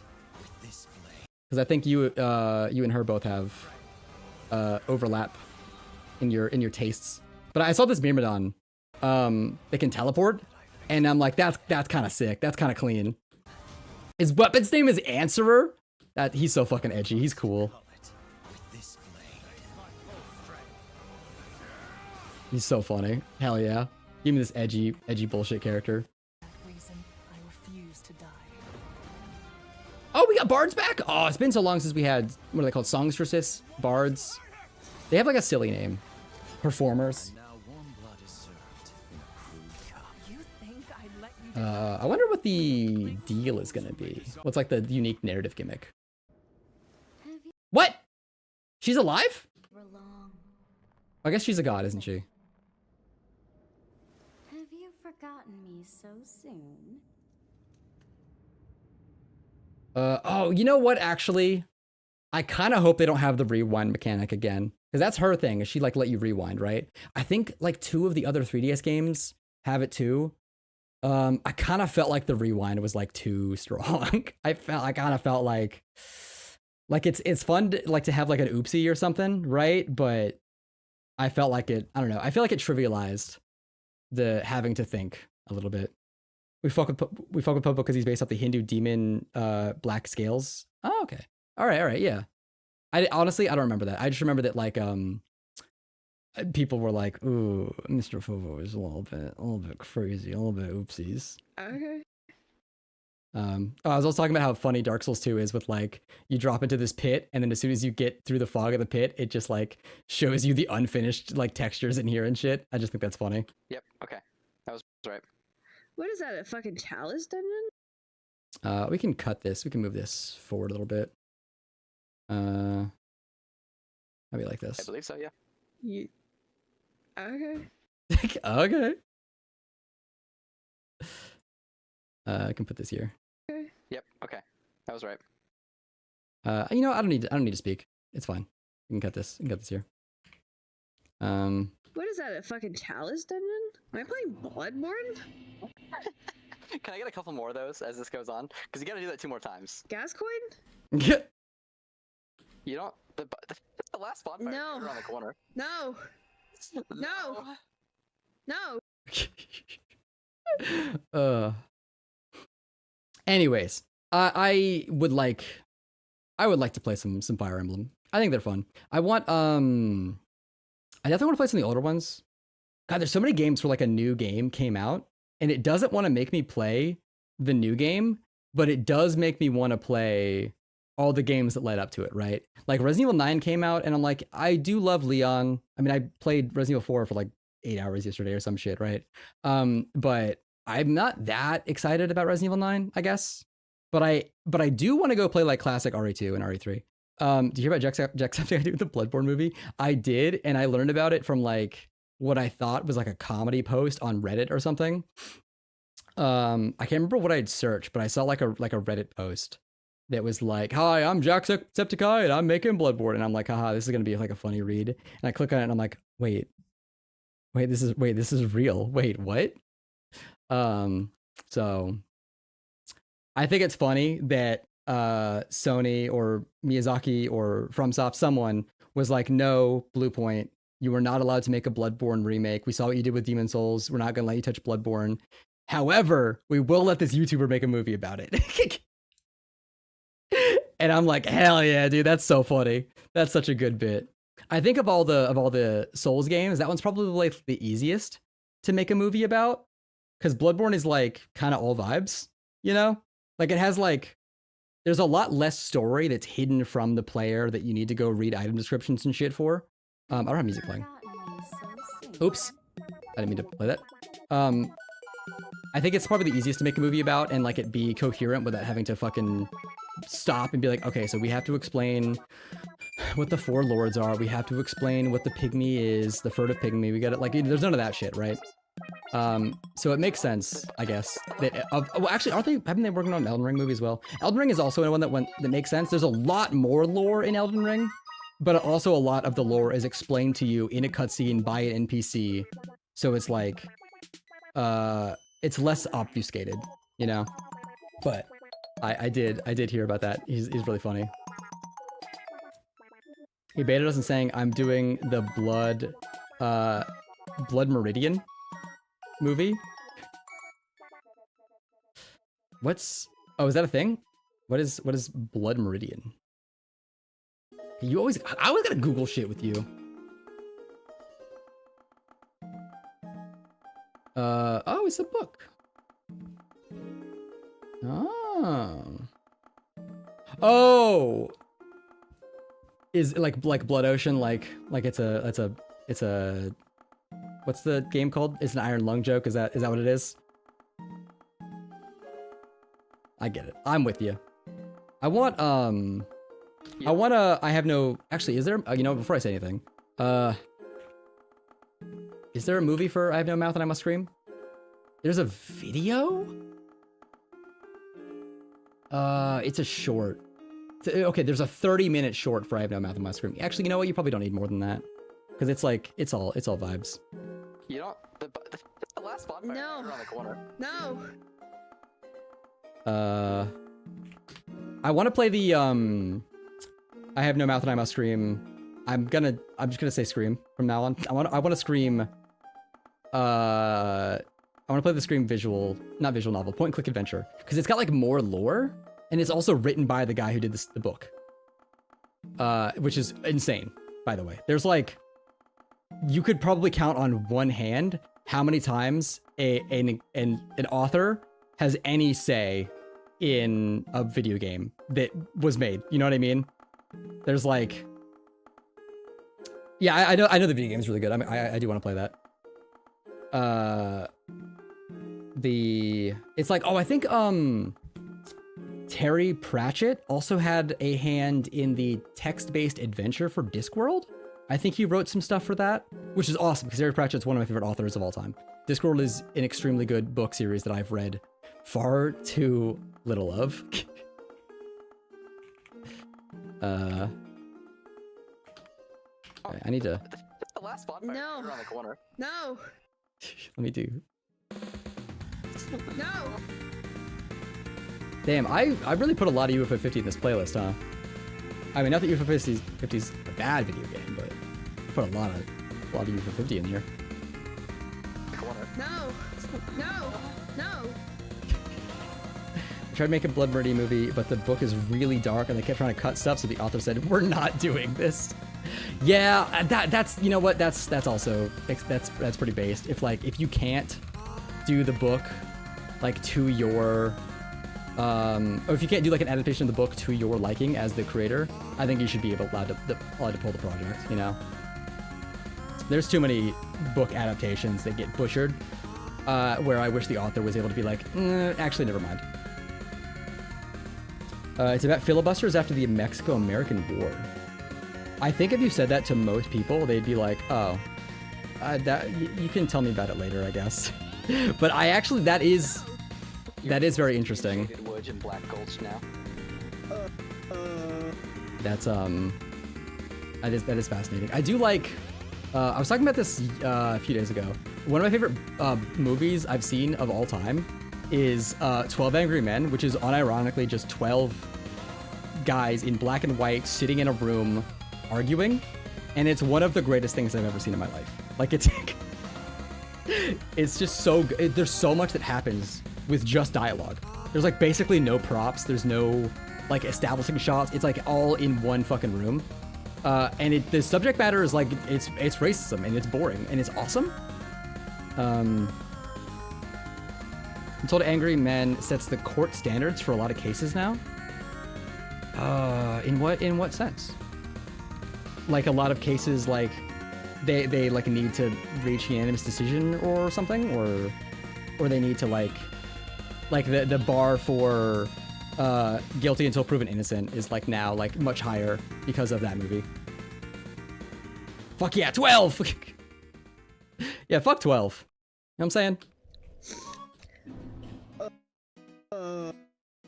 You know when they go back and debate that there's gonna be that one dude. Oh yeah. I think I actually watched in my debate class in high school. Oh, do you mean for courtroom scenes or like actual courtrooms?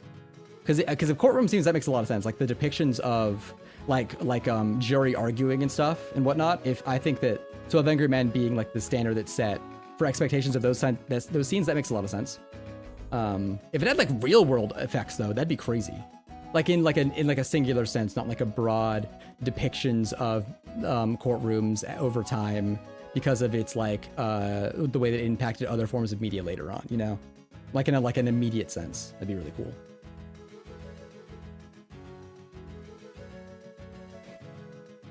Blah. I'm not drinking enough liquids. Oh, I need to watch Better Call Saul. Fuck, I have so much shit that I gotta watch.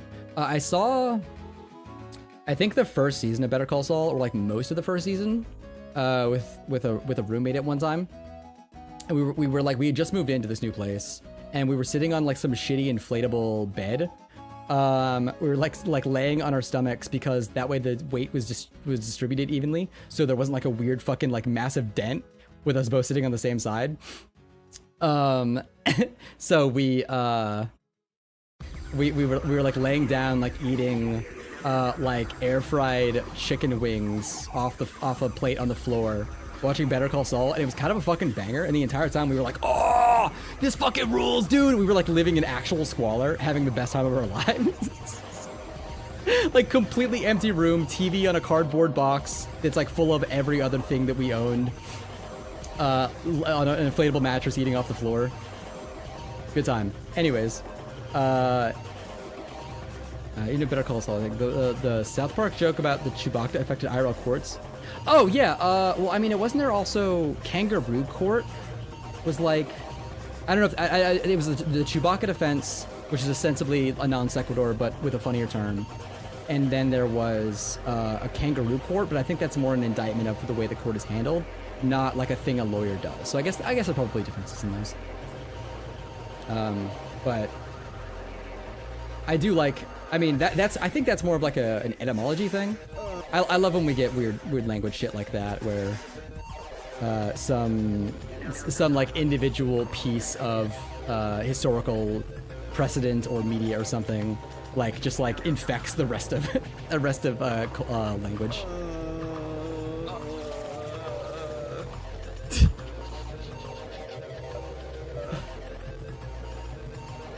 Warble screen. Do something silly with that. Ruh-roh, Scraggy. Why did she say that?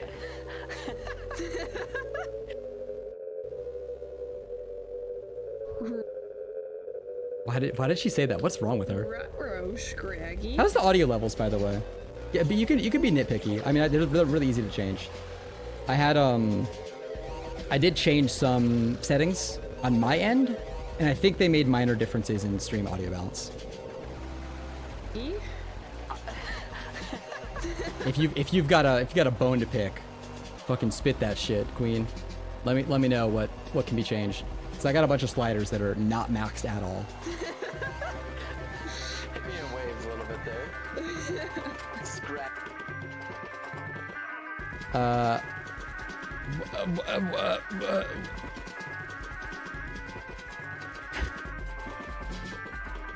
It's very good, by the way. Thank you. What the fuck is this message you sent me? Octo, I feel like now you have like a reputation to uphold. And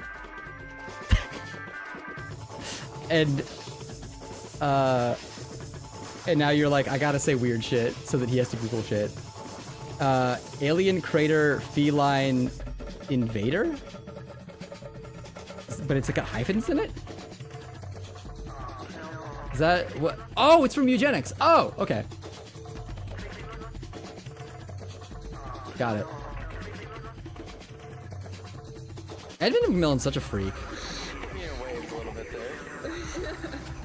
I heard there's a really I think Edmund is like a really fucking funny guy. He's I've seen him join in like streamers chats and like backseat them, and it's really funny. Dude, I don't think it's a new Edmund game. It's a tactical it's what's it called, SRPG, strategy RPG, where you make genetically modified cats to do cool combat shit. I get it, but I don't know what you're referencing. I don't know why you said it. I think you just said it. Into the target for me. Why? Why must I? I've been playing oh, actually, you know what? I did play Cat Fire Emblem. Exactly, it's Cat Fire Emblem. I have been playing a little bit on my own just to see if it would be a good time. Slay the Spire 2. It's interesting. it makes me angry in all the same ways Spire 1 does, but in a way that makes me excited in Spire 2. Spire 1 doesn't. Cause it feels like RNG is my enemy. I generally don't like card games, but Slay the Spire 1 was definitely like the one exception where it's like, I don't like card games, but I do like Slay the Spire. But even then, the game makes me mad. Hold on. What's my time in Spire? I have 70 hours in Spire 1, which is maybe too much for me.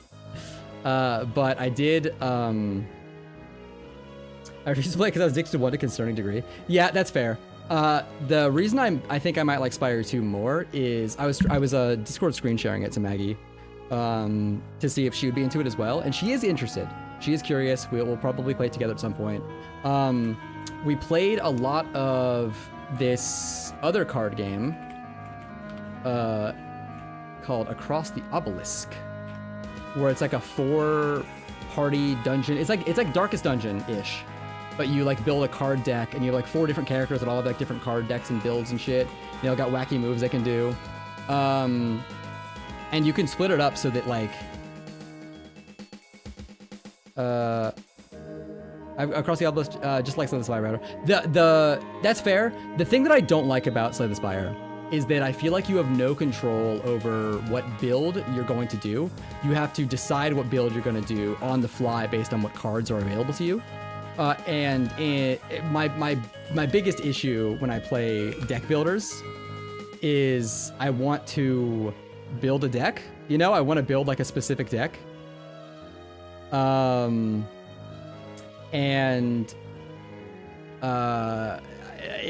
games like Slay the Spire, you get like so few card deck addition and removal choices. At least the card additions that like you want, you know? And there's a lot of times where like, this is good, but only if I get this other card later. So I can get this now and it'll be a dead card on my deck until I get another thing. Or I can not take it, maybe get the rarer thing later, and then be disappointed I didn't take this, but at least I'll get like the better card later or some shit, you know? There's a lot of times where like, I want to be able to like have more control over how my deck plays out. And in Across the Obelisk, you have like a significant amount of control over how your build can be played, you know? Like you have like much more control over how your deck is. But to balance that power, there's like a minimum amount of like cards you can have in your deck at once, which is cool. But it's like I really want to be able to like do wacky shit, and I feel like Spire doesn't let me. I feel like I have to like get lucky to be able to do wacky shit. But also you could just say skill issue and I would be like, yeah, you're probably right. I'm not gonna fight you on that. It's probably skill issue. But I did get to like Ascension 4 in Spire 1. But it was all with, what's her name? Is it Watcher? The girl who switches between like blue and red modes or something. Because she was like, you can any combination of 2 cards out of like 50 can break the game. So she's like not balanced. So I mean, you know, I could never get past Ascension like 2 with most characters. Scraggy. But Spire 2 having co-op, I think will make me have more fun. Because at least if one of us gets a good deck, you know. Waves a little bit there. Scraggy was. Is that not his name? Shaggy. Oh. Oh. That not his name? Is that not his name? Shaggy. Let me do a little crossfade here. Shaggy. Oh. Yeah. Also, a reason I like Across the Obelisk a lot is it's got co-op. And the co-op it does have is really cool, where like each of you controls a character, you know, or at least you can like, you decide who gets control of what characters. So there's like, sometimes we'll play like 1 or 2 characters as like boring bullshit characters, where like the only purpose his character does is to like control everyone's like dex and speed, give out energy, whatever, and that shit's boring. So we'll each take like a fun character, and then we'll each take a boring character. And I think that, so that way we both get to do fun stuff, and we get to do, like, no one has to do all the bullshit.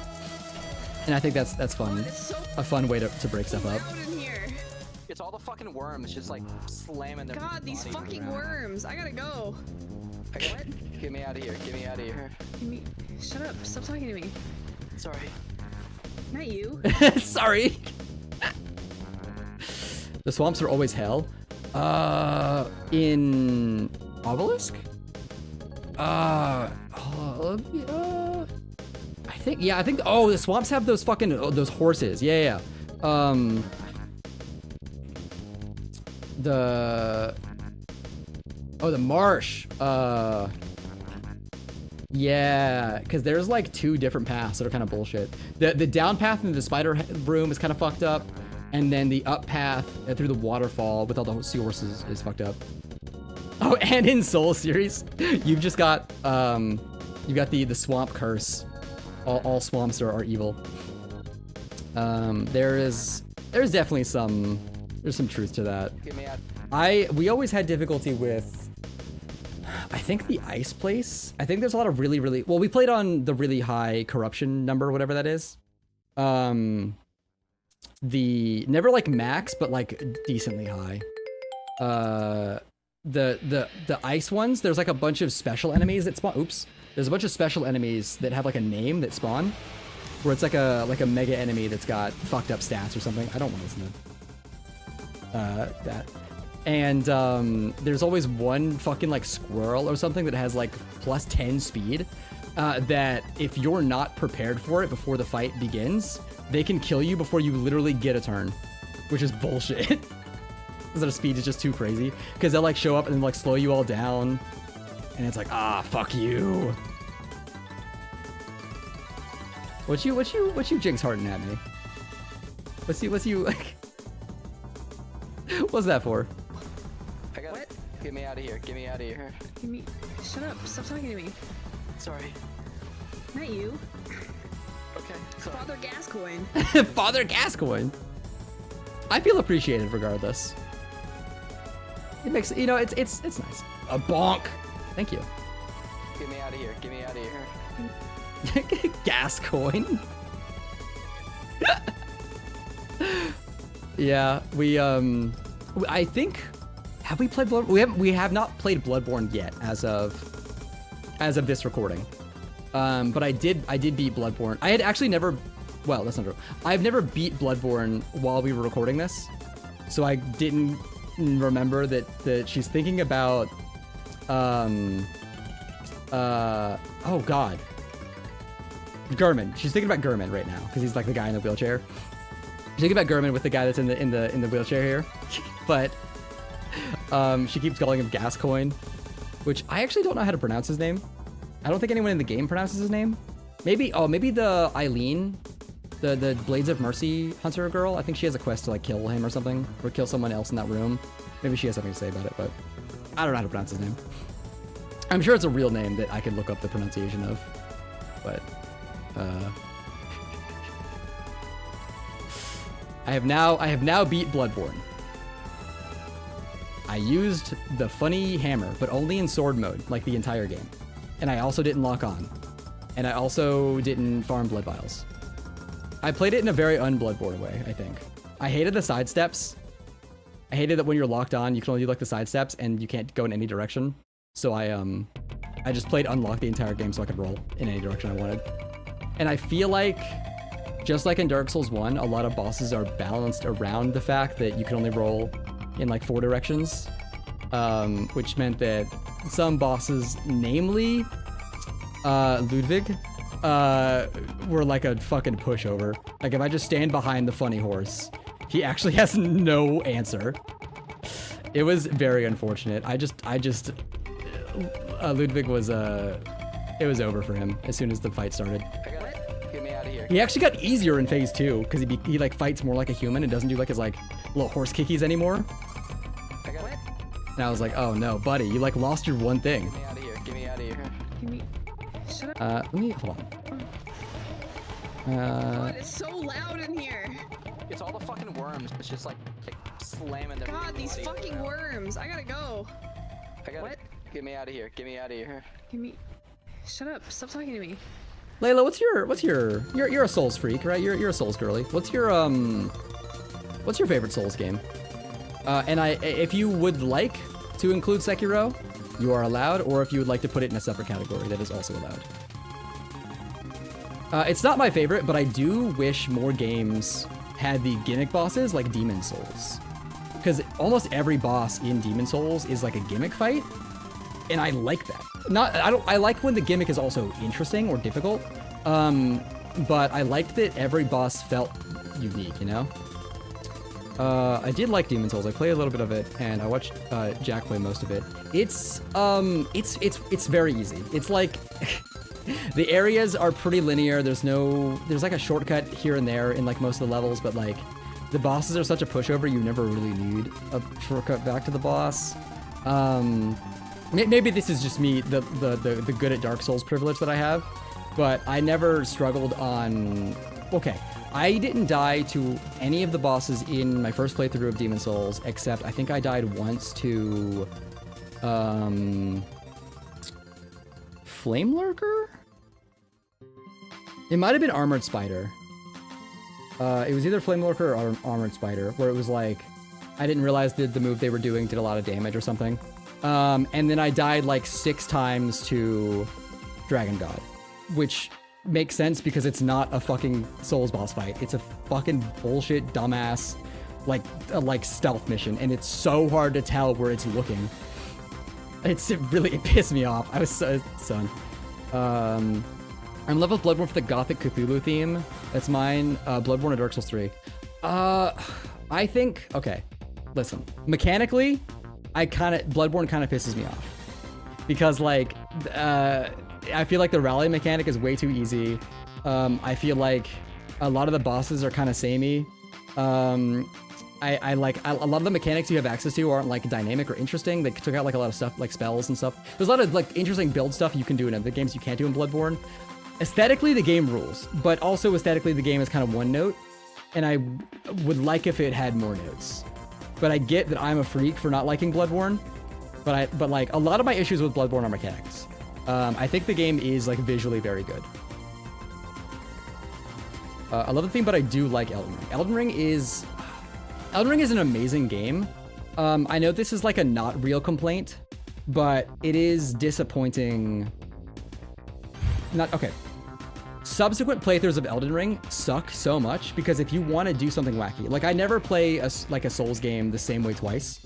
I always will do a different thing. I'll grab a weapon I never got to play with before. I'll grab I've never like used pyromancies exclusively or something, right? I'll go do something like that. Elden Ring, because of how open the game is as soon as the game starts, the first 2 hours of an Elden Ring replay are going and picking up all the items with no fighting whatsoever that make it so you can do your build. I'm not gonna shit talk every Souls game. But like, okay, I'm saying the things I don't like about a Souls game, but then I'm like, but I like everything else. But like, that's just one sentence. There's a lot of shit that I love in Elden Ring. I love the way the respec mechanic works. I love, I have more complaints about Dark Souls 2. Yes, I have more complaints about Dark Souls 2 than any other Souls game.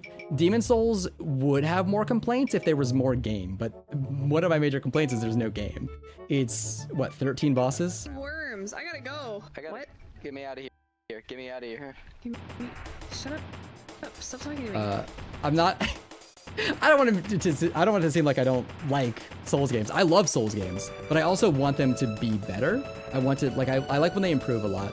Because Dark Souls 1 is amazing. Like a spectacular game. Dude, holy shit, why is locking on so bad? Like, why is it like a penalty to lock on? Why, that's like, at least in Bloodborne the sidesteps are really quick, and they don't take you very far, so you can quickly do like sidestep attacks and shit. Dude, in Dark Souls 1, why is the roll like that? Why'd they do that? At least in Dark Souls 2, they gave you like a 32. Fuck, I am just gonna compliment Dark Souls 2. Fuck! You're right! Oh god, you read my soul before I even fucking said anything. Get me out of here. At least in Dark Souls 2, you have like 32 angles you can roll. It's not like perfect like every angle, but it's like a lot of angles where it doesn't feel like you're limited in roll angle. Shut up. I can't remember if it's 16 or 32 or something. Yeah. Talking to me. The single direction roll. Yeah, you only have like forward, left, right, back. That was a thing that I tried to tell Maggie when she was first playing Dark Souls 1. The problem is that she gets motion sick really easily. So her moving the camera, especially in Dark Souls 1, made her feel nauseous. So when I say when you like fight unlocked in a Souls game, you also like while you're rolling, you want to adjust your camera so you can see the thing after you finish your roll or something, right? But she couldn't really do that. So what she did for a lot of Dark Souls 1 is fight blind. So she would roll past someone unlocked and then just guess where they're gonna be. And you know what? It fucking worked. She did it. She beat all of Dark Souls 1 and 2 using basically that strategy. Just like fighting without looking at anything. And I got nothing but respect for that. Now she's able to move the camera and play at the same time without getting sick. But like, watching her play Dark Souls 1, especially if you like go back and watch the Dark Souls 1 videos, you're gonna be like, oh my god, she really lived like that, huh? Sorry. Not you. Okay. Sorry. Look at me. Where is it? Not you. Okay. Sorry. Father Gascoigne. I think isn't his name like Gascoigne or some shit? I feel like it's like a fucked up French name. You know, I'll Google it. If I Google Gascoigne, Gascoigne. Oh god, I have a Chrome extension that blocks certain like Google search link results, and I forgot that I don't have it on this, like, it's like a separate Chrome install that I use this for.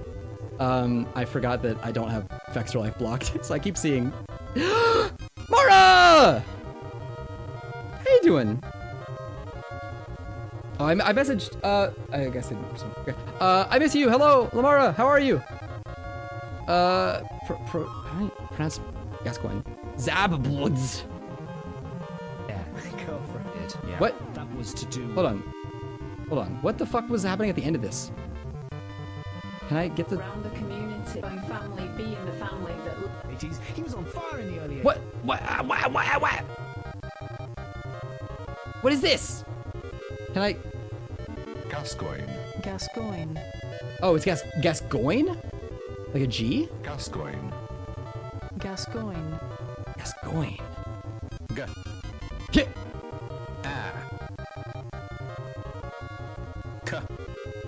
Oi. No, it is Gascoigne. Wait, really? It is Gascoigne? That feels wrong. Okay, all right. So glad you're still streaming. Wait, I mean, like, for, like, today? Or, like, generally, like, you're glad that I still am someone who streams on the internet? You don't have your gas card to pay. You gotta use your gas coins. Dude, that's what I'm saying. I got my little gas coin pouch.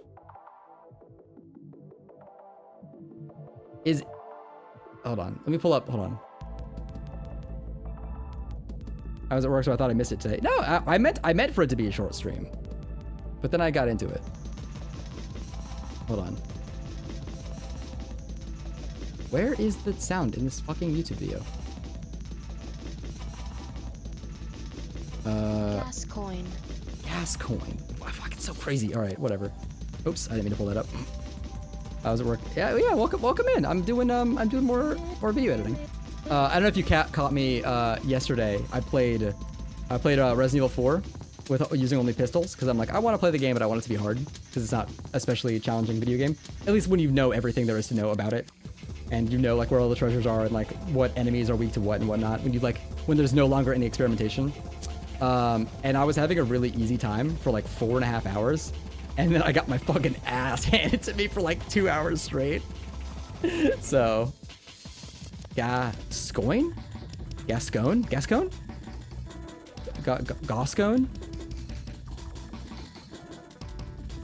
Phonetic spellings sometimes are crazy.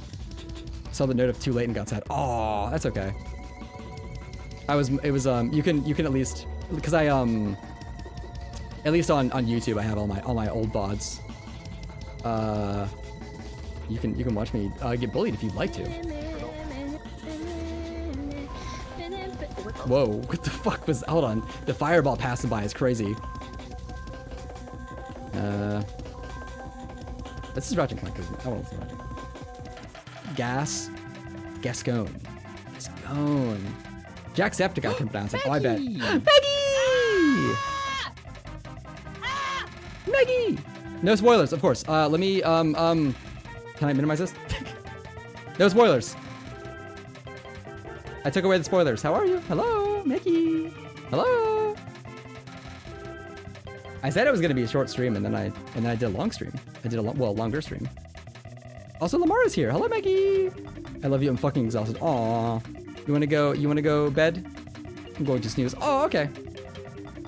Then I won't end stream to hang out with you. Yeah, Lamara's in YouTube chat. Lamara, we miss you. I think unprompted. Correct me if I'm wrong, Maggie. I think like unprompted, you've said, "Oh, I miss Lamara," like twice in the last week.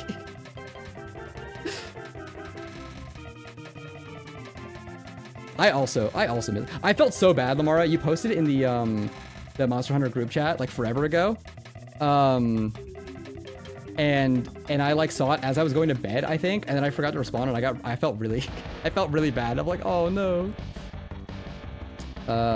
Maggie, I snagged some Miku blind box keychains over Easter. Ooh. Thought of you. Oh, that's so cute. The popular Souls memes, try finger butthole. Hell yeah, big chest ahead. I wanna do more Monster Hunty with you guys. I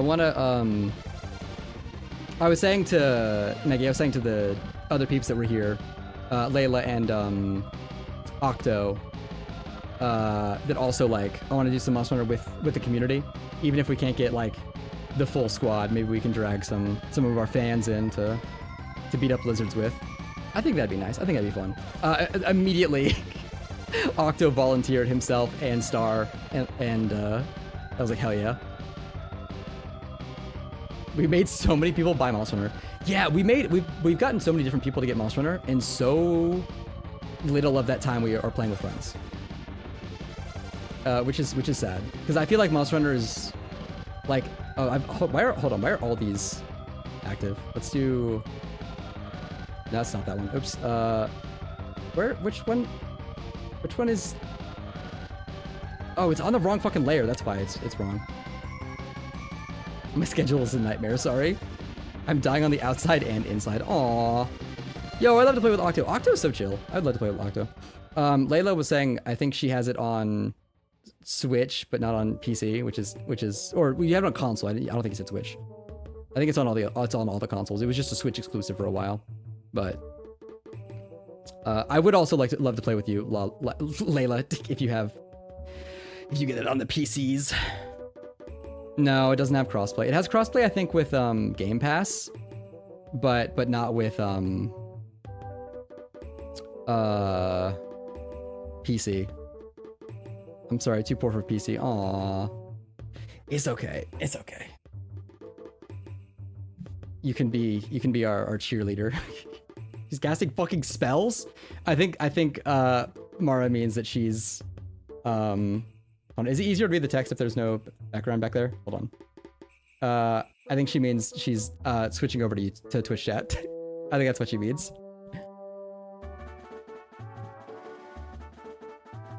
We're just chilling now. I guess I can pull, since you don't want no spoilers, I can pull up funny stuff. I wonder what, oh yeah, hold on. Jacksepticeye's room, we've seen over it. It's okay. I mean, I've, despite streaming for 5 hours, I've not done 5 hours worth of editing, not even close. I've mostly been talking with chat. Mara. Here he comes to save the day. There she is. Hi, Mara. I wanted to see Jacksepticeye's fucking Bloodborne movie. In his Bloodborne movie announcement video, he's just fucking surrounded by Bloodborne merch, and it's really funny. Welcome in. I hope things are okay. I've missed you. I haven't talked to you in too long. I hope we're able to hang out again soon, even if it's not for Monster Hunty. He'd finally be able to play a villager and say, "Away with you!" It's so good. Thank you for making me consider the PlayStation 1. I talked about the PlayStation 1 for a long time today, actually, and all like the cool games on the PS1 that I want to play. Oh yeah, you got your soundboard. I love my Maggie only Ethan. soundboard. Moon unit. Moon unit. Can I get? Hold on. I don't want to watch the video, but I do just want to have the image in the background of his like fucking mega Bloodborne room. Can I? Hold on. Oh, he pulls up a little. Is it coming to focus? A chocolate. He's got like so much Bloodborne shit just like stacked up against him. Like he's like, I'm a real fan. Look, I'm a real fan. I got all this cool shit. Is that all he does? I feel like I could see more. Also, I'd hate that ambient mode is on by default. That shit sucks. He also pulls up. He's got like the big Bloodborne. Is that Maria or is that some other person in a chair? I don't know. It's so hard to tell. What's the video quality? Oh, no, thank you. It's not relevant. I love that he's got he doesn't he have a Bloodborne tattoo? Oh, he does. Yeah. He's got I think he shows it. Yeah, there it is. He's got the hunter's mark on his inner arm too. He's proven himself as a Bloodborne fan. He hasn't played Bloodborne as much as fucking, oh god, what's his name? Lobos Jr. But this guy's whole thing is like, oh, you know what? Actually, I might get spoiled on Elden Ring stuff. This guy's whole thing is like, guy who plays way too much Souls game challenges. By the might of the equinox moons, I send friendship vibes from beyond the horizon. Oh, thank you, Lamara Draws. The power is felt. In the Shadow Colossus too. He's the second or third one he's got. No, new one recently. Alakai said I love Lamara. I'm glad I fixed it, but the TTS didn't work yesterday. By the way, I had to fix it, so I'm glad you're using. I realized it was broken yesterday, but Certified Alakai said I love Ethan too, I guess. Aw, that's so sweet. Aw, wow, I love you too. Remember when? Is that J-Schlatt? I don't. Is that? Do you spell the name correctly?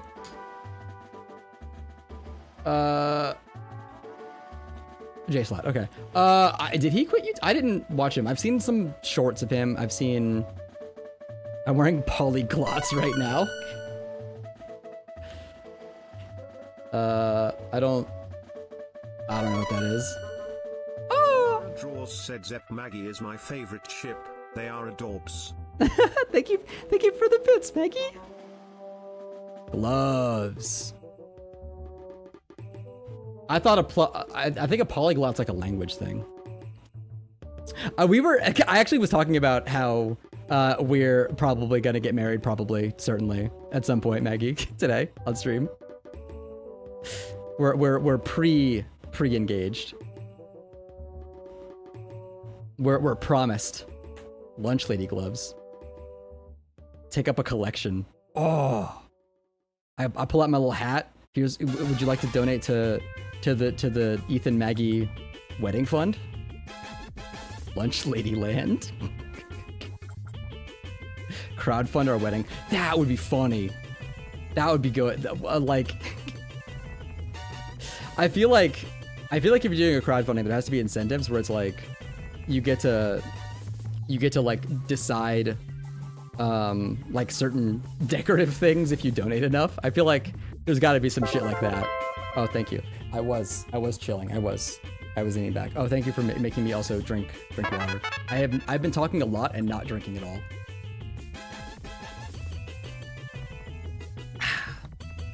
I am blasted with extreme nostalgia. Why? Lunch lady. Whoever donates the most gets to decide which direction the bouquet toss goes. We do like one of those, you know, the streamers that have like the crane game or something in the background. Actually, you know, Germa's Oh god, what was it? His like carnival stream? He did this carnival stream where like Twitch could like control like a pie throwing thing or something. When he was in like the dunk tank. Like they like made a robot that can like throw shit by like based on Twitch messages or something. And they'd use it for a bunch of things. It's like a ring toss thing. They did like a dunk tank thing. We do that with the bouquet. This was so long ago. The video was 6 years ago, but the stream was 7 years ago. Jesus. September 21st. I'll just throw it straight at their head. Plus 45 strength and all. You do have a lot of strength. I've talked about how in the games oops, I didn't pull that up. Ever since getting good at Dark Souls, you've like looked back at your past Dark Souls and been like, man, I've become so powerful since then. Okay, I love you, Lamar. I'm dying, so I'm eating, going to bed. Good night, Maggie. I love you. Eat some good food. I miss you. I love you. If you got baby pictures, please send them to me. Did you send me baby pictures? She already sent me the pictures of babies. Hell yeah. Lamara Draws said Poggers chat. We just hit the next incentive hit. Flower arrangements are now unlocked. Hell yeah. Oops, I didn't mean to pull that up. I meant to pull up this. All right. We got stuff now. All right, I'm assuming it's safe. I'm assuming she's going to bed. Don't look, Maggie. Don't listen, Maggie. Certified Alakai said donate to get access to the honeymoon suite. Oh, that's good. That's Good night, I love you. Do they only hold on, wait, do they have okay, good. They have bisexual pride. They have the gay pride, they have the bi pride. They got them all. Well, they don't have them all, but they have my favorite. I think it's amazing how aesthetically good the bi pride flag is.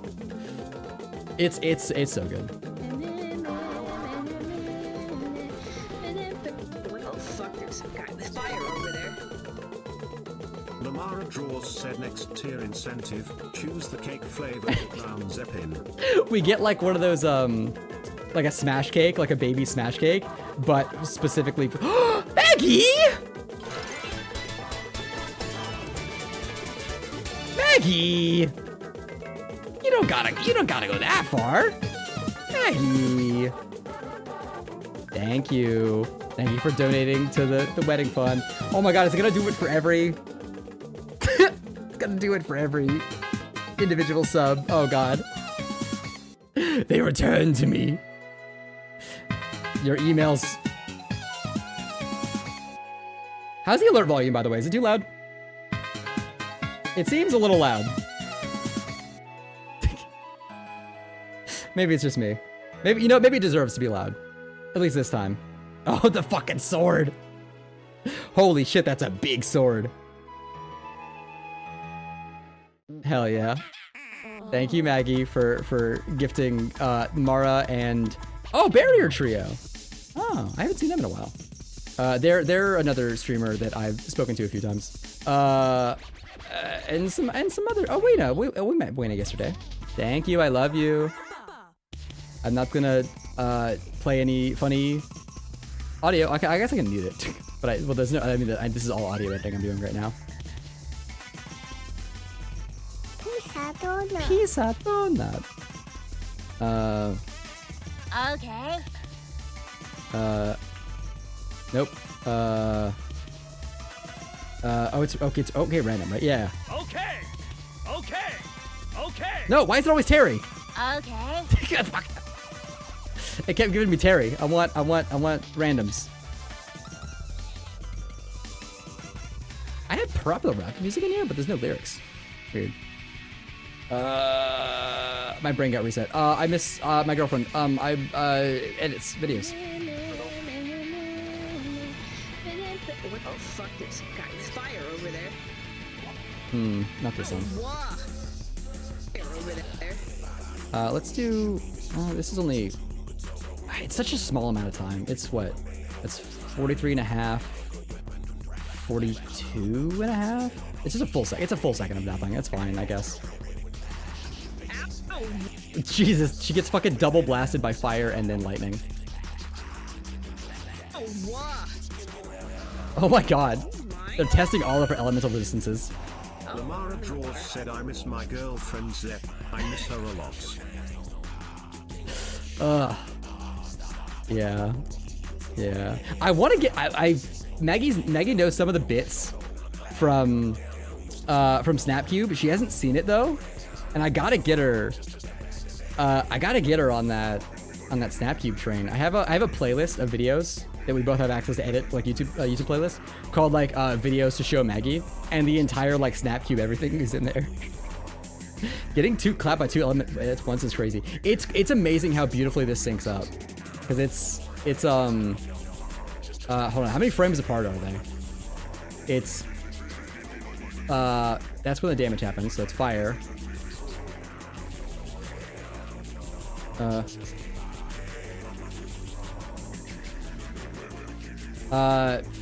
45 frames later, she gets hit with lightning. That's so fast. It's just why? Because there's this room is kind of brutal actually. This is the one where it's like the speed of lightning, one would say. This is one of those rooms where, oh god, this is definitely one of those moments where I have to like give Dark Souls 2 credit and also be like, but you fucked this up though. Imagine if you could dodge lightning IRL. I think depending on the source of the lightning, you could dodge lightning, because you only have to dodge not once you see the lightning, but once you know the lightning's coming. Because if you know the timing of the lightning, assuming it doesn't, you know, magnet to you. Yeah, I compared to lightning. Exactly. I played dude, I've beat Sekiro charmless, you know?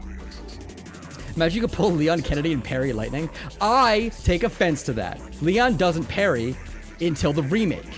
He doesn't, they added parrying into his lore. That's not real. Scratch that, Sekiro, my favorite. Hell yeah. I think I said, Layla, when I was asking what your favorite Souls game is, I'm like, you can also include Sekiro or remove it, because it's like not really a Souls game, but it's also my favorite Souls game. It's my favorite. I got, I made a tier list. Hold on. I saw a clip of parrying. Okay, wait, no more. I haven't played the new game yet. I'm assuming that's a bit. I'm gonna assume that's not real and it's a joke, and it's a really good joke. And then if it becomes real, I'll be like, oh, that was real. That's funny. Because parrying a car is insane. But Sekiro is. I made a tier list at one point where it's like, I think Elden Ring, Sekiro are like tied for like my favorite for like very different reasons. And it's really hard for me to pick one or the other, because Sekiro is really good. Sekiro is so fucking good. It's so polished. It's so, all the things that like I don't like about Bloodborne's like build diversity, I know they don't apply to Sekiro, because Sekiro only has one build and it's swing your fucking sword. I actually want less build diversity, because I wanted to never use any of the tools. I feel like firecrackers are too strong. I asked for no pickles and they gave the main character the pickle pounder. Would it be possible for us to play Night Rain together? If I owned Night Rain, is Night Rain on? Does Night Rain have crossplay?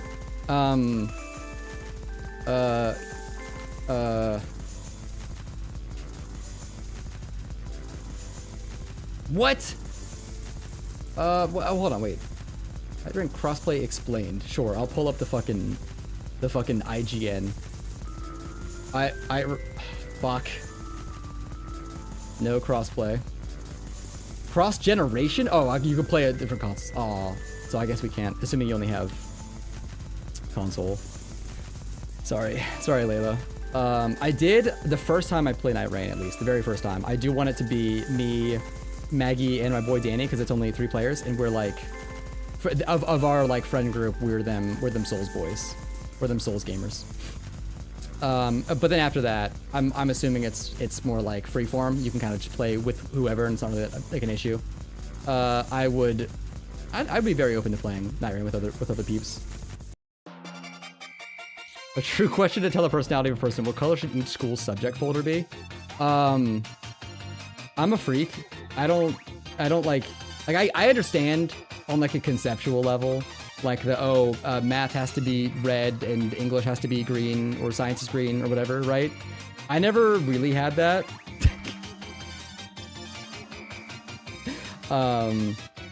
It was one of the things where like my friends were particular about it, and I'm like, I mean, I don't know. But I also didn't have. I never. Well, okay, like once I had the color notebook things. What I did is I had I had a big ass fuck you 3-ring binder, like a fucking thick ass guy with a bunch of loose leaf paper. And it would just be all my subjects at once. I didn't have a specific book because I never used the entire book, you know? I never used the entire book, and I always had like a bunch of extra paper. And it felt like a waste. So wish I had a thick ass. Heck. Once that HRT hits, it'll be your time. But like I had a big ass binder, and I just put everything in this because there'd be times where like we would return to like a previous subject, and if I was using a normal notebook, I would just have to write it on like a new page because I wouldn't know we're returning to a previous subject. So I would have to like write in like on a new page, like, oh, by the way, this is references pages 11 or whatever, what the fuck, right? So instead of, if I just had loose leaf paper, I could write the notes and then put it next to the relevant information in the 3-ring binder. I can organize shit however I want. I did get the separators, but the separators were like white separators that just had like the subject name written on it. But I also had a lot of weird subjects because I had a lot of like electives that I took.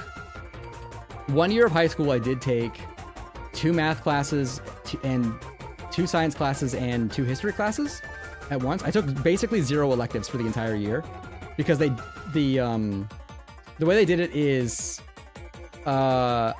you were allowed to like pick your classes, but some math classes, like you couldn't take algebra 2 unless you took algebra 1, but you didn't need to take algebra 1 or 2 to take geometry or pre-calc or something, right? So what I did is I took a bunch of different classes that didn't have a prerequisite all at once in the same year. So I could just get my like all my core classes out in 1 year. So my binder was fucked that year.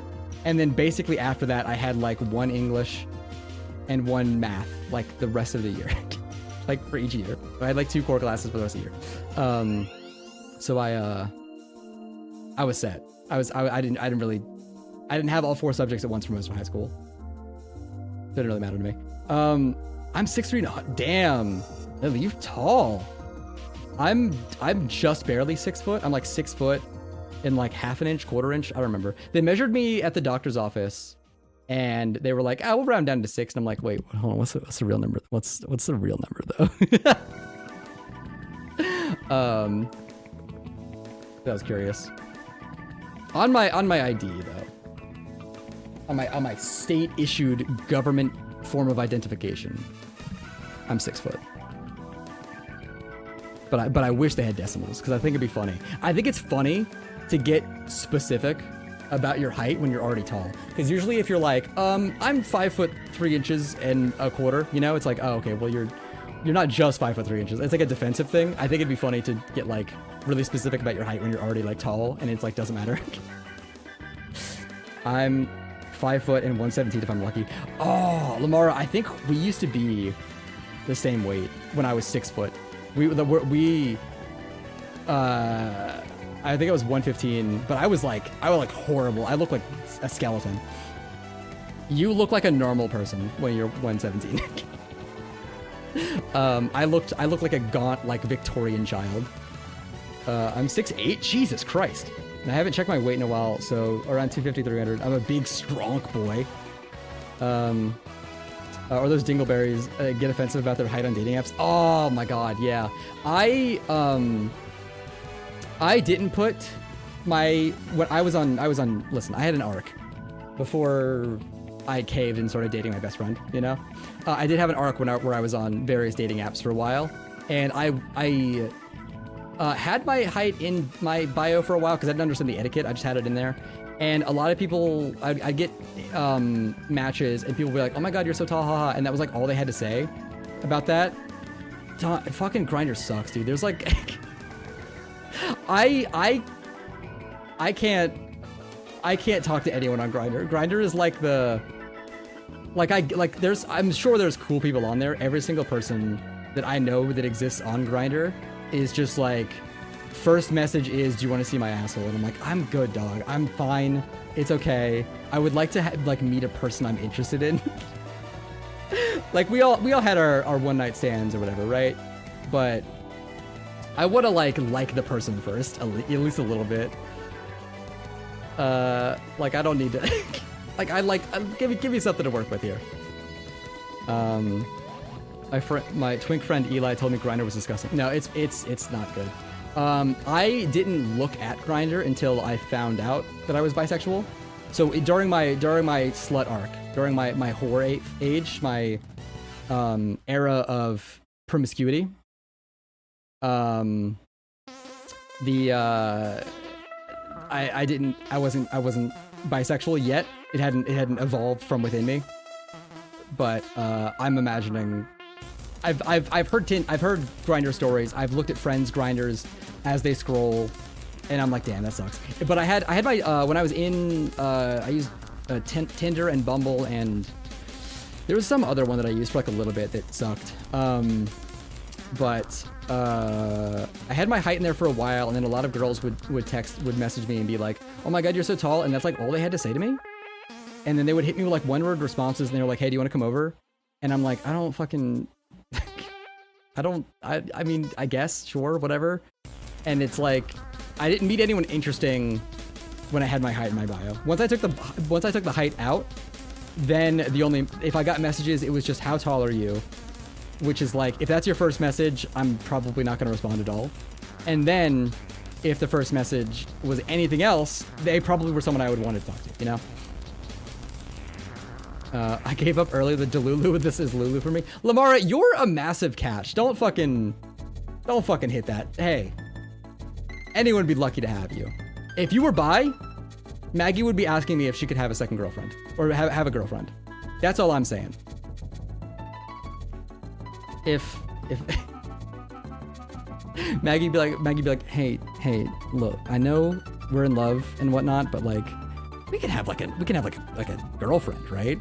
We can have like I could have a girlfriend, right? I'm like, oh, fucking, who is it? Who do you have a crush on? She has to like Monster Hunter. It has to be in a niche horror movies for me to like her. Oh, actually, you know what, Octo? I'm like a horror movie hater, but not because I feel like I've only seen like bad horror movies. I feel like if I were to ask you for some like weird horror movies, would you have me hooked up?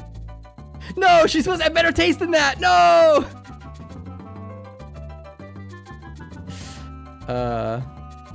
Horror movies suck. No offense. I think generally that's true. Okay. Most horror movies I've seen, the point of the movie is to scare you, and I don't get scared by horror media like at all. So it would be like saying, if you've only seen like stand-up shows, right, and like normal stand-up shows. Where there's like there's no Bo Burnham gimmicks going on or whatever, right? It's just like guy walks up, says funny stuff. If you don't think any of the jokes are funny, then you're not going to like it, right? You know what I mean? So if like the major thing about a movie is like it's a scary movie and that's it, then there's nothing there for me. There's a lot of horror movies I do. I mean, I love Alien 1, and the other Alien movies are funny, but like they're not really horror. I like they're funny. Like Aliens is like a good action movie, but it's not like a horror movie. I love Cabin in the Woods, but that's because it's like a deconstruction of horror as a genre. There's a lot of horror movies I like, but they're like the exception because they're like weird in some way. But like a lot of horror movies I've seen, I'm like, I'm good, dog. This is like not for me. Especially like found footage shit. I'm like, ugh. The movies out there that startle you are to ass. Yes. Like, I don't, any friend that I have that's like, oh, dude, I love horror movies. They always are like, here's the most jump scary bullshit you've ever seen. I'm like, okay, cool, great. Or it's just like a tropey, like nightmare. And I'm like, I don't care.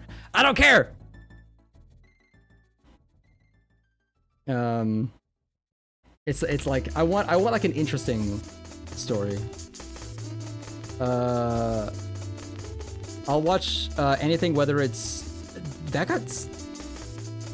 on, did that get censored? Hold on. Are you censoring yourself? Or did that get auto-censored? Whether it's S stuff or rom-coms, it could be anything. Sex? Sex? I don't know.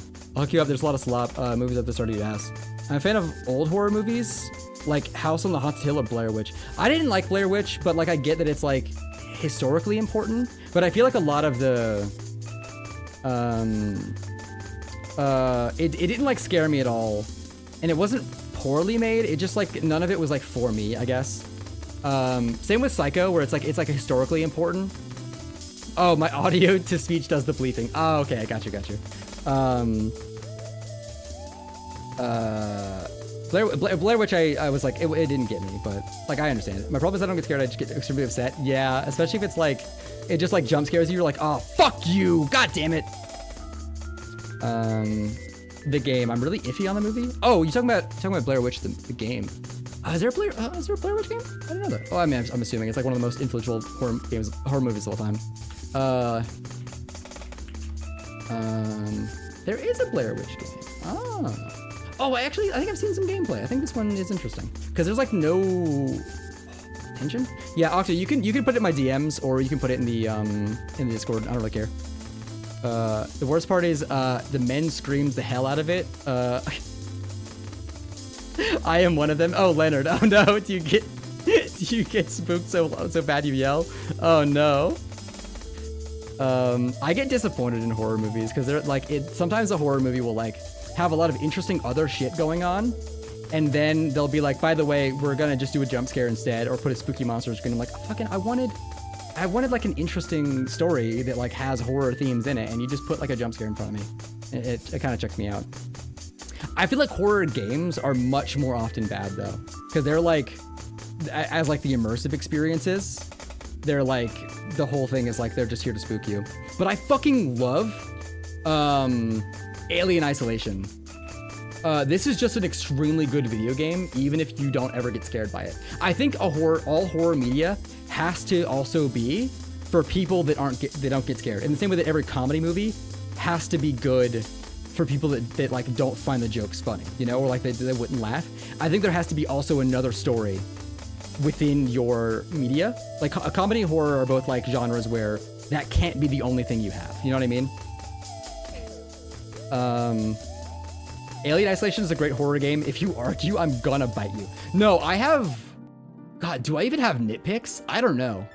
I think that everything in Alien... Oh, we're about to get ads. I can't snooze them anymore. I'm sorry, I've been snoozing them for 15 minutes. We're gonna get ads, I'm so sorry. Alien Isolation is really good. I don't know when ads hit everybody, but I agree, it's very good.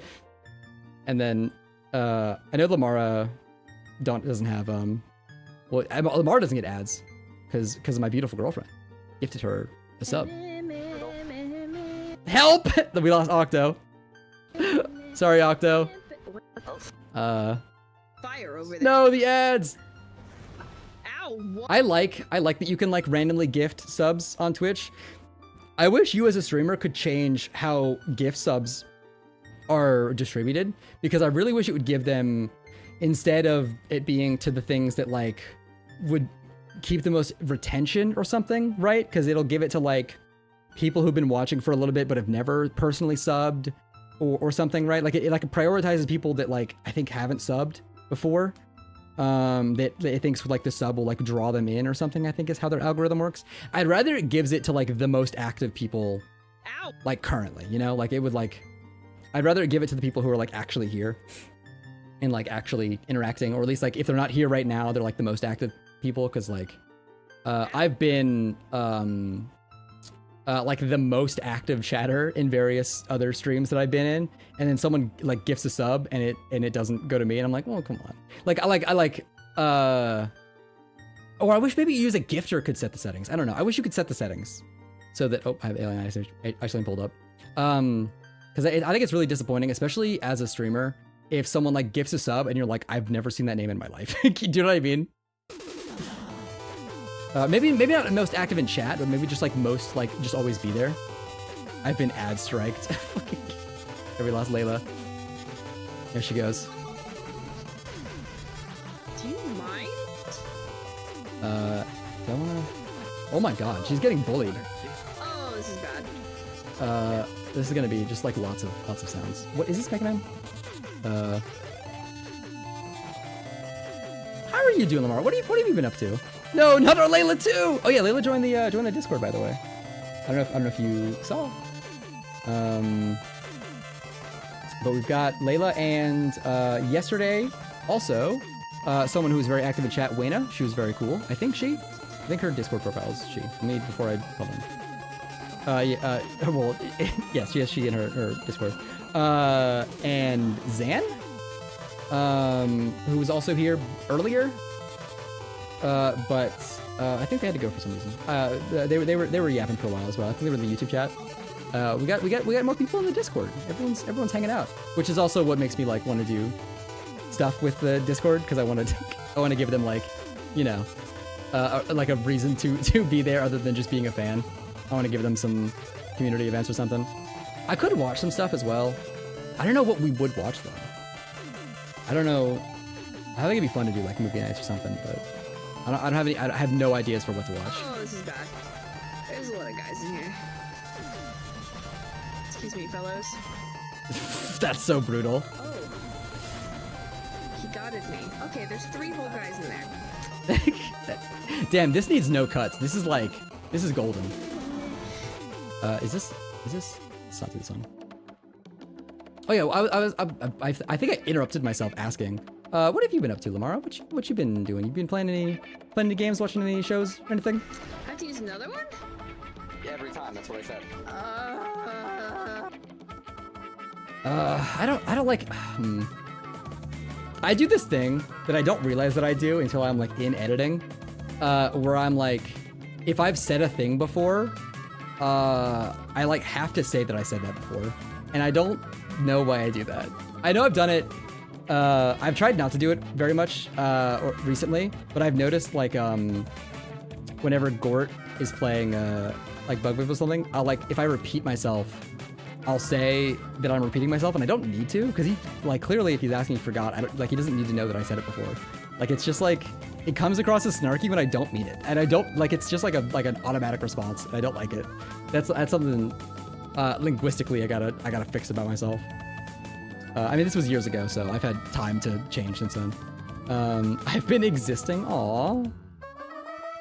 Well, if you were ever bored, if you were ever missing me and Maggie, we're always missing you. You're always welcome to bully us. I feel so bad. I know, like, I think you said that shit, I forgot. I think you'd said something about it, but I just want to apologize again for you being like, I miss you guys, or like I'm thinking about you or whatever in the group chat, and I just fucking left you on red, and I feel so bad. Yeah, April 10th, thinking of y'all, and then I didn't respond for 12 days. I promise, I saw the message while I was going to bed. I think, what time did you send the message? Hold on. 5 p.m. Yeah, I think it was like my sleep schedule was like really fucked, and I was going to bed so early. Welcome back. I can, hold on. Layla and Octa, if you're both here, since you're the ones who just got ads right now, I have my ad setting set right now, so it's like 3 minutes of ads every hour, I think is how it's set. Would you prefer it to be one long 3-minute ad break? Because that's the shortest I can make it for that. Every,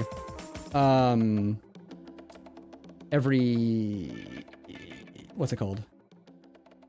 One like 3-minute break every hour?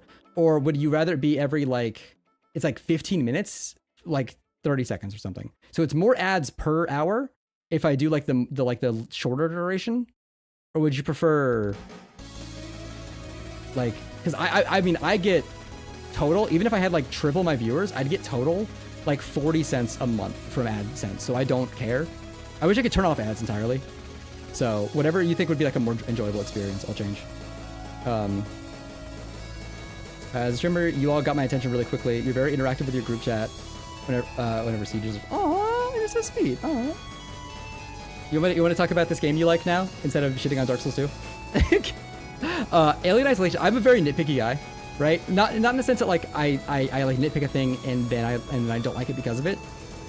Whenever I really like something, I think very critically of it. So I'll spend a lot of time thinking about the things that I like and don't like about it, and like where it can be like improved or where I think it excels. And Alien Isolation is in that very small category of games where there's not a lot I would change if I could. One of the only things I might do is make it so there's no difficulty setting. I think if you were to lock the game to nightmare difficulty, I think that'd be the only change. But that's just saying, I don't like that all of the that like it's not for freaks, you know? I don't like that a non-freak can enjoy it. But I really like Alien Isolation. I think that the way that it forces you to manage resources. Oh, Layla, oh, thank you. Oh, that's why when you said you deserve this. Oh, it was the sub. Aw, thank you, Layla. You're awesome. Now you're immune to ads. So now your opinion on ads doesn't matter. Now I won't listen to you. You're immune for the next month. But I love the way that Alien Isolation forces you to manage resources, and it does like the kind of like crafty slop thing that other games do, but it does it in like a non-slop way. It puts a bunch of resources in front of you and then goes, okay, you can only carry 3 of these ever. So you like better make sure that whatever you use it on, it's what you want, right? And you have to vary it on nightmare difficulty because like the noisemakers the alien gets smart against. Oh yeah, it does. Yeah, it does do like the Far Cry crafty slop shit, but like not bad. I've only played Far Cry 3 and 4. I'm assuming. I think that one's crafty sloppy. Or like Assassin's Creed Black Flag is kind of it's got like a weird craft slop thing in it where it's like go. Was it? Oh, you know, it was 4 I played recently. Yeah. It was in like the shared Steam library or something, and I played it for a while. And I was like, this fucking sucks. I played it for a while because I wanted some like brain off. Yeah, you said Black Flag. Yep, you already knew. I played some brain off. I just wanted some brain off shooter game, and I like looked through all my roguelike games, and I'd beat all the ones that I cared about. So I was like, fucking give me a Far Cry. I don't fucking know, dog. And I goofed around for a bit. I think I'd seen a Donkey video recently on it, and I'm like, sure, this seems like a dumb thing to play for a day or two. But yeah, it does like a lot of things that I feel like on paper would be like, ew, gross. Like, oh, it gives you a gun that doesn't work on the alien. Oh, okay, cool, whatever, right? When you it does like the Resident Evil, like you can only save at certain specific places and like you can die while you're trying to save. Like, oh wow, okay, cool. And then like I play it and I'm like, no, shit, it all works. Fuck, it's such a meticulously put together puzzle piece and it all works. The Xenomorph AI is a dream. Oh, why did they do it so good? I've watched extremely intricate breakdowns of the Xenomorph AI, and it's like kind of held together with duct tape, but that duct tape is like fresh. That's brand new duct tape. That shit is not gonna tear anytime soon. It's so good. Keep looking at my games, you might find something good. There's an old 360 game that I played called Legendary. And honestly, it's half bad. It's not half bad, but it's like Pandora's box with monsters and shit. Okay, guns rarely work in Xenomorphs, on Xenomorphs until they do. They just invent newer, cooler guns. Well, actually, okay, no. In Alien 1, they don't have a gun. They're on like a science vessel or something. So they don't have any kind of weaponry that would be able to kill the alien. So the only thing that they have is like a flamethrower that they cobble together, right? They make a flamethrower because they're a bunch of like engineers and shit. They like cobble together one out of like fucking spare parts and duct tape and shit, right? And fire, I think, could kill the alien, but not. They would have to like the alien would have to sit still and like let it be like engulfed in flames for like minutes before it died, right? So the fire narratively in the first movie is just there to like have some kind of defensive tool to like alleviate tension so that we can raise tensions later in the movie, right? So there's like nothing about we never see them be like immune to death. And then in Alien 2, they just like shoot the fuck out of a bunch of aliens with like big guns, and it's like, oh, okay, I guess I can just die. What is called Legendary? Okay, let me pull up that on Steam. That's not how you spell Steam. Legendary. Why is this the fucking Spanish version. No, it's fine. I would like the normal non-Spanish version, please. Yes, I was born in 1945. Ooh, mixed. That's how you know it's good. Ooh, this looks kind of bad in like a fun way. Why they draw? Do they? Is this like an on-screen UI indicator to let you know you took damage, or when they swing their claws, does it create like a 3D texture in the environment that's like their attack range? That's really goofy. Those are alpha werewolves and they're a fucking menace. For a spooky movie, I'd recommend The Descent. Some classics you can watch are Hellraiser and The Thing. The Blob is pretty good for its time too. Okay, you know what? Let me put. Do you already DM those to me on Discord, Octo? Can you put it in the Discord or in the DMs? So that I don't forget. Or if you're still working on the list or whatever. Yeah, send me a list of movies you think that I might like. Because I'm like, I don't think horror is like an inherently bad genre. I think it's just the kind of genre where like so much of it is like slop. I make a big spreadsheet list. Oh, actually, you could. If you want to add it to a spreadsheet that I already have, in the Discord, there's a Google form that you can fill out that like will put it in a spreadsheet that I've made for me. You could also just make a spreadsheet. I mean, it doesn't matter. The spreadsheet in the Discord is more for like game recommendations or like stream interaction stuff. They got pulse rifles and Alien too, I think. Yeah, they do have pulse rifles. They got weird like fuck up like super guns. Daedalus has a horror collection movies, and Hellraiser is one of them. And I think it's top tier up there with. I don't know what you mean when I say the big ones. You know, like Ghostface and shit. It's pretty fucking good. I'm gonna hit you with a pickup line. Are you ready for it? I've seen. By the way, I love gore. I love especially comical gore. Like some of my favorite movies of all time are. Also, yes, you can hit me with it. Final Destination and Saw. They're like over the top comical gore, and it's a really good time. Me and Maggie fucking love watching that slop. It's a good time. Do you play Fallout because you're charisma plus 10? Oh, stop. You think I'm special? You get it because the spats are called special, I think. Did I get that right? Fuck. Did I blow it? Did I blow it?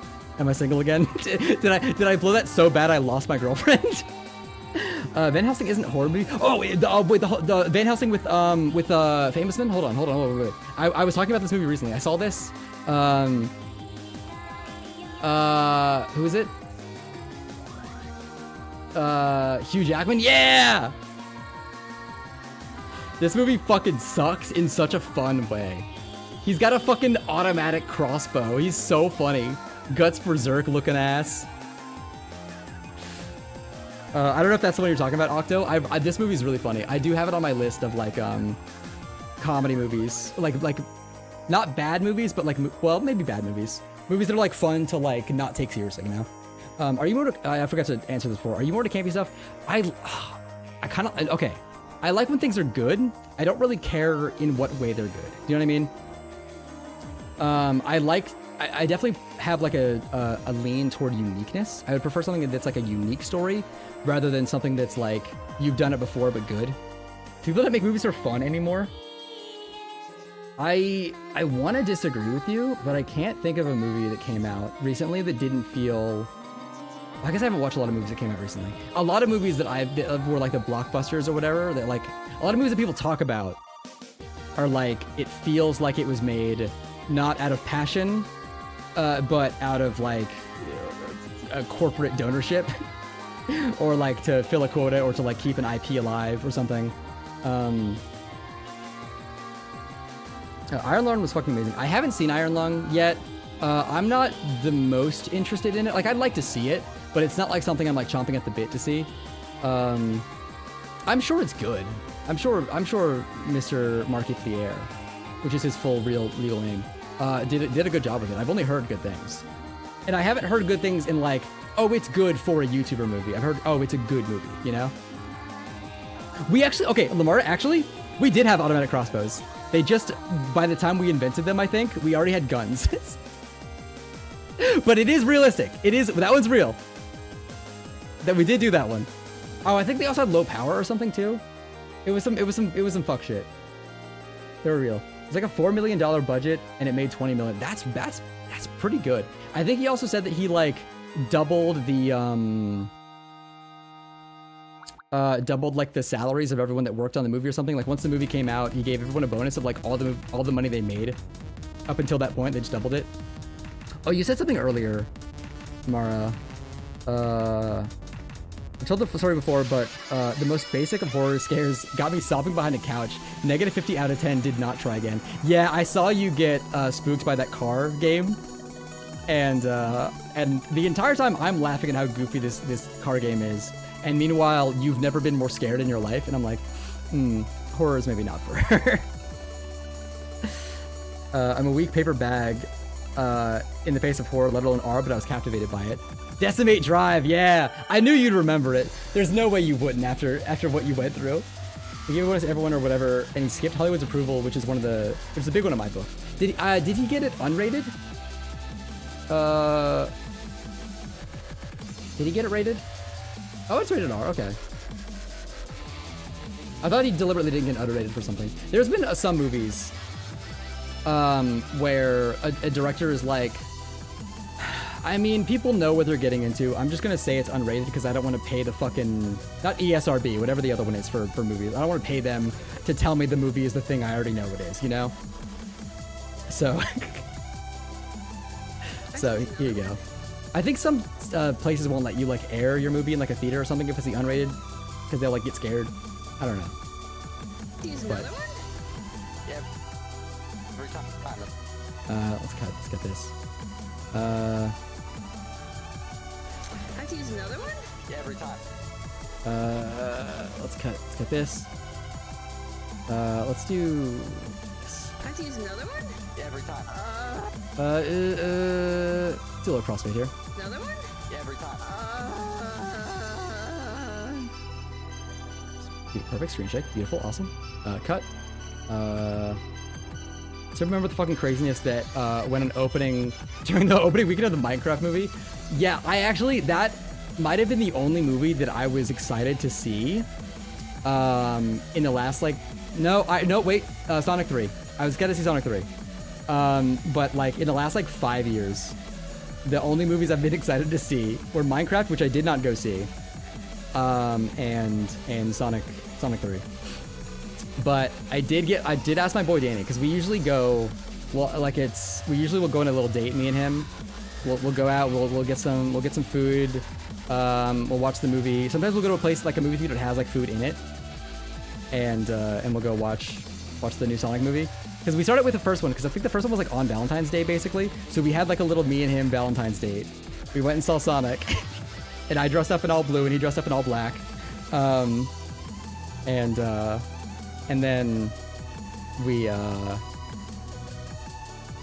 just like done that for all the other movies since. But I did ask him if he wanted to go see the Minecraft movie, and he was like, "Why?" He was like, "Why would I ever want to see that?" And like, "No, you're right. I'm sure it's gonna be bad, but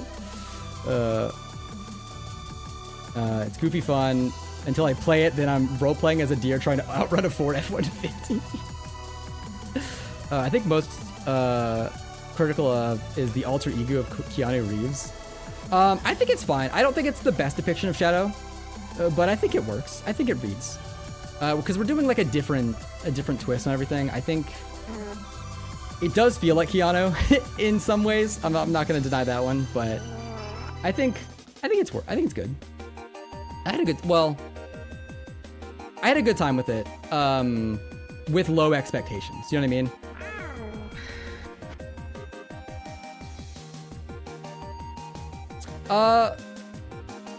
Keanu's version of Shadow, just my man Justice. I think he's good. I think there's a lot of ways they could have taken Shadow that's like bad. That I'm glad that they got what we got.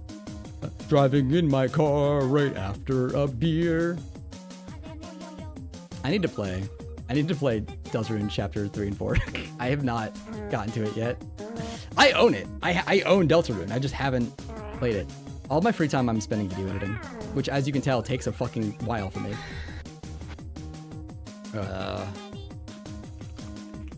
Maybe I shouldn't stream video editing. Maybe I'm not getting anything done. Well, let me do. Let's see. I'm a big Metal Gear and Splinter Cell freak. I haven't gotten too much into Splinter Cell, but I'm gushing over the new Tomb Raider that's coming out. Is it like new in the new series? I haven't liked the new Tomb Raiders too much. I'm a big fan of the original Tomb Raiders. I like that they're campy. You know what? Actually, I only played the first Tomb Raider remake, and it just felt like torture porn. It just felt like how many situations can we put Laura in that she'll have a bad time? And it's like, I get that we're doing the like origins of Laura or whatever, but it kind of felt like Surf and Dracula.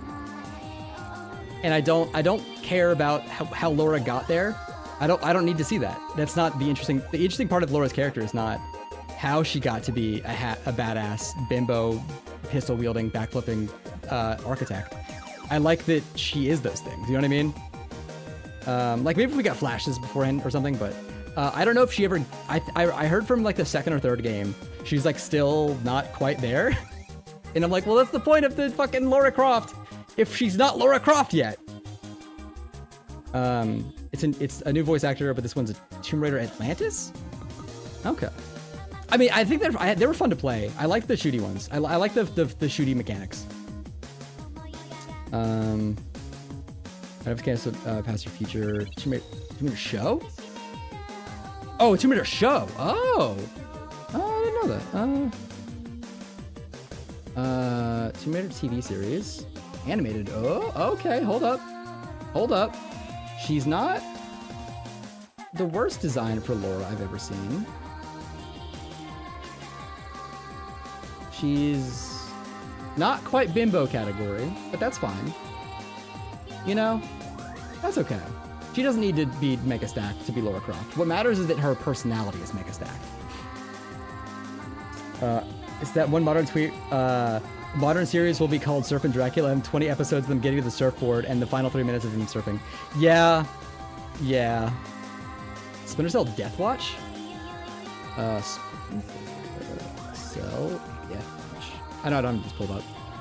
Another animated Splinter Cell show? Okay. I played, what's that one Splinter Cell game?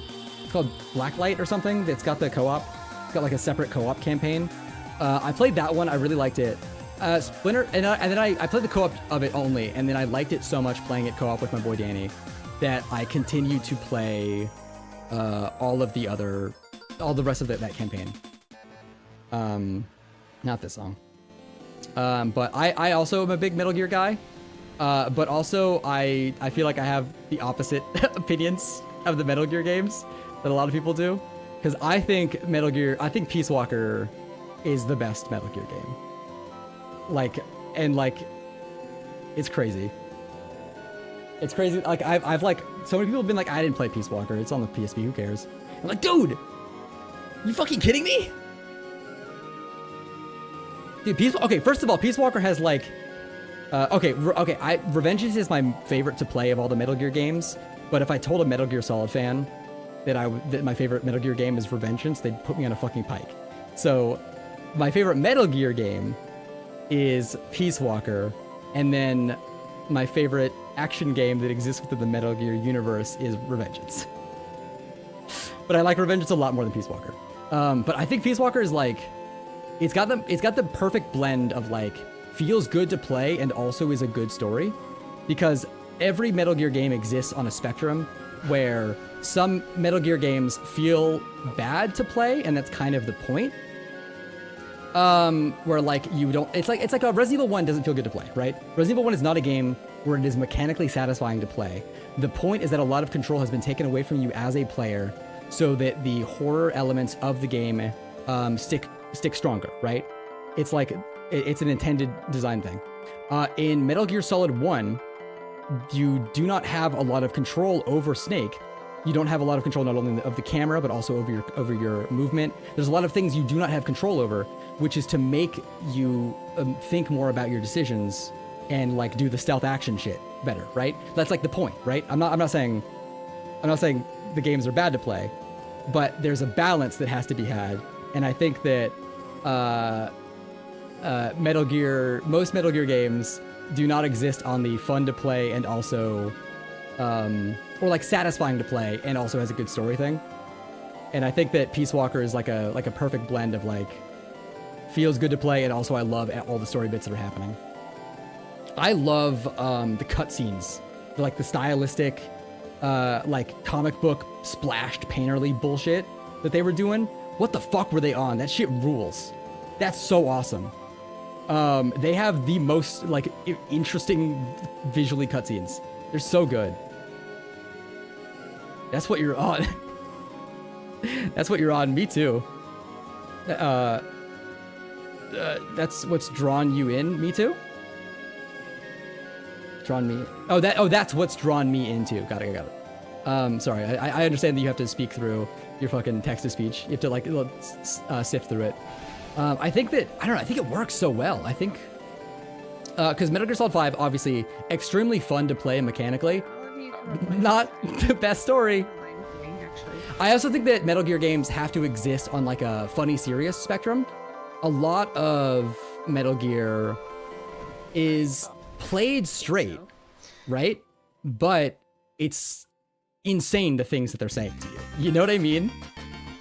They'll say some of the most insane shit possible to you, and everyone in the universe is taking it extremely seriously.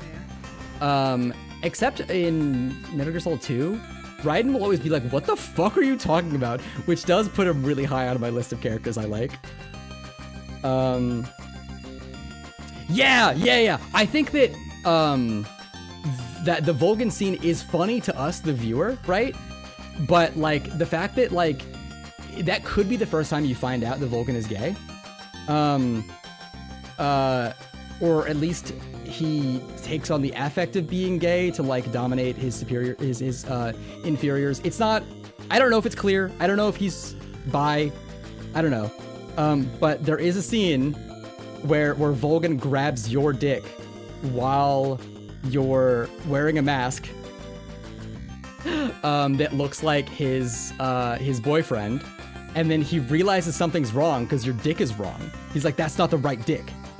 And then, and it's really funny. But everyone in the scene is it's a very tense scene for all the characters in the situation because you're getting found out, he's finding you out, and now you get fucking captured for it, right? Like it's played extremely straight and it's so funny. I think that works. I think that most of Metal Gear 3, I think is not. It plays itself too straight, and it takes itself too straight. And I think it doesn't land as well, but that scene is very funny. Vamp is bisexual. Well, no, it's Metal Gear Solid 2, right? Do they say it in 2 or do they say it in 4? I think they say it in 2. Where like, are you sure? Hold on. When do they call Vamp bi? It's 2. It's 2. They do say it in 2. Vamp is straight out at, oh my god, why did it scroll me back up? What the hell? Be bisexual in Metal Gear Solid 2 when he and Raiden discussing the enemy over codec. I think it's an optional codec. So that, yeah, they're saying, this is so funny. Kojima wrote a character that's like a vampire in so many ways. And then Raiden in universe, because this is his character, is to like draw attention to the insanity. That's why I like Raiden so much, is he draws attention to the insanity and he goes, so that's why they call him Vamp. Is he just like assuming, right? Snake would have asked the question. Raiden like assumes the answer and then it goes, no, Vamp isn't for vampire. It's because he's bisexual. Like, whoa! What do you mean? Whoa! Kojima!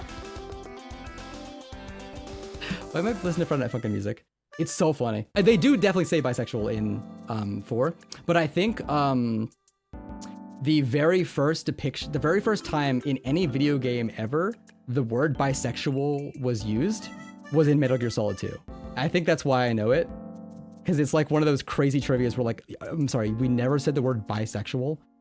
in a video game before, and it was also in like no media. Maggie and I both being bisexual, we've anytime we see like a canon bisexual character, we're like, hell yeah, put him on the list. Because there's a lot of times where we'll see a character and they're like a confused gay, you know, where it's like, oh, this girl, she thinks she likes boys, but actually she finds out she likes girls, and it's like, okay, well, she could like both though, without changing any part of the story. She finds out she likes girls, that's fine. She could continue to like boys. Do you know what I mean? Like, we don't have to like fully switch, like, we don't have to like downplay all the places she was before. Like Ellie in The Last of Us, I think she was always bi. I thought the only time, we never confirmed that she's gay, because she has like the DLC in the first game that is like her and her girlfriend or whatever, like right before the events of the game or something, and she kisses a girl, and I don't think they ever said that she's gay. So, you know, if we never say a character is gay or straight, I assume them bisexual, like a Tamagotchi character. Oh no, fuck! In the that's not true, because you have to enable in the new Tamagotchi life, you gotta like set their settings. I have not played Last of Us 1 or 2. I've seen like gameplay, and I'm like, it's, you know, it's fun. I think it was a PlayStation exclusive when I was looking at it or something. I wasn't super interested, or I couldn't play it or something, but it didn't seem mechanically interesting to me, so I didn't get into it. Yeah, because it kind of just I have to be drawn in narratively or mechanically, and I wasn't that interested in the story, and the gameplay looked fine. It didn't look anything crazy, so I was like, it's okay. It kind of just looked like cover shooting, which is, well, not cover, like stealth shooting, which is fine. Sleeping Dogs. I actually, you know what? Sleeping Dogs, hold on. Now, is Sleeping Dogs, Sleeping Dogs. Is this one of the older ones? Hold on. There was like a remake, right? I don't care about the remake. Yeah, Sleeping Dogs is like fucking weird. It's got like a bullshit ass combat system and shit too, where it's like contextual Yakuza ass shit. Yeah. I think that one's on my list. I would like to play that one. Oh, God, my list of fucking games to play is so long. If you, Layla, if you think of any games also that I might be interested in, is it in the suggestions channel in the Discord? Yeah, I pinned a message in the suggestions channel in the Discord, where you can like fill out a Google form and like spam me with game recommendations or something if you want. Just so I have like a place that I don't forget stuff as well. Because there's a lot of shit that I want to play. Okay, click and drag, in my opinion, but it's called Lord of the Rings Battle for Middle-earth 2. Oh shit, wait, is that the RTS? Wait.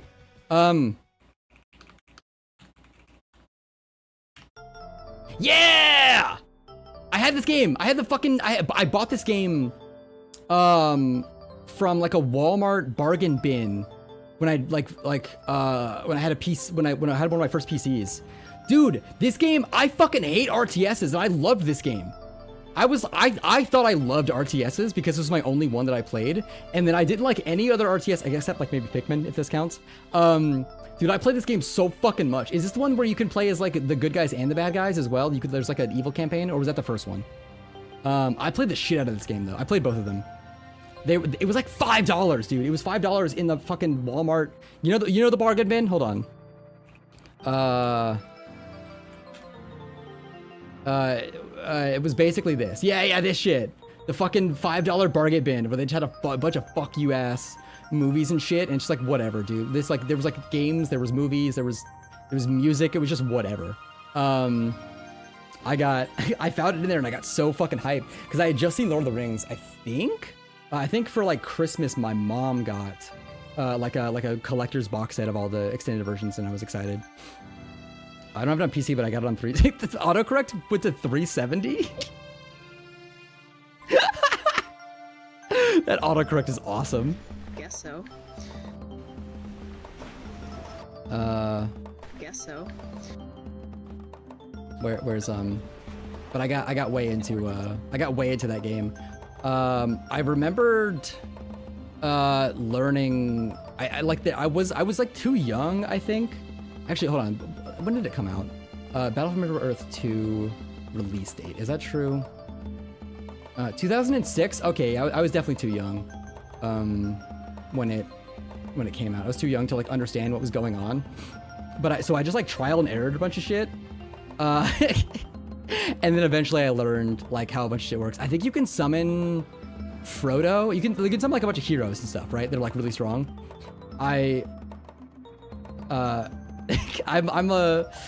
So you were born basically right before this game came out. June 5th. Yeah, only 7-ish months. Was that true? Like August, September, October, November, December, January, February. 8. Fuck. All right, you were born 8 months before Battle for Middle Earth 2. And it's the perfect video game. I remember you could summon like Frodo or some shit. And I don't remember what he did. I remember he sucked. Or he could go invisible. I remember I summoned him once and I never summoned him again. Because I'm like, what's the point? Oh, I think you have to keep him alive, actually. I think that's the thing. It's like you need to keep him alive because if he dies, you can't like resummon him. That might just be one specific mission. I don't know. It's been so long since I played this thing, but I got way into it. I was like the first-person Shadowrun shooter. I really like the game. The game took an XCOM style turn, and the Old Legacy Conquest was another one, but an alternate campaign. Oh, okay. There's a lot of. I love a wacky game. You know, they don't make them anymore. They don't make them like weird movie tie-in games, or like not movie tie-in, but just like games based on movies. Oh, thanks for hanging out, Mara. I thought you'd already gone, but you get a thank you for being here, and I hope you get good food. I won't say your catchphrase because last time I did, you beat me with a rock. But I love you. Goodbye. Mwah. Do you mind? What's this? Do you mind? And water take less fire damage. Oh yeah. Oh yeah. I actually think that's technically not true. Well, okay. I think there's more nuance to it. I say you take less damage in water. You take less fire damage in water. And I think the water persists after you step out of it. So I think she took reduced fire damage here.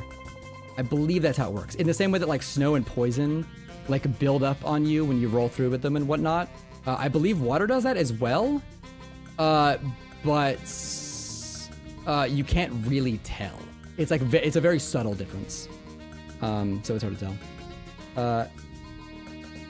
That's how it works because you also try to fuck it. Okay, yeah, okay. I have a lot of like, whenever I'm like less than 99% sure on something, I always phrase it as if like, oh, I heard this somewhere. I think I might know this, maybe, whatever. Even if I were to like take a test, I would like immediately circle the thing that I think I know. I have like, I like lose like so much confidence in how much I know a thing as soon as it like dips below 98%. Ah. I just drank the last sip of my tea. That shit was just fucking, what's it called? Grains? What's the tea leaves? What's the powder? The chunks? You know what I'm talking about. Let me get something else for you.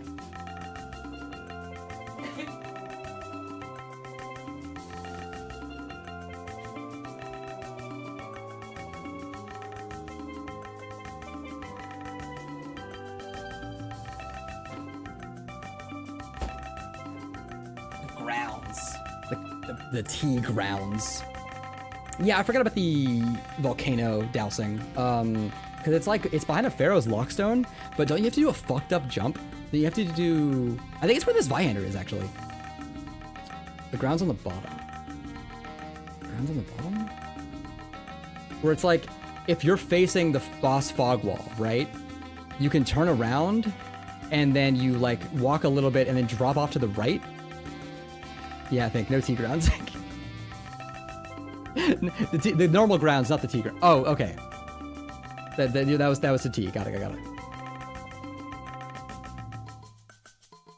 think it's like a Pharaoh's Lockstone, but it's like after you've gotten to like. No. Oh wait, there might be one also up the ladder in the room with the lever that you can pull. I think the one that leads up to either Belfry Soul or I think it's Belfry Soul. The one that leads up to Belfry Soul. I think there's another one of those. What's up with the Pharaoh's Lockstone Cave? Dog, I do not know. I wish I knew what they were thinking with the Pharaoh's Lockstones. They're such a weird mechanic. That's one of the things that I really love about Dark Souls 2 is that it just is weird. Like, I wish a bunch of shit was like relevant. I wish that like Pharaoh's Lockstones were like more important and interesting. But I like that they're here.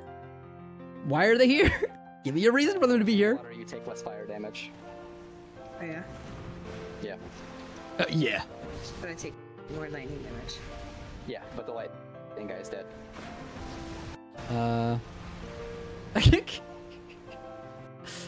Oh my god, he fucking lived that? That's really funny.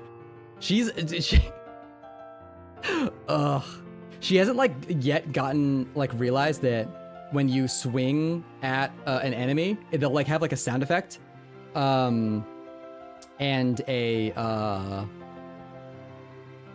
there'll be like particles and whatnot when someone dies. She hasn't like realized that yet. I think she's not listening for it. So there'll be a lot of times where she'll think she killed someone, and then they'll just fucking stand with 1 HP. The counter fire spells. To counter fire spells, I cast Wet Pussy. Said like a Yu-Gi-Moto. In water, you take less fire. Is that his name? Not Yu-Gi-Oh, baby guy. No, fuck. I did the Yu-Gi-Oh voice, not the Yu-Gi. I'm a fake Yu-Gi-Oh fan. I think Yu-Gi-Oh is a very funny show to talk about. I don't know fuck all about Yu-Gi-Oh really. Do you mind? In water, you take less fire damage. Let me hold on. Do you mind? Let's do this here, this here. Let's do crossfade 18 frames. Is that too much? Do you mind? In water, you take less fire damage. I've not really seen Yu-Gi-Oh, but I love JoJo. Really pissed off about Netflix and Silver Run now. I wish. Listen, I feel like all I've done is complain all day. I love JoJo Part 1 and 2. I think JoJo Part 1 is good. JoJo Part 2 is fucking immaculate. I think it's the right balance of like takes itself seriously, is funny, is comical, doesn't take itself seriously, like it bounced all over the place. Like when Caesar dies, it's not like a fucking like played for laughs, right? I'm glad we let that live. But like so much of Part 2 is like we'll play serious stuff for comedy and it works, right? And I think they do like I think it has like such an amazing blend of like comedy and seriousness. And I got really disappointed when parts 3 and 4 did not have the same balance. I've heard that maybe if I read JoJo's, I'll get like a better experience. But there's like I feel like we have times for silly and then we just get serious. They cut the scene where Seto Kaiba is held at gunpoint and he tosses the cards at the gun, hammer jamming it and throws the gunman into the fucking ocean. Oh yeah!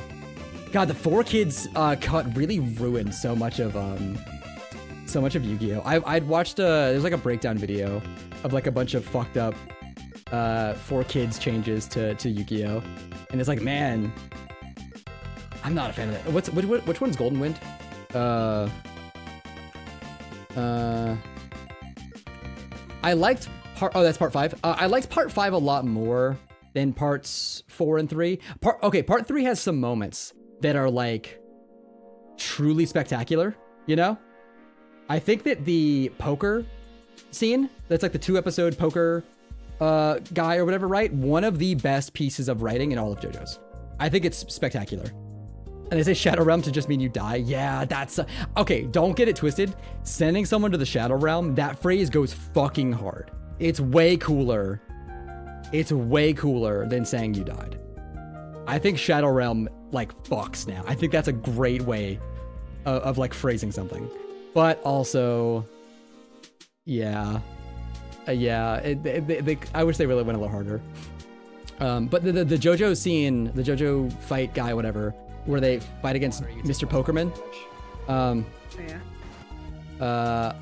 I love that. I loved everything about that. Oh, also, the video game, man. Is that the same guy, actually? They're like Mr. Gambler. Mr. Joester. It's his brother. Oh, they're like two of the same guys. Okay. Both of those guys, some of the best parts of JoJo across the board. The gambler was Darby. Yeah. I love those episodes so much. I feel like because it plays into the strengths of our characters as characters, not into the strengths of what they're good at, right?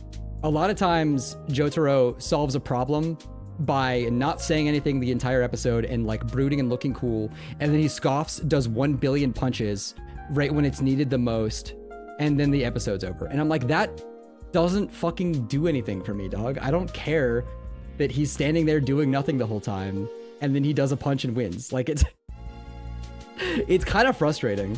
I think in canon he's like thinking about what he's supposed to do because he's supposed to be like more thoughtful, I guess, maybe. I don't know. That's me like reading into what isn't on screen. But like the characters win because of the characters that they are, and I think that's awesome. Did they have to add the orangutan? I actually don't remember what the fuck you're talking about, so I'm just gonna gloss over it because it seems like it's bad. Part 4, there was like nothing about part 4 I liked. It's just like slice of life, and we've got goofy characters doing bullshit. I like the villain, but I don't like that he's not in the story for 98% of it. Like I like Dio as well. It was the orangutan in the ship stand part. I remember the big ship. I don't remember the orangutan. Oh, don't they like not realize the orangutan is like the stand user for a while or something funny like that? I remember that's a good bit. If that's how it happens, I remember that being funny. But there's a lot of JoJo stuff that they do. I don't want to listen to this. It's too crazy.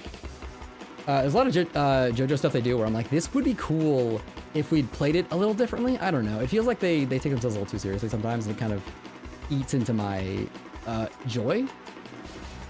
Ooh, what if I did a transition to this?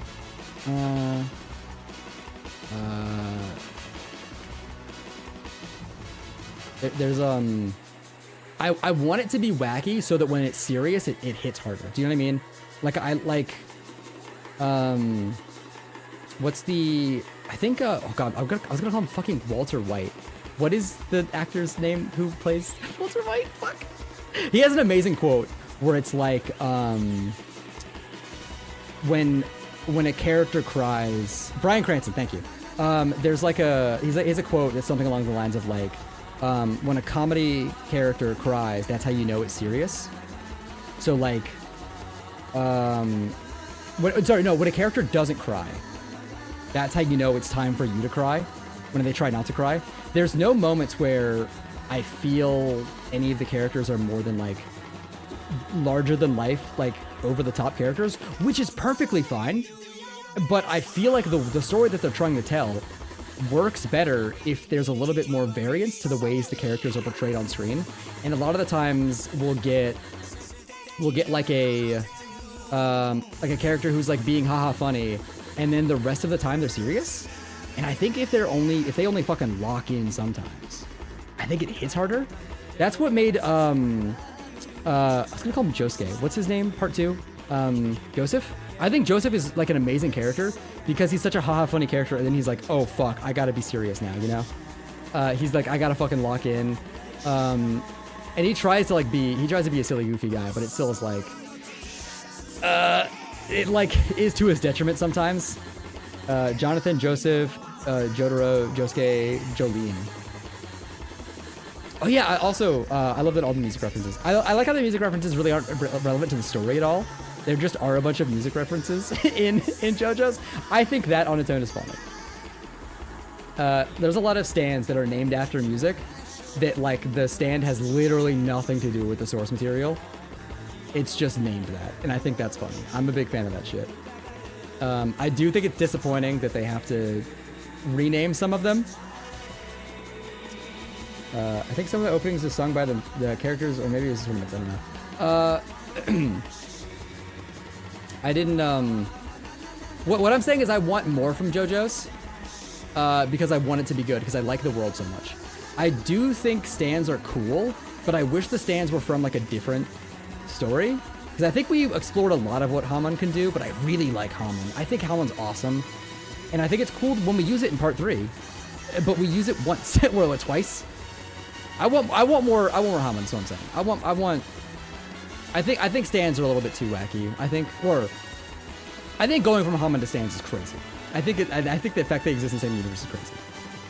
As like a back-to-back thing. A lot of no character themes and arcs with the song in question, but some just exist and it's funny. Yeah. Okay. Yeah. All right. That's fair. I think Araki just really likes music. He really likes music and fashion, and he just puts that shit in, and it's like it's just a reference. It feels like just for him. Like he puts those references in for him, and you know what? That's all I need, though. I mean, fucking Hideteki Miyazaki just puts Dark Souls references in just for him, you know? Like I'm not. Did I say Dark Souls? He puts Berserk references in. I don't remember if I slipped up. And I think that rules. I think when you fucking have the Erd tree just sitting there, and it's like a very obvious Berserk reference if you've gotten that far into Berserk. And I think he's allowed to get away with it. I think he's proven that he's the biggest Berserk fan, you know? I'm assuming my twink friend is gay for Dio. Dio's too lame. I don't know. He's not my type. Like, visually he's my type. Dio's hot. But he's so fucking lame. He's like not... he's like funny as a villain. I like him as a villain a lot, but... Okay, there's villain, parentheses, I want them to fuck me, and then villain, parentheses, I want nothing to do with him. And he's kind of in the I want nothing to do with him. He's fine? He's attractive. He's got the bod. He's got the confidence, but he's like a little too full of himself. He's very too full of himself. He's like way... His favorite person is himself, and his second favorite person is himself from like 5 minutes ago. Do you know what I mean? Like, I want nothing to do with Kira. Kira sucks. Kira has absolutely no redeeming qualities. He's not even attractive. Now Cars. I'm just saying. Cars is hot, and also he's like full of himself, but like, I think if he didn't hate Hamon users, I think he could be redeemed. You know what I mean? I think if Cars was in Dragon Ball, he would become a new friend. Kira had that shit on. Listen, we're not talking about his fashion choices. We're talking about his personality and his face. He's not... There's nothing about Kira that I like, personality-wise. You're still alive. Let's do... Not dead. Okay. I have a marker here. You're still alive. I just got lightheaded a little bit, by the way, from like how long I went without breathing for talking. There's no other way to get me to talk as much as I do than to get me to talk about something that I liked generally but disappointed me. That's like my fucking weakness. Like if you get me to talk about Dark Souls 2 or JoJo's or what's another one? Lords of the Fallen really disappointed me. There's so many like things that I like a lot, but I'm so fucking disappointed in that I wanted it to be good so much. I spent a lot of time thinking about it. I like how Araki wrote that he was gaining empathy for the wife character, but didn't explore it at all. What I hate more is something bad is the shitty anime adaptation movies that Netflix tried to make. I like the Words of the Fallen Angel.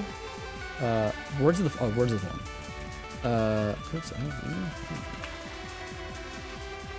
What? What? Huh? I'm getting Elder Scrolls Online. Oh, Lord, fucking, of course, of course it's Texas speech, you mean Lords of the Fallen. I'm so sorry. I'm so sorry.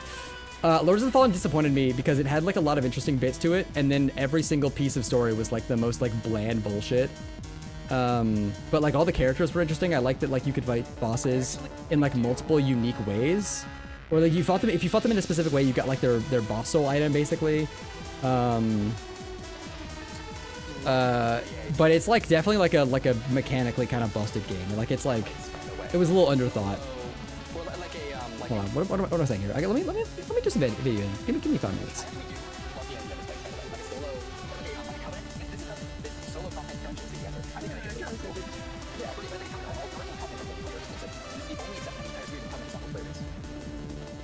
You know what? This is me doing that. Hold on, this is me being excited about a thing that's not done well, but I like its idea so much. It's just basically every other Souls game genre was. Yeah, all the other Souls likes are such like a doomed genre because there's like no good ones. All the best ones are only take a mechanic or two from Souls rather than being like a Souls game, you know? Like the more they try and copy, the worse it gets. I really like the Remnant from the Ashes games. Well, I guess I only played the first one, but I think I'll like the second one. Because it's only Souls a little bit. And then the rest of it is like its own deal. I like Liza P. I didn't hate Liza P. But I did play it on release before a bunch of bug fixes. So a lot of my complaints were patched out. But I felt like boss telegraphs were horrible. I felt like okay, for comparison, I beat Millennia on my like second or third attempt. No summons, no anything. I beat almost every Elden Ring boss solo on my own for like first try. Like I'm good at Souls games. That's like my one thing I'm like good at, right? And a lot of Liza P bosses I fucking couldn't sight read because they're just like telegraphs were awful. They like there's so many awful fucking telegraphs on release where like I know they tweaked it later. I saw some before and afters, but like there's so many times where a boss would like do a wind up and then it would like wind up and it would get stuck in a specific animation, and then the next frame the attack comes out. I'm like, there's no wind up. I got pissed. I got so mad. Because I basically beat the game the second day the game was out. Something like that. So I got before any patches or anything. And I liked a lot of parts of it, but I didn't like, I think the quartz mechanic is like, I don't like that I have to get quartz to unlock what feel like core features of my character, you know? Like when Sekiro does it, I think it's kind of fine because a lot of phrasing. You said patches. before I got any fixes. But what was the yeah, there's like in Sekiro they lock off I've seen almost all of Archers. I had a lot of fun with it. They lock off a lot of mechanics in Liza P that I feel like should be integral. In Sekiro, when they lock off things, the only things that are like really integral is like, it's basically one of the first things you can get, which is Makiri counter, right? But you don't gain access to that basically before it's relevant. Like you have to go out of your way to fight guys where like you need to Makiri counter, you know? You never get to a situation where you're locked into, like you're fighting someone before you get the ability and then you can go get it. You can get it like basically immediately. And a lot of guys that have a stab, they have a stab in a way where you can just dodge to the side and you're fine. What was the other one? They have another move. I think mid-air deflection as well. But that's like also super not relevant until like way later on, until what, Inichiro? But like Liza P locks a lot of stuff behind the quartz, and I was like, I want to be able to. I felt like I'd never had like a full kit until like the end of the game. I've got something good for you if you like Archer. I'll message you my number in Discord. I'll hang up and you'll. Huh? What?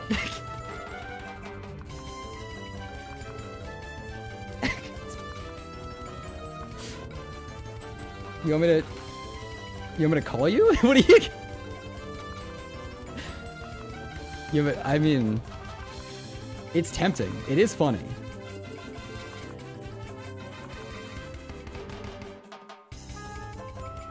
Should I do it on stream? I'm scared. Hold on.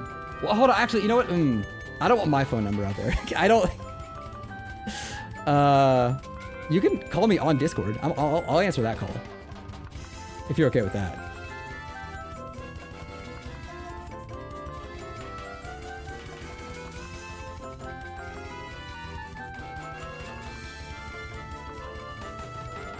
Also, having like my phone up to the mic, I feel like would sound really bad.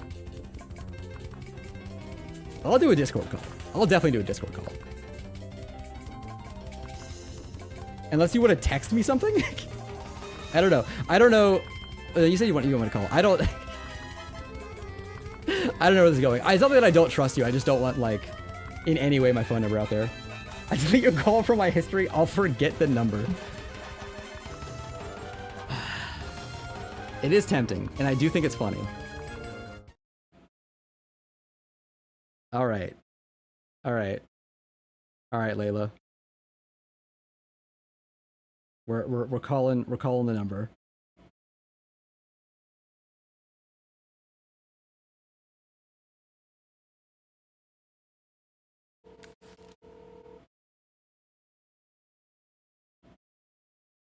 Hey, how you doing? Wait, give me 1 second. Okay. Elaborate voicemail prank. Leave a message at the beat. Oh! Oh, that you got the bit. Oh my fucking. Okay, all right, all right. Wonderful, beautiful. Layla, you're a genius. It took me. It like, I was so scared that I didn't appreciate it until I like re-listened to it later. All right, Layla, that's a good bit. I'm a fan. I'm a fan of that shit. Hell yeah. I actually do love the idea of this place. By the way, you're a real one. I didn't watch. We watched one of the seasons. There's like a season where Archer, like at the end of the season, he gets like into like a coma or something, and then the next like 2 seasons or 3 seasons even are him like in his coma world, like dreaming up like alternate versions of like all of his friends and family and whatnot, like in like wackier situations. Maggie and I got through the first one that's like a noir detective story that I wasn't really a fan of, but we like finished it and we're like, okay, that's interesting, I guess. But like I thought it would be interesting to see the characters in like other situations, but they were kind of just the same characters doing their same bits. And I'm like, oh, this is fine. And then we watched some of like the island, like Indiana Jones ass one. like a solo. And then we didn't get into it. It's because the woman who played Mallory died. Oh, that's unfortunate. Yeah, she's also in Gort, you try to coming in here just to tell me to raid Amaria. Okay, buddy. Like a solo. Let me. Or like a Let me at least get to like the 10-minute mark. Hold on. Let me lock in here. Let me get some stuff done, and then I'll bully Amaria. Like a solo, or like a covenant. Hold on. What do I say here? The idea of this place, by the way, like a solo, or like a covenant. Is it here? Like a covenant.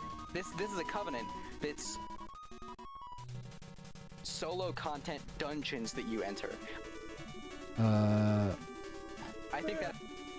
Let's see. How do we like this?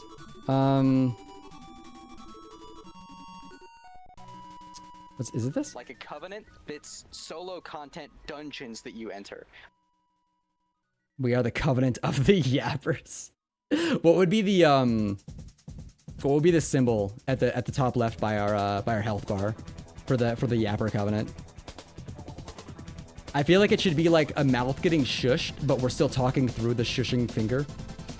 Like Fillion?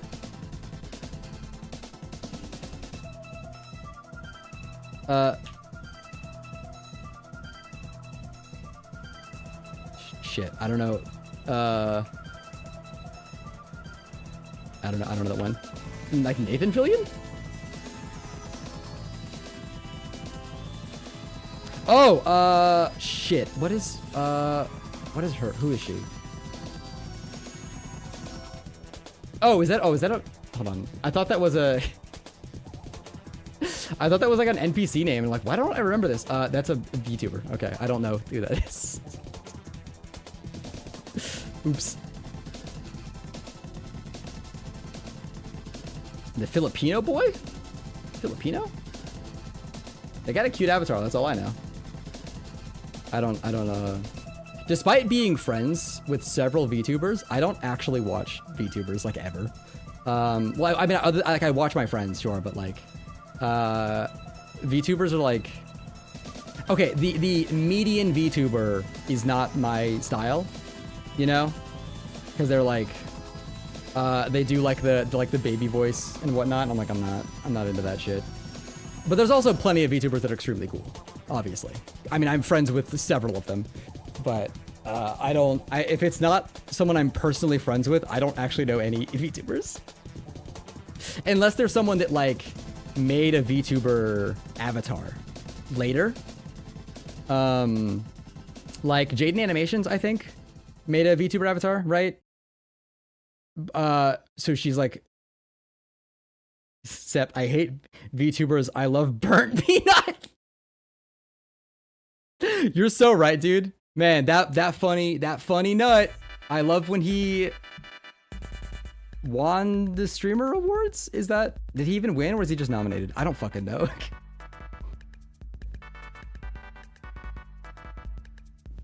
I'm not cultured on VTubers. I love when he does the fart sound. Wait, isn't that the other one? Isn't that the sheriff? I know about the sheriff. Yeah. Is the music from the SWAT game? What? Hold on. What was the previous song? Hold on. I don't think you mean Wii Shop Channel.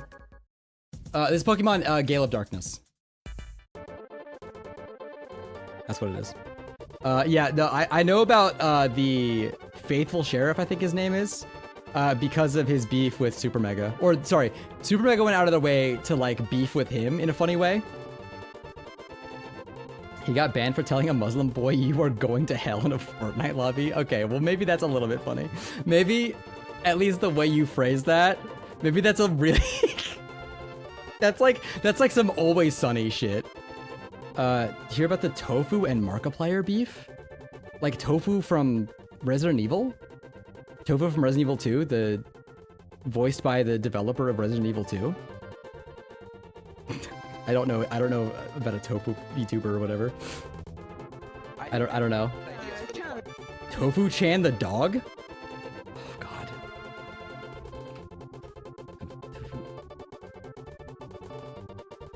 I don't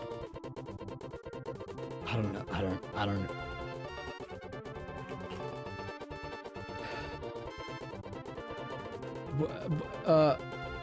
Tofu's beef with Mark.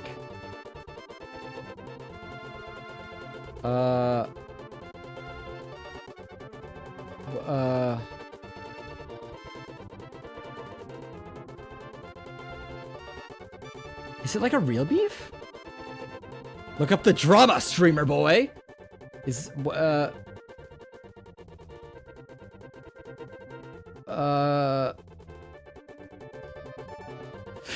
weird how many. It's gotten so big now. I've never heard of it.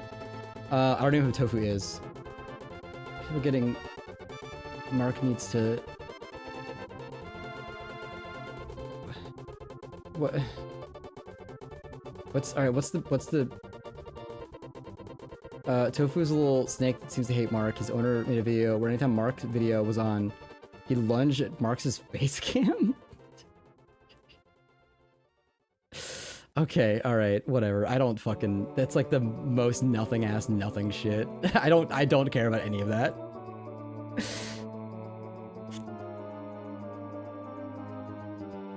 I don't know if it was like people were taking it as a joke in the... Alright, okay. Different Tofu. Okay, you already said that, yeah. Alright, okay, cool. It's like... maybe if I was in on the bit, I think it's funny. I just like, I don't know. I don't really care about drama. A lot of drama could just be solved by sending someone to prison, or blocking them. Like, it doesn't have to be something else. Because sometimes the drama is a crime, and sometimes the drama is like you were mean to me at my birthday party. Like, okay, dude, don't talk to me ever again. Like, fucking leave me alone. Yeah. Let me, hold on. Do I like this? I want to keep, I like when I'm in here yapping about some shit that I like. I like being a guy that likes things. I actually do love the idea of this place, by the way. Like a solo, or like a by the way. Let me cut this. You have this place, by the way. Like a covenant, it's solo. Do I want to keep my like ramble bit in here? What is this? 44 to 46. It's 2.5 seconds of. Have you heard of Just Dustin? It was the guy who was making the map and was losing his mind at the beginning. I don't fucking. A guy who was making the map of like this game and was like getting lost. That feels like a funny clip. I don't know who that is though. No way. Like a solo, or like a cup. Let me. By the way, like a covenant. Let me push this a little bit. How's that? This place, by the way, like a covenant. It's A little bit more end on that. Place, by the way, like a slight crossfade. By the way, like a covenant. It's solo content dungeons that you enter. I think that idea is really fucking cool. Yeah, but it's like a covenant. All Dark Souls covenants. Man, why do they get so wacky with this one Star Fox song? By the way, it's so silly. That idea is really fucking cool. Yeah, but it's like a covenant. All Dark Souls covenants are multiplayer exclusive. This is the only exception in the entire series of a covenant that's not multiplayer based. Is that true still? Hold on. I actually don't know if that's true. I don't know if there's extra covenants in Elden Ring DLC that I don't know about. Oh, there aren't covenants in Elden Ring. It's falsehood? What? Is that true? Ah, shit, Company of Champions. Fuck. Well, Company of Champions does give you rewards for doing PvP. And it... Volcano Manor? Volcano Manor's not a covenant. Right? It's like not like a real covenant, it's a side quest, right?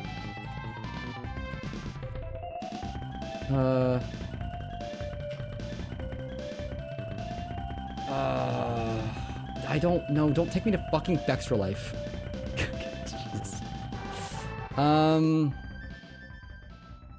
Yeah, there aren't like actual covenants that you can like join in Elden Ring.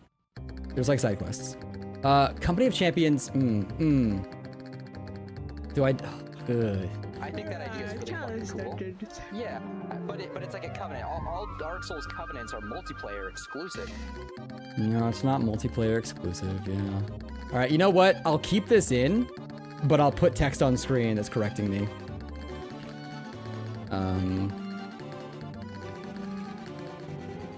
It does. Company of Champions does have a multiplayer component to them, but most of its features are single player. This is the only You know, so all past Zep was wrong. exclusive. This is the only exception in the entire series of a covenant that's not multiplayer based. I'm an idiot. I forgot about the same game we're currently playing. Because it's like not a real covenant. I don't know. There's like nothing interesting to it. I was rolling off the edge storm. Yeah, I know that.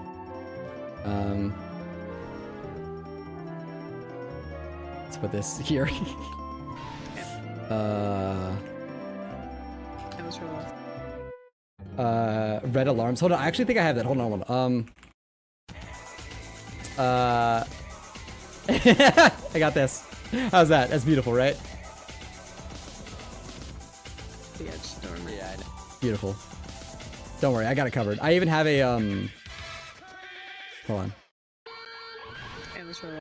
I got an alarm sound effect too. I got so many fucking dumbass assets in my folder here. What do we got here? I was rolling off the edge storm. Yeah, I noticed. Don't remind me.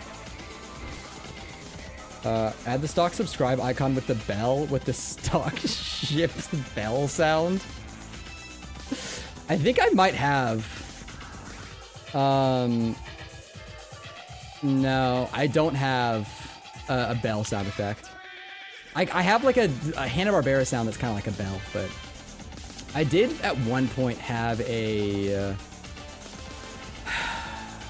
like a little clicky. Hold on, let me pull up. Oh, perfect. I'm right here. Shorts oldest. That's my Dark Souls 1. it's one of these.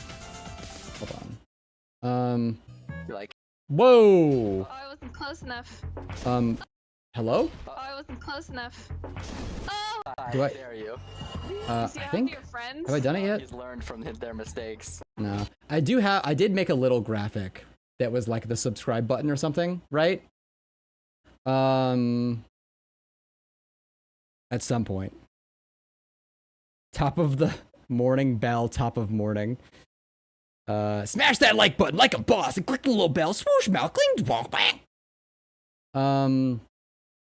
It must be one of my last Dark Souls ones. Let me check. That's Monster Hunter. Fuck! I didn't mean it. Ah! Okay. It's not going on the video. Tell me. Okay. Yeah, I did like a little pop-up thing with a little sound effect. That is, if you're on mobile, this should point to like the linked like main video, which is down here for desktop.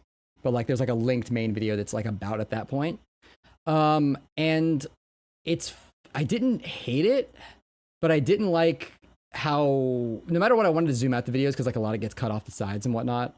So I just put things at the top and bottom. It's like, hey, this is like part of a whole video kind of shit. Entire series. So I tried to do the fucking smash that like button. It's just not for me. I actually have YouTube telling me in my like dashboard or whatever, like, you got to do more audience interactions, ask them to subscribe, fucking do community events, post some, what are they called? The post some YouTube post. I'm like, I don't care. I tried at some point. And I'm like, what do I have to say on YouTube posts? I don't know. Do you like Dark Souls? Me too. The end. Oh my God. Did you get hit twice there? God, the fucking dude, Dark Souls 2 hitboxes are evil. Look at how far away she is. Look, it's like like, ugh. She's also on the ground right now. Ugh. Dark Souls 2 hitboxes are evil. You know what? I might even put some zoom in on that. Yeah. Plesioth ass hitbox. Ugh. You know what? There should be more Dark Souls games with a is it dose? Is that the one? Or is it try? Some dose ass Plesioth hip checks. I think in other games they recontextualize it so it's like a wind box. So it's like not. I think is it FU or something that like they keep the hitbox size but like add like a wind effect so you can see, but you like can't really tell in like actual dose. Yeah, FU. Yeah. I know a lot about Monster Hunter games that I have not played because I've done a lot of research on what would be a fun Monster Hunter game to play like next. Because me and Maggie are currently beating Rise. Once we're done with Rise, we've talked a lot about what we want to play next. I want to play one of the ones that I know is good, like 4 or Dose, or at least like ones that I know that I'll be into, right? But also I do want to play Try, not 3 Ultimate, Try, because it's got medium bowgun, and that's kind of I think that'd be fun to play with because I am famously known as bowgun guy. But there's a lot of there's a lot of options, and I kind of want to play all of them. And I've been like finding out like what the differences are between like one portable one freedom freedom one ultimate medium whatever. There's a lot there's a lot of different things about the different games. There's also a lot of different stuff in Try. I think from what I've heard from mega fans is that the story is very different from 3 Ultimate. There's different stuff that happens. I don't know. I don't want to play I don't want to play 4 and then play 4 Ultimate, you know? Maybe if I could transfer my save. But I'm just saying, well, what I'm saying is Try has water combat, but so does 3 Ultimate. So the 3 Ultimate doesn't have medium bowgun. So that's the one thing that's in Try that isn't in 3 Ultimate. So it's like, I'd have to play Try just for medium bowgun. You know what I mean? But 3 Ultimate also has like all the other weapons because there was a bunch that were taken out of Try.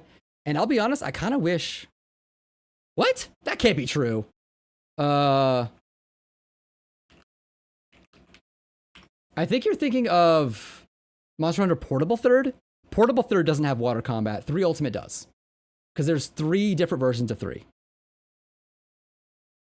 Yeah, okay. 3 ultimate does, portable third doesn't. I'm seeing Wii U footage of them being underwater. Fucking goofy ass screenshot. I don't know if I care about underwater combat. It might be fun, it might be not. I'd like to see it played out, but that's why they added Nibble Snarf, because underwater was busted, which is fun. I fucking love Nibble Snarf, dude. I'm so mad they haven't brought him back. They don't need water to bring him back. They don't need water. They can just have all the other shit. It's interesting about Nibble Snarf because he can also swim in sand. In Double Cross, Nibble Snarf is one of the most fun monsters to fight. Gabriel couldn't get on land, so they added our sand boy. I almost roll off the edge. Don't remind Yeah, me. I noticed. There's so much good shit in Monster Hunter that like isn't here anymore. Do I want to keep her getting bullied? No, I want the hitboxes.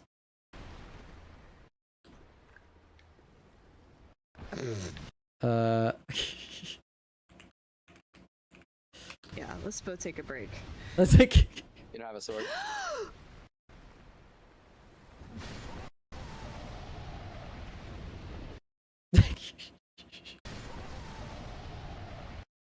Oops. There's 3 of them again? Oh my god. Gotta put iDubbbz pulling the tape out like that's quite big. I've got a couple different things that I do when the Dark Souls hitboxes be doing the Dark Souls hitbox thing. There's 3 of them again? Why? Why? That's beautiful. Let's see how we like this. There's 3 of them again? Why? Why? Let's do that. How do we like this? Why? I'm not saying I like the execution of this place, but I like the idea of this place. Oops. No. No. You can't have it. But I like the idea of this place. I'm gonna cut my own audio out here. I'm just complaining about Dark Lurker. I love Dark Lurker as a boss. Such a great boss. Design concept wise, I love the idea of the like evil fuck you ass magic guy that like throws different spells at you. Like it has like access to all the magic types. And it becomes like a split fight where one of them, they're like throwing magic at you at different times. You gotta like weave your way through to like find a time to like dodge their bullet hell bullshit, right? Love that shit. Unfortunately, Dark Lurker has the worst unlock for a boss in the series, probably, because this is like not fun to do, and you have to do it you have to do like one thing every time you want to fight Dark Lurker. And also, he's like really easy, and the fucking bullet hell part doesn't come until he's like more than half dead. So it's like, they really goofed him. They really goofed this one up. I would love to see Dark Lurker in like Night Rain or something. I don't know, some other like thing. No. No. You can't have it. Let's see something here. Once I get to 10 minutes cropped, we'll peace out here, because it's been, well, I mean, yeah. I do want to, oops. I didn't mean to open up my own stream. Oops. Man, I have a beautiful voice, which I feel like every stream someone tells me, which is endearing, and it does make me happy. But like, I feel like there's always some new person that shows up and is like, dude, your voice is epic, gamer. And I'm like, thanks, man. Appreciate that. It's, I think it's mostly voice effects. Because if I took all the filters off, I would sound like a emaciated Victorian child. But, you know. Basically, you're saying I have good editing skills for audio, and that's good. Come on, son. Come on, son. Come on, son. I think we're watching Psych right now, which you can tell because she says the "come on, son" like Gus, Burton Guster from Psych. You know, Mr. Burton Guster himself. Come on, son. Oh yeah, Psych was a weirdly, I don't know if I want to call it woke, Psych was a weirdly good show for the portrayal of like the black sidekick type character, because they did the trope without doing any of the like negative attachments to the trope, right? Like Burton Guster is a more interesting character than our main character, and they're not just there to be like a comedy black sidekick character, which is like what a lot of shows did. Which like when I was watching the show, I'm like, damn, they like I was watching it like after the show had already like finished its airing time, and I was looking at like others. I like just finished some other shows at the time, and I was like, damn, they didn't just fucking, they did some good shit. Psych was like a surprisingly good show. I feel like if a show has 100 seasons, it's probably bad. Like usually the shows that get the most seasons don't get it because they're good. They get it because they're cheap to make or like appealing to like the common denominator, you know, where it's like, here's just like our slop show you can put on, whatever. It like makes easy money. Who cares? Come on, son. Come on, son. And I like that Psych got a good amount of seasons and was also a good show.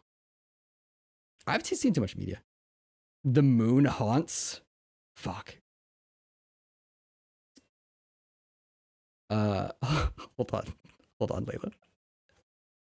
Is the Moon Haunts, is that a Psych reference? I'm sorry, I don't get it.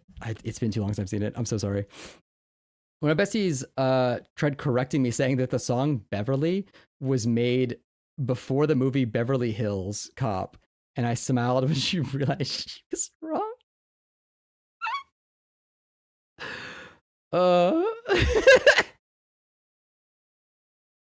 Sometimes it is fun to rub in someone's face that they're wrong, and sometimes it is funnier to just say, why don't you just look that up real quick? Just look that up real quick, and then just sit there and smile as they fucking go,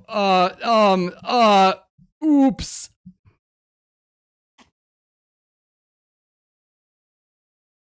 I got into a fight with a friend's mom once because I was explaining that that's exactly what I did. Hell yeah. I was explaining that like the 5 senses thing we were taught in school is wrong, kind of. Because we actually have like 30 sensors or some crazy number. It's just that most of them are like skin sensors. Like we have like we can, according to the definition of sense, we have a lot of different senses that we can do that are touch based, right? Like temperature is a sense. But like moisture isn't a sense, right? So like I was saying, like touch is not a sense. And also we can't tell when something is wet. Like we don't have a wet sensor. We have a temperature sensor, and sometimes wet things are cold. So we assume things that are wet, but like we actually can't tell if something's wet. And she was like, nope, not true. I can tell when something's wet. And I'm like, that's how sensory deprivation chambers work. They work in a way where it's like your body's skin temperature. So you literally can't feel the water. And she's like, no, nope. I can sense wet. Put me in a room. I'll tell you if it's wet.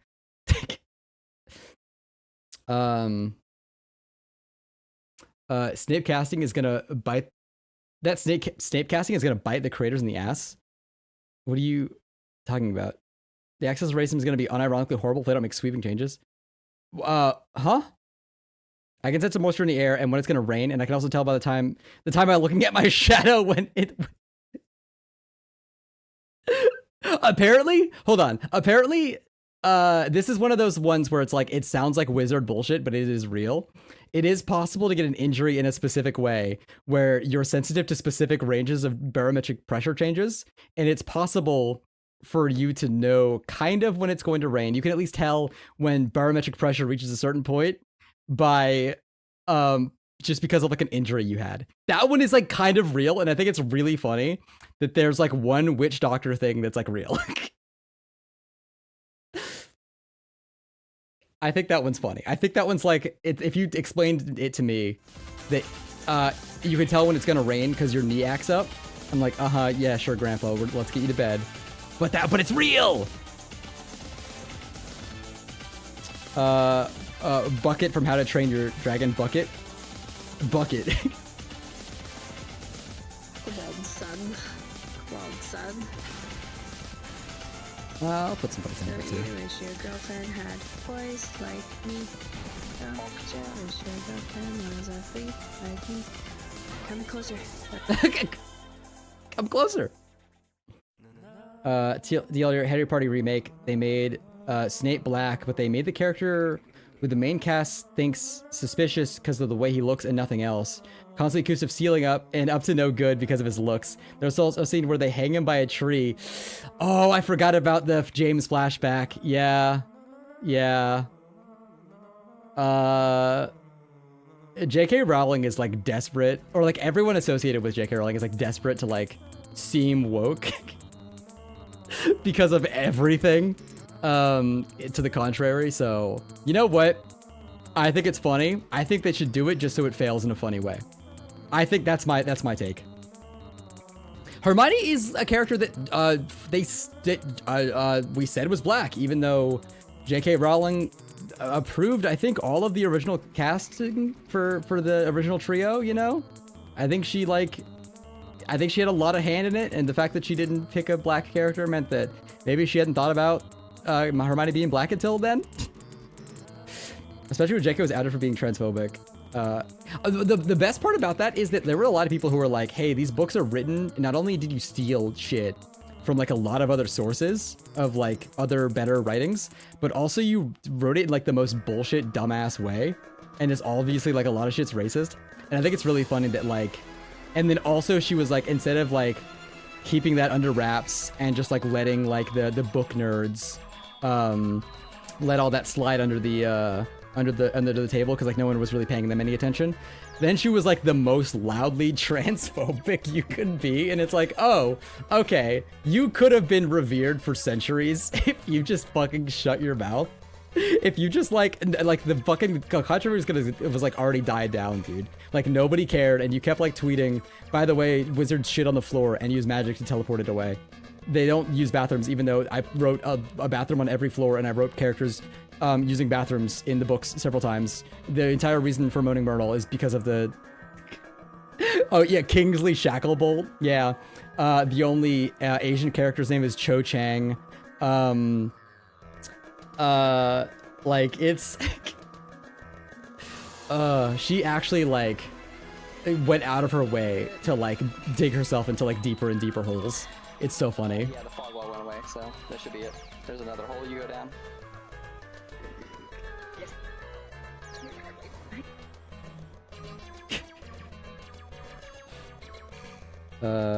Hold on, give me a second.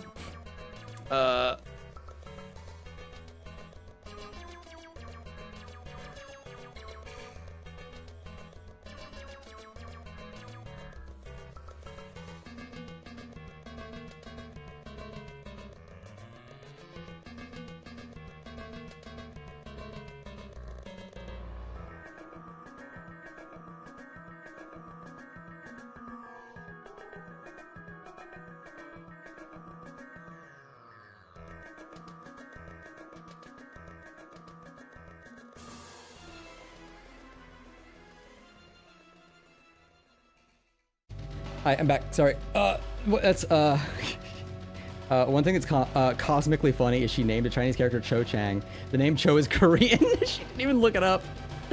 Yeah, it's amazing. You go down. She fucking what a fabulous writer. No notes, honestly. Let me do. Ooh, you know what? I'm gonna do something funny here. I'm going to cheat how long it takes for this to fade out, so that I can put the Berserker Blade clip here, like this. Go down. Let me do like this. Berserker. Nah, a little bit more. I want a little bit of a hang here. Berserker Blade. So a zoom. We're almost at 10 minutes of footage. We're almost there. Actually, oh fuck. All right, last clip. And then I'll go bully Amaria. Is she still alive? Hold on, let me check my twitchy.com. I'm walking a wolfhound tomorrow? Hell yeah. Okay, Amaria's still alive. Cool, cool, cool. What do I got? Hold on. What do I got? Notifications. Oh, I got gifts. Oops. That's fine. I got a gift sub to a streamer that I watched. This will be the last clip. I need Human. You missed my 5 gifties. I mean, I guys. I was here. Wasn't I? Was I not? When 5 gift hubs were dropped.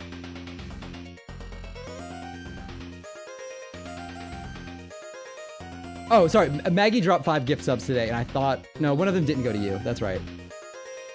I'm so sorry. One of them went to Layla though. No, they didn't go to Layla. Shit, wait. Layla subbed on her own. One went to Lamara. That's what it was. Yeah, Maggie gifted a bunch of subs because she's awesome. What do we got here? Listen, I remembered 5 gift subs did happen. All right. I need human.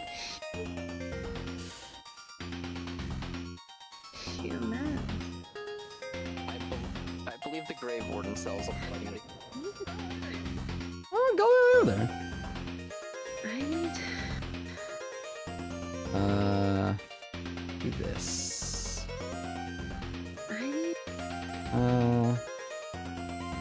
I need human. Human. I believe the. It's so often in recording, especially if I know I'm recording and not streaming, I'll like just stop saying a thing entirely so I can get a clean cut of it later, which sometimes in editing looks crazy because I'll just go, I believe the Grave Warden sells it. like I'm a voice actor. Human. I believe the Grave Warden sells a lot of humanity. Why is she so quiet in this clip? Let me hold on. Sells a lot of humanity. All right, we got some work done today. You fucking King Crimson skipped? What do you mean? What do you mean I skipped?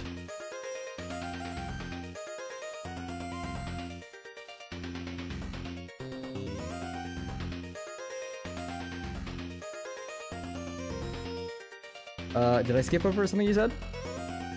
I know Crimson, that's part 5, right? But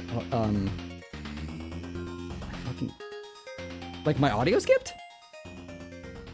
Oh, you mean the fucking when I'm doing the voice acting thing? Yeah, I just like okay, yeah. Okay. We got a lot of bits done. There's a lot of clips that I've yet to prettyify. There's some clips that go on a little long. This one I think is fine. I think this one's fine as well. There's a couple longer clips. Yeah, I think it's like these two that I haven't like trimmed down, but for the most part I've got 10 minutes of clips done. Which is about half of a video. So I think we did pretty good. I think let's save it. Let's peace out. God, look at all these fucking markers. Oh, so many edits, and we're not even at the 20-minute mark. Oh, there's a lot of like nothing here. I think we're talking here for like a long time. It was not my most productive day. I am blaming you two, both you and Layla Octo, for being too fun to talk to and having too much interesting shit to say to me for for my less productive day than normal. How dare you?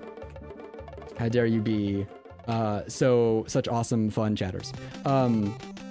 We are going to go bully Amaria, a friend-ish. I haven't really. I think I'm gonna play with her soon. I think, is that true? On the 25th at some point. I'll post in the Discord today. Actually, I should find out. We're gonna be doing a big community thing, or a big like collab thing with a bunch of other streamers that I was invited to. I basically don't know anyone there. Gort just like dragged me in and I'm like, okay, sure, that sounds fun.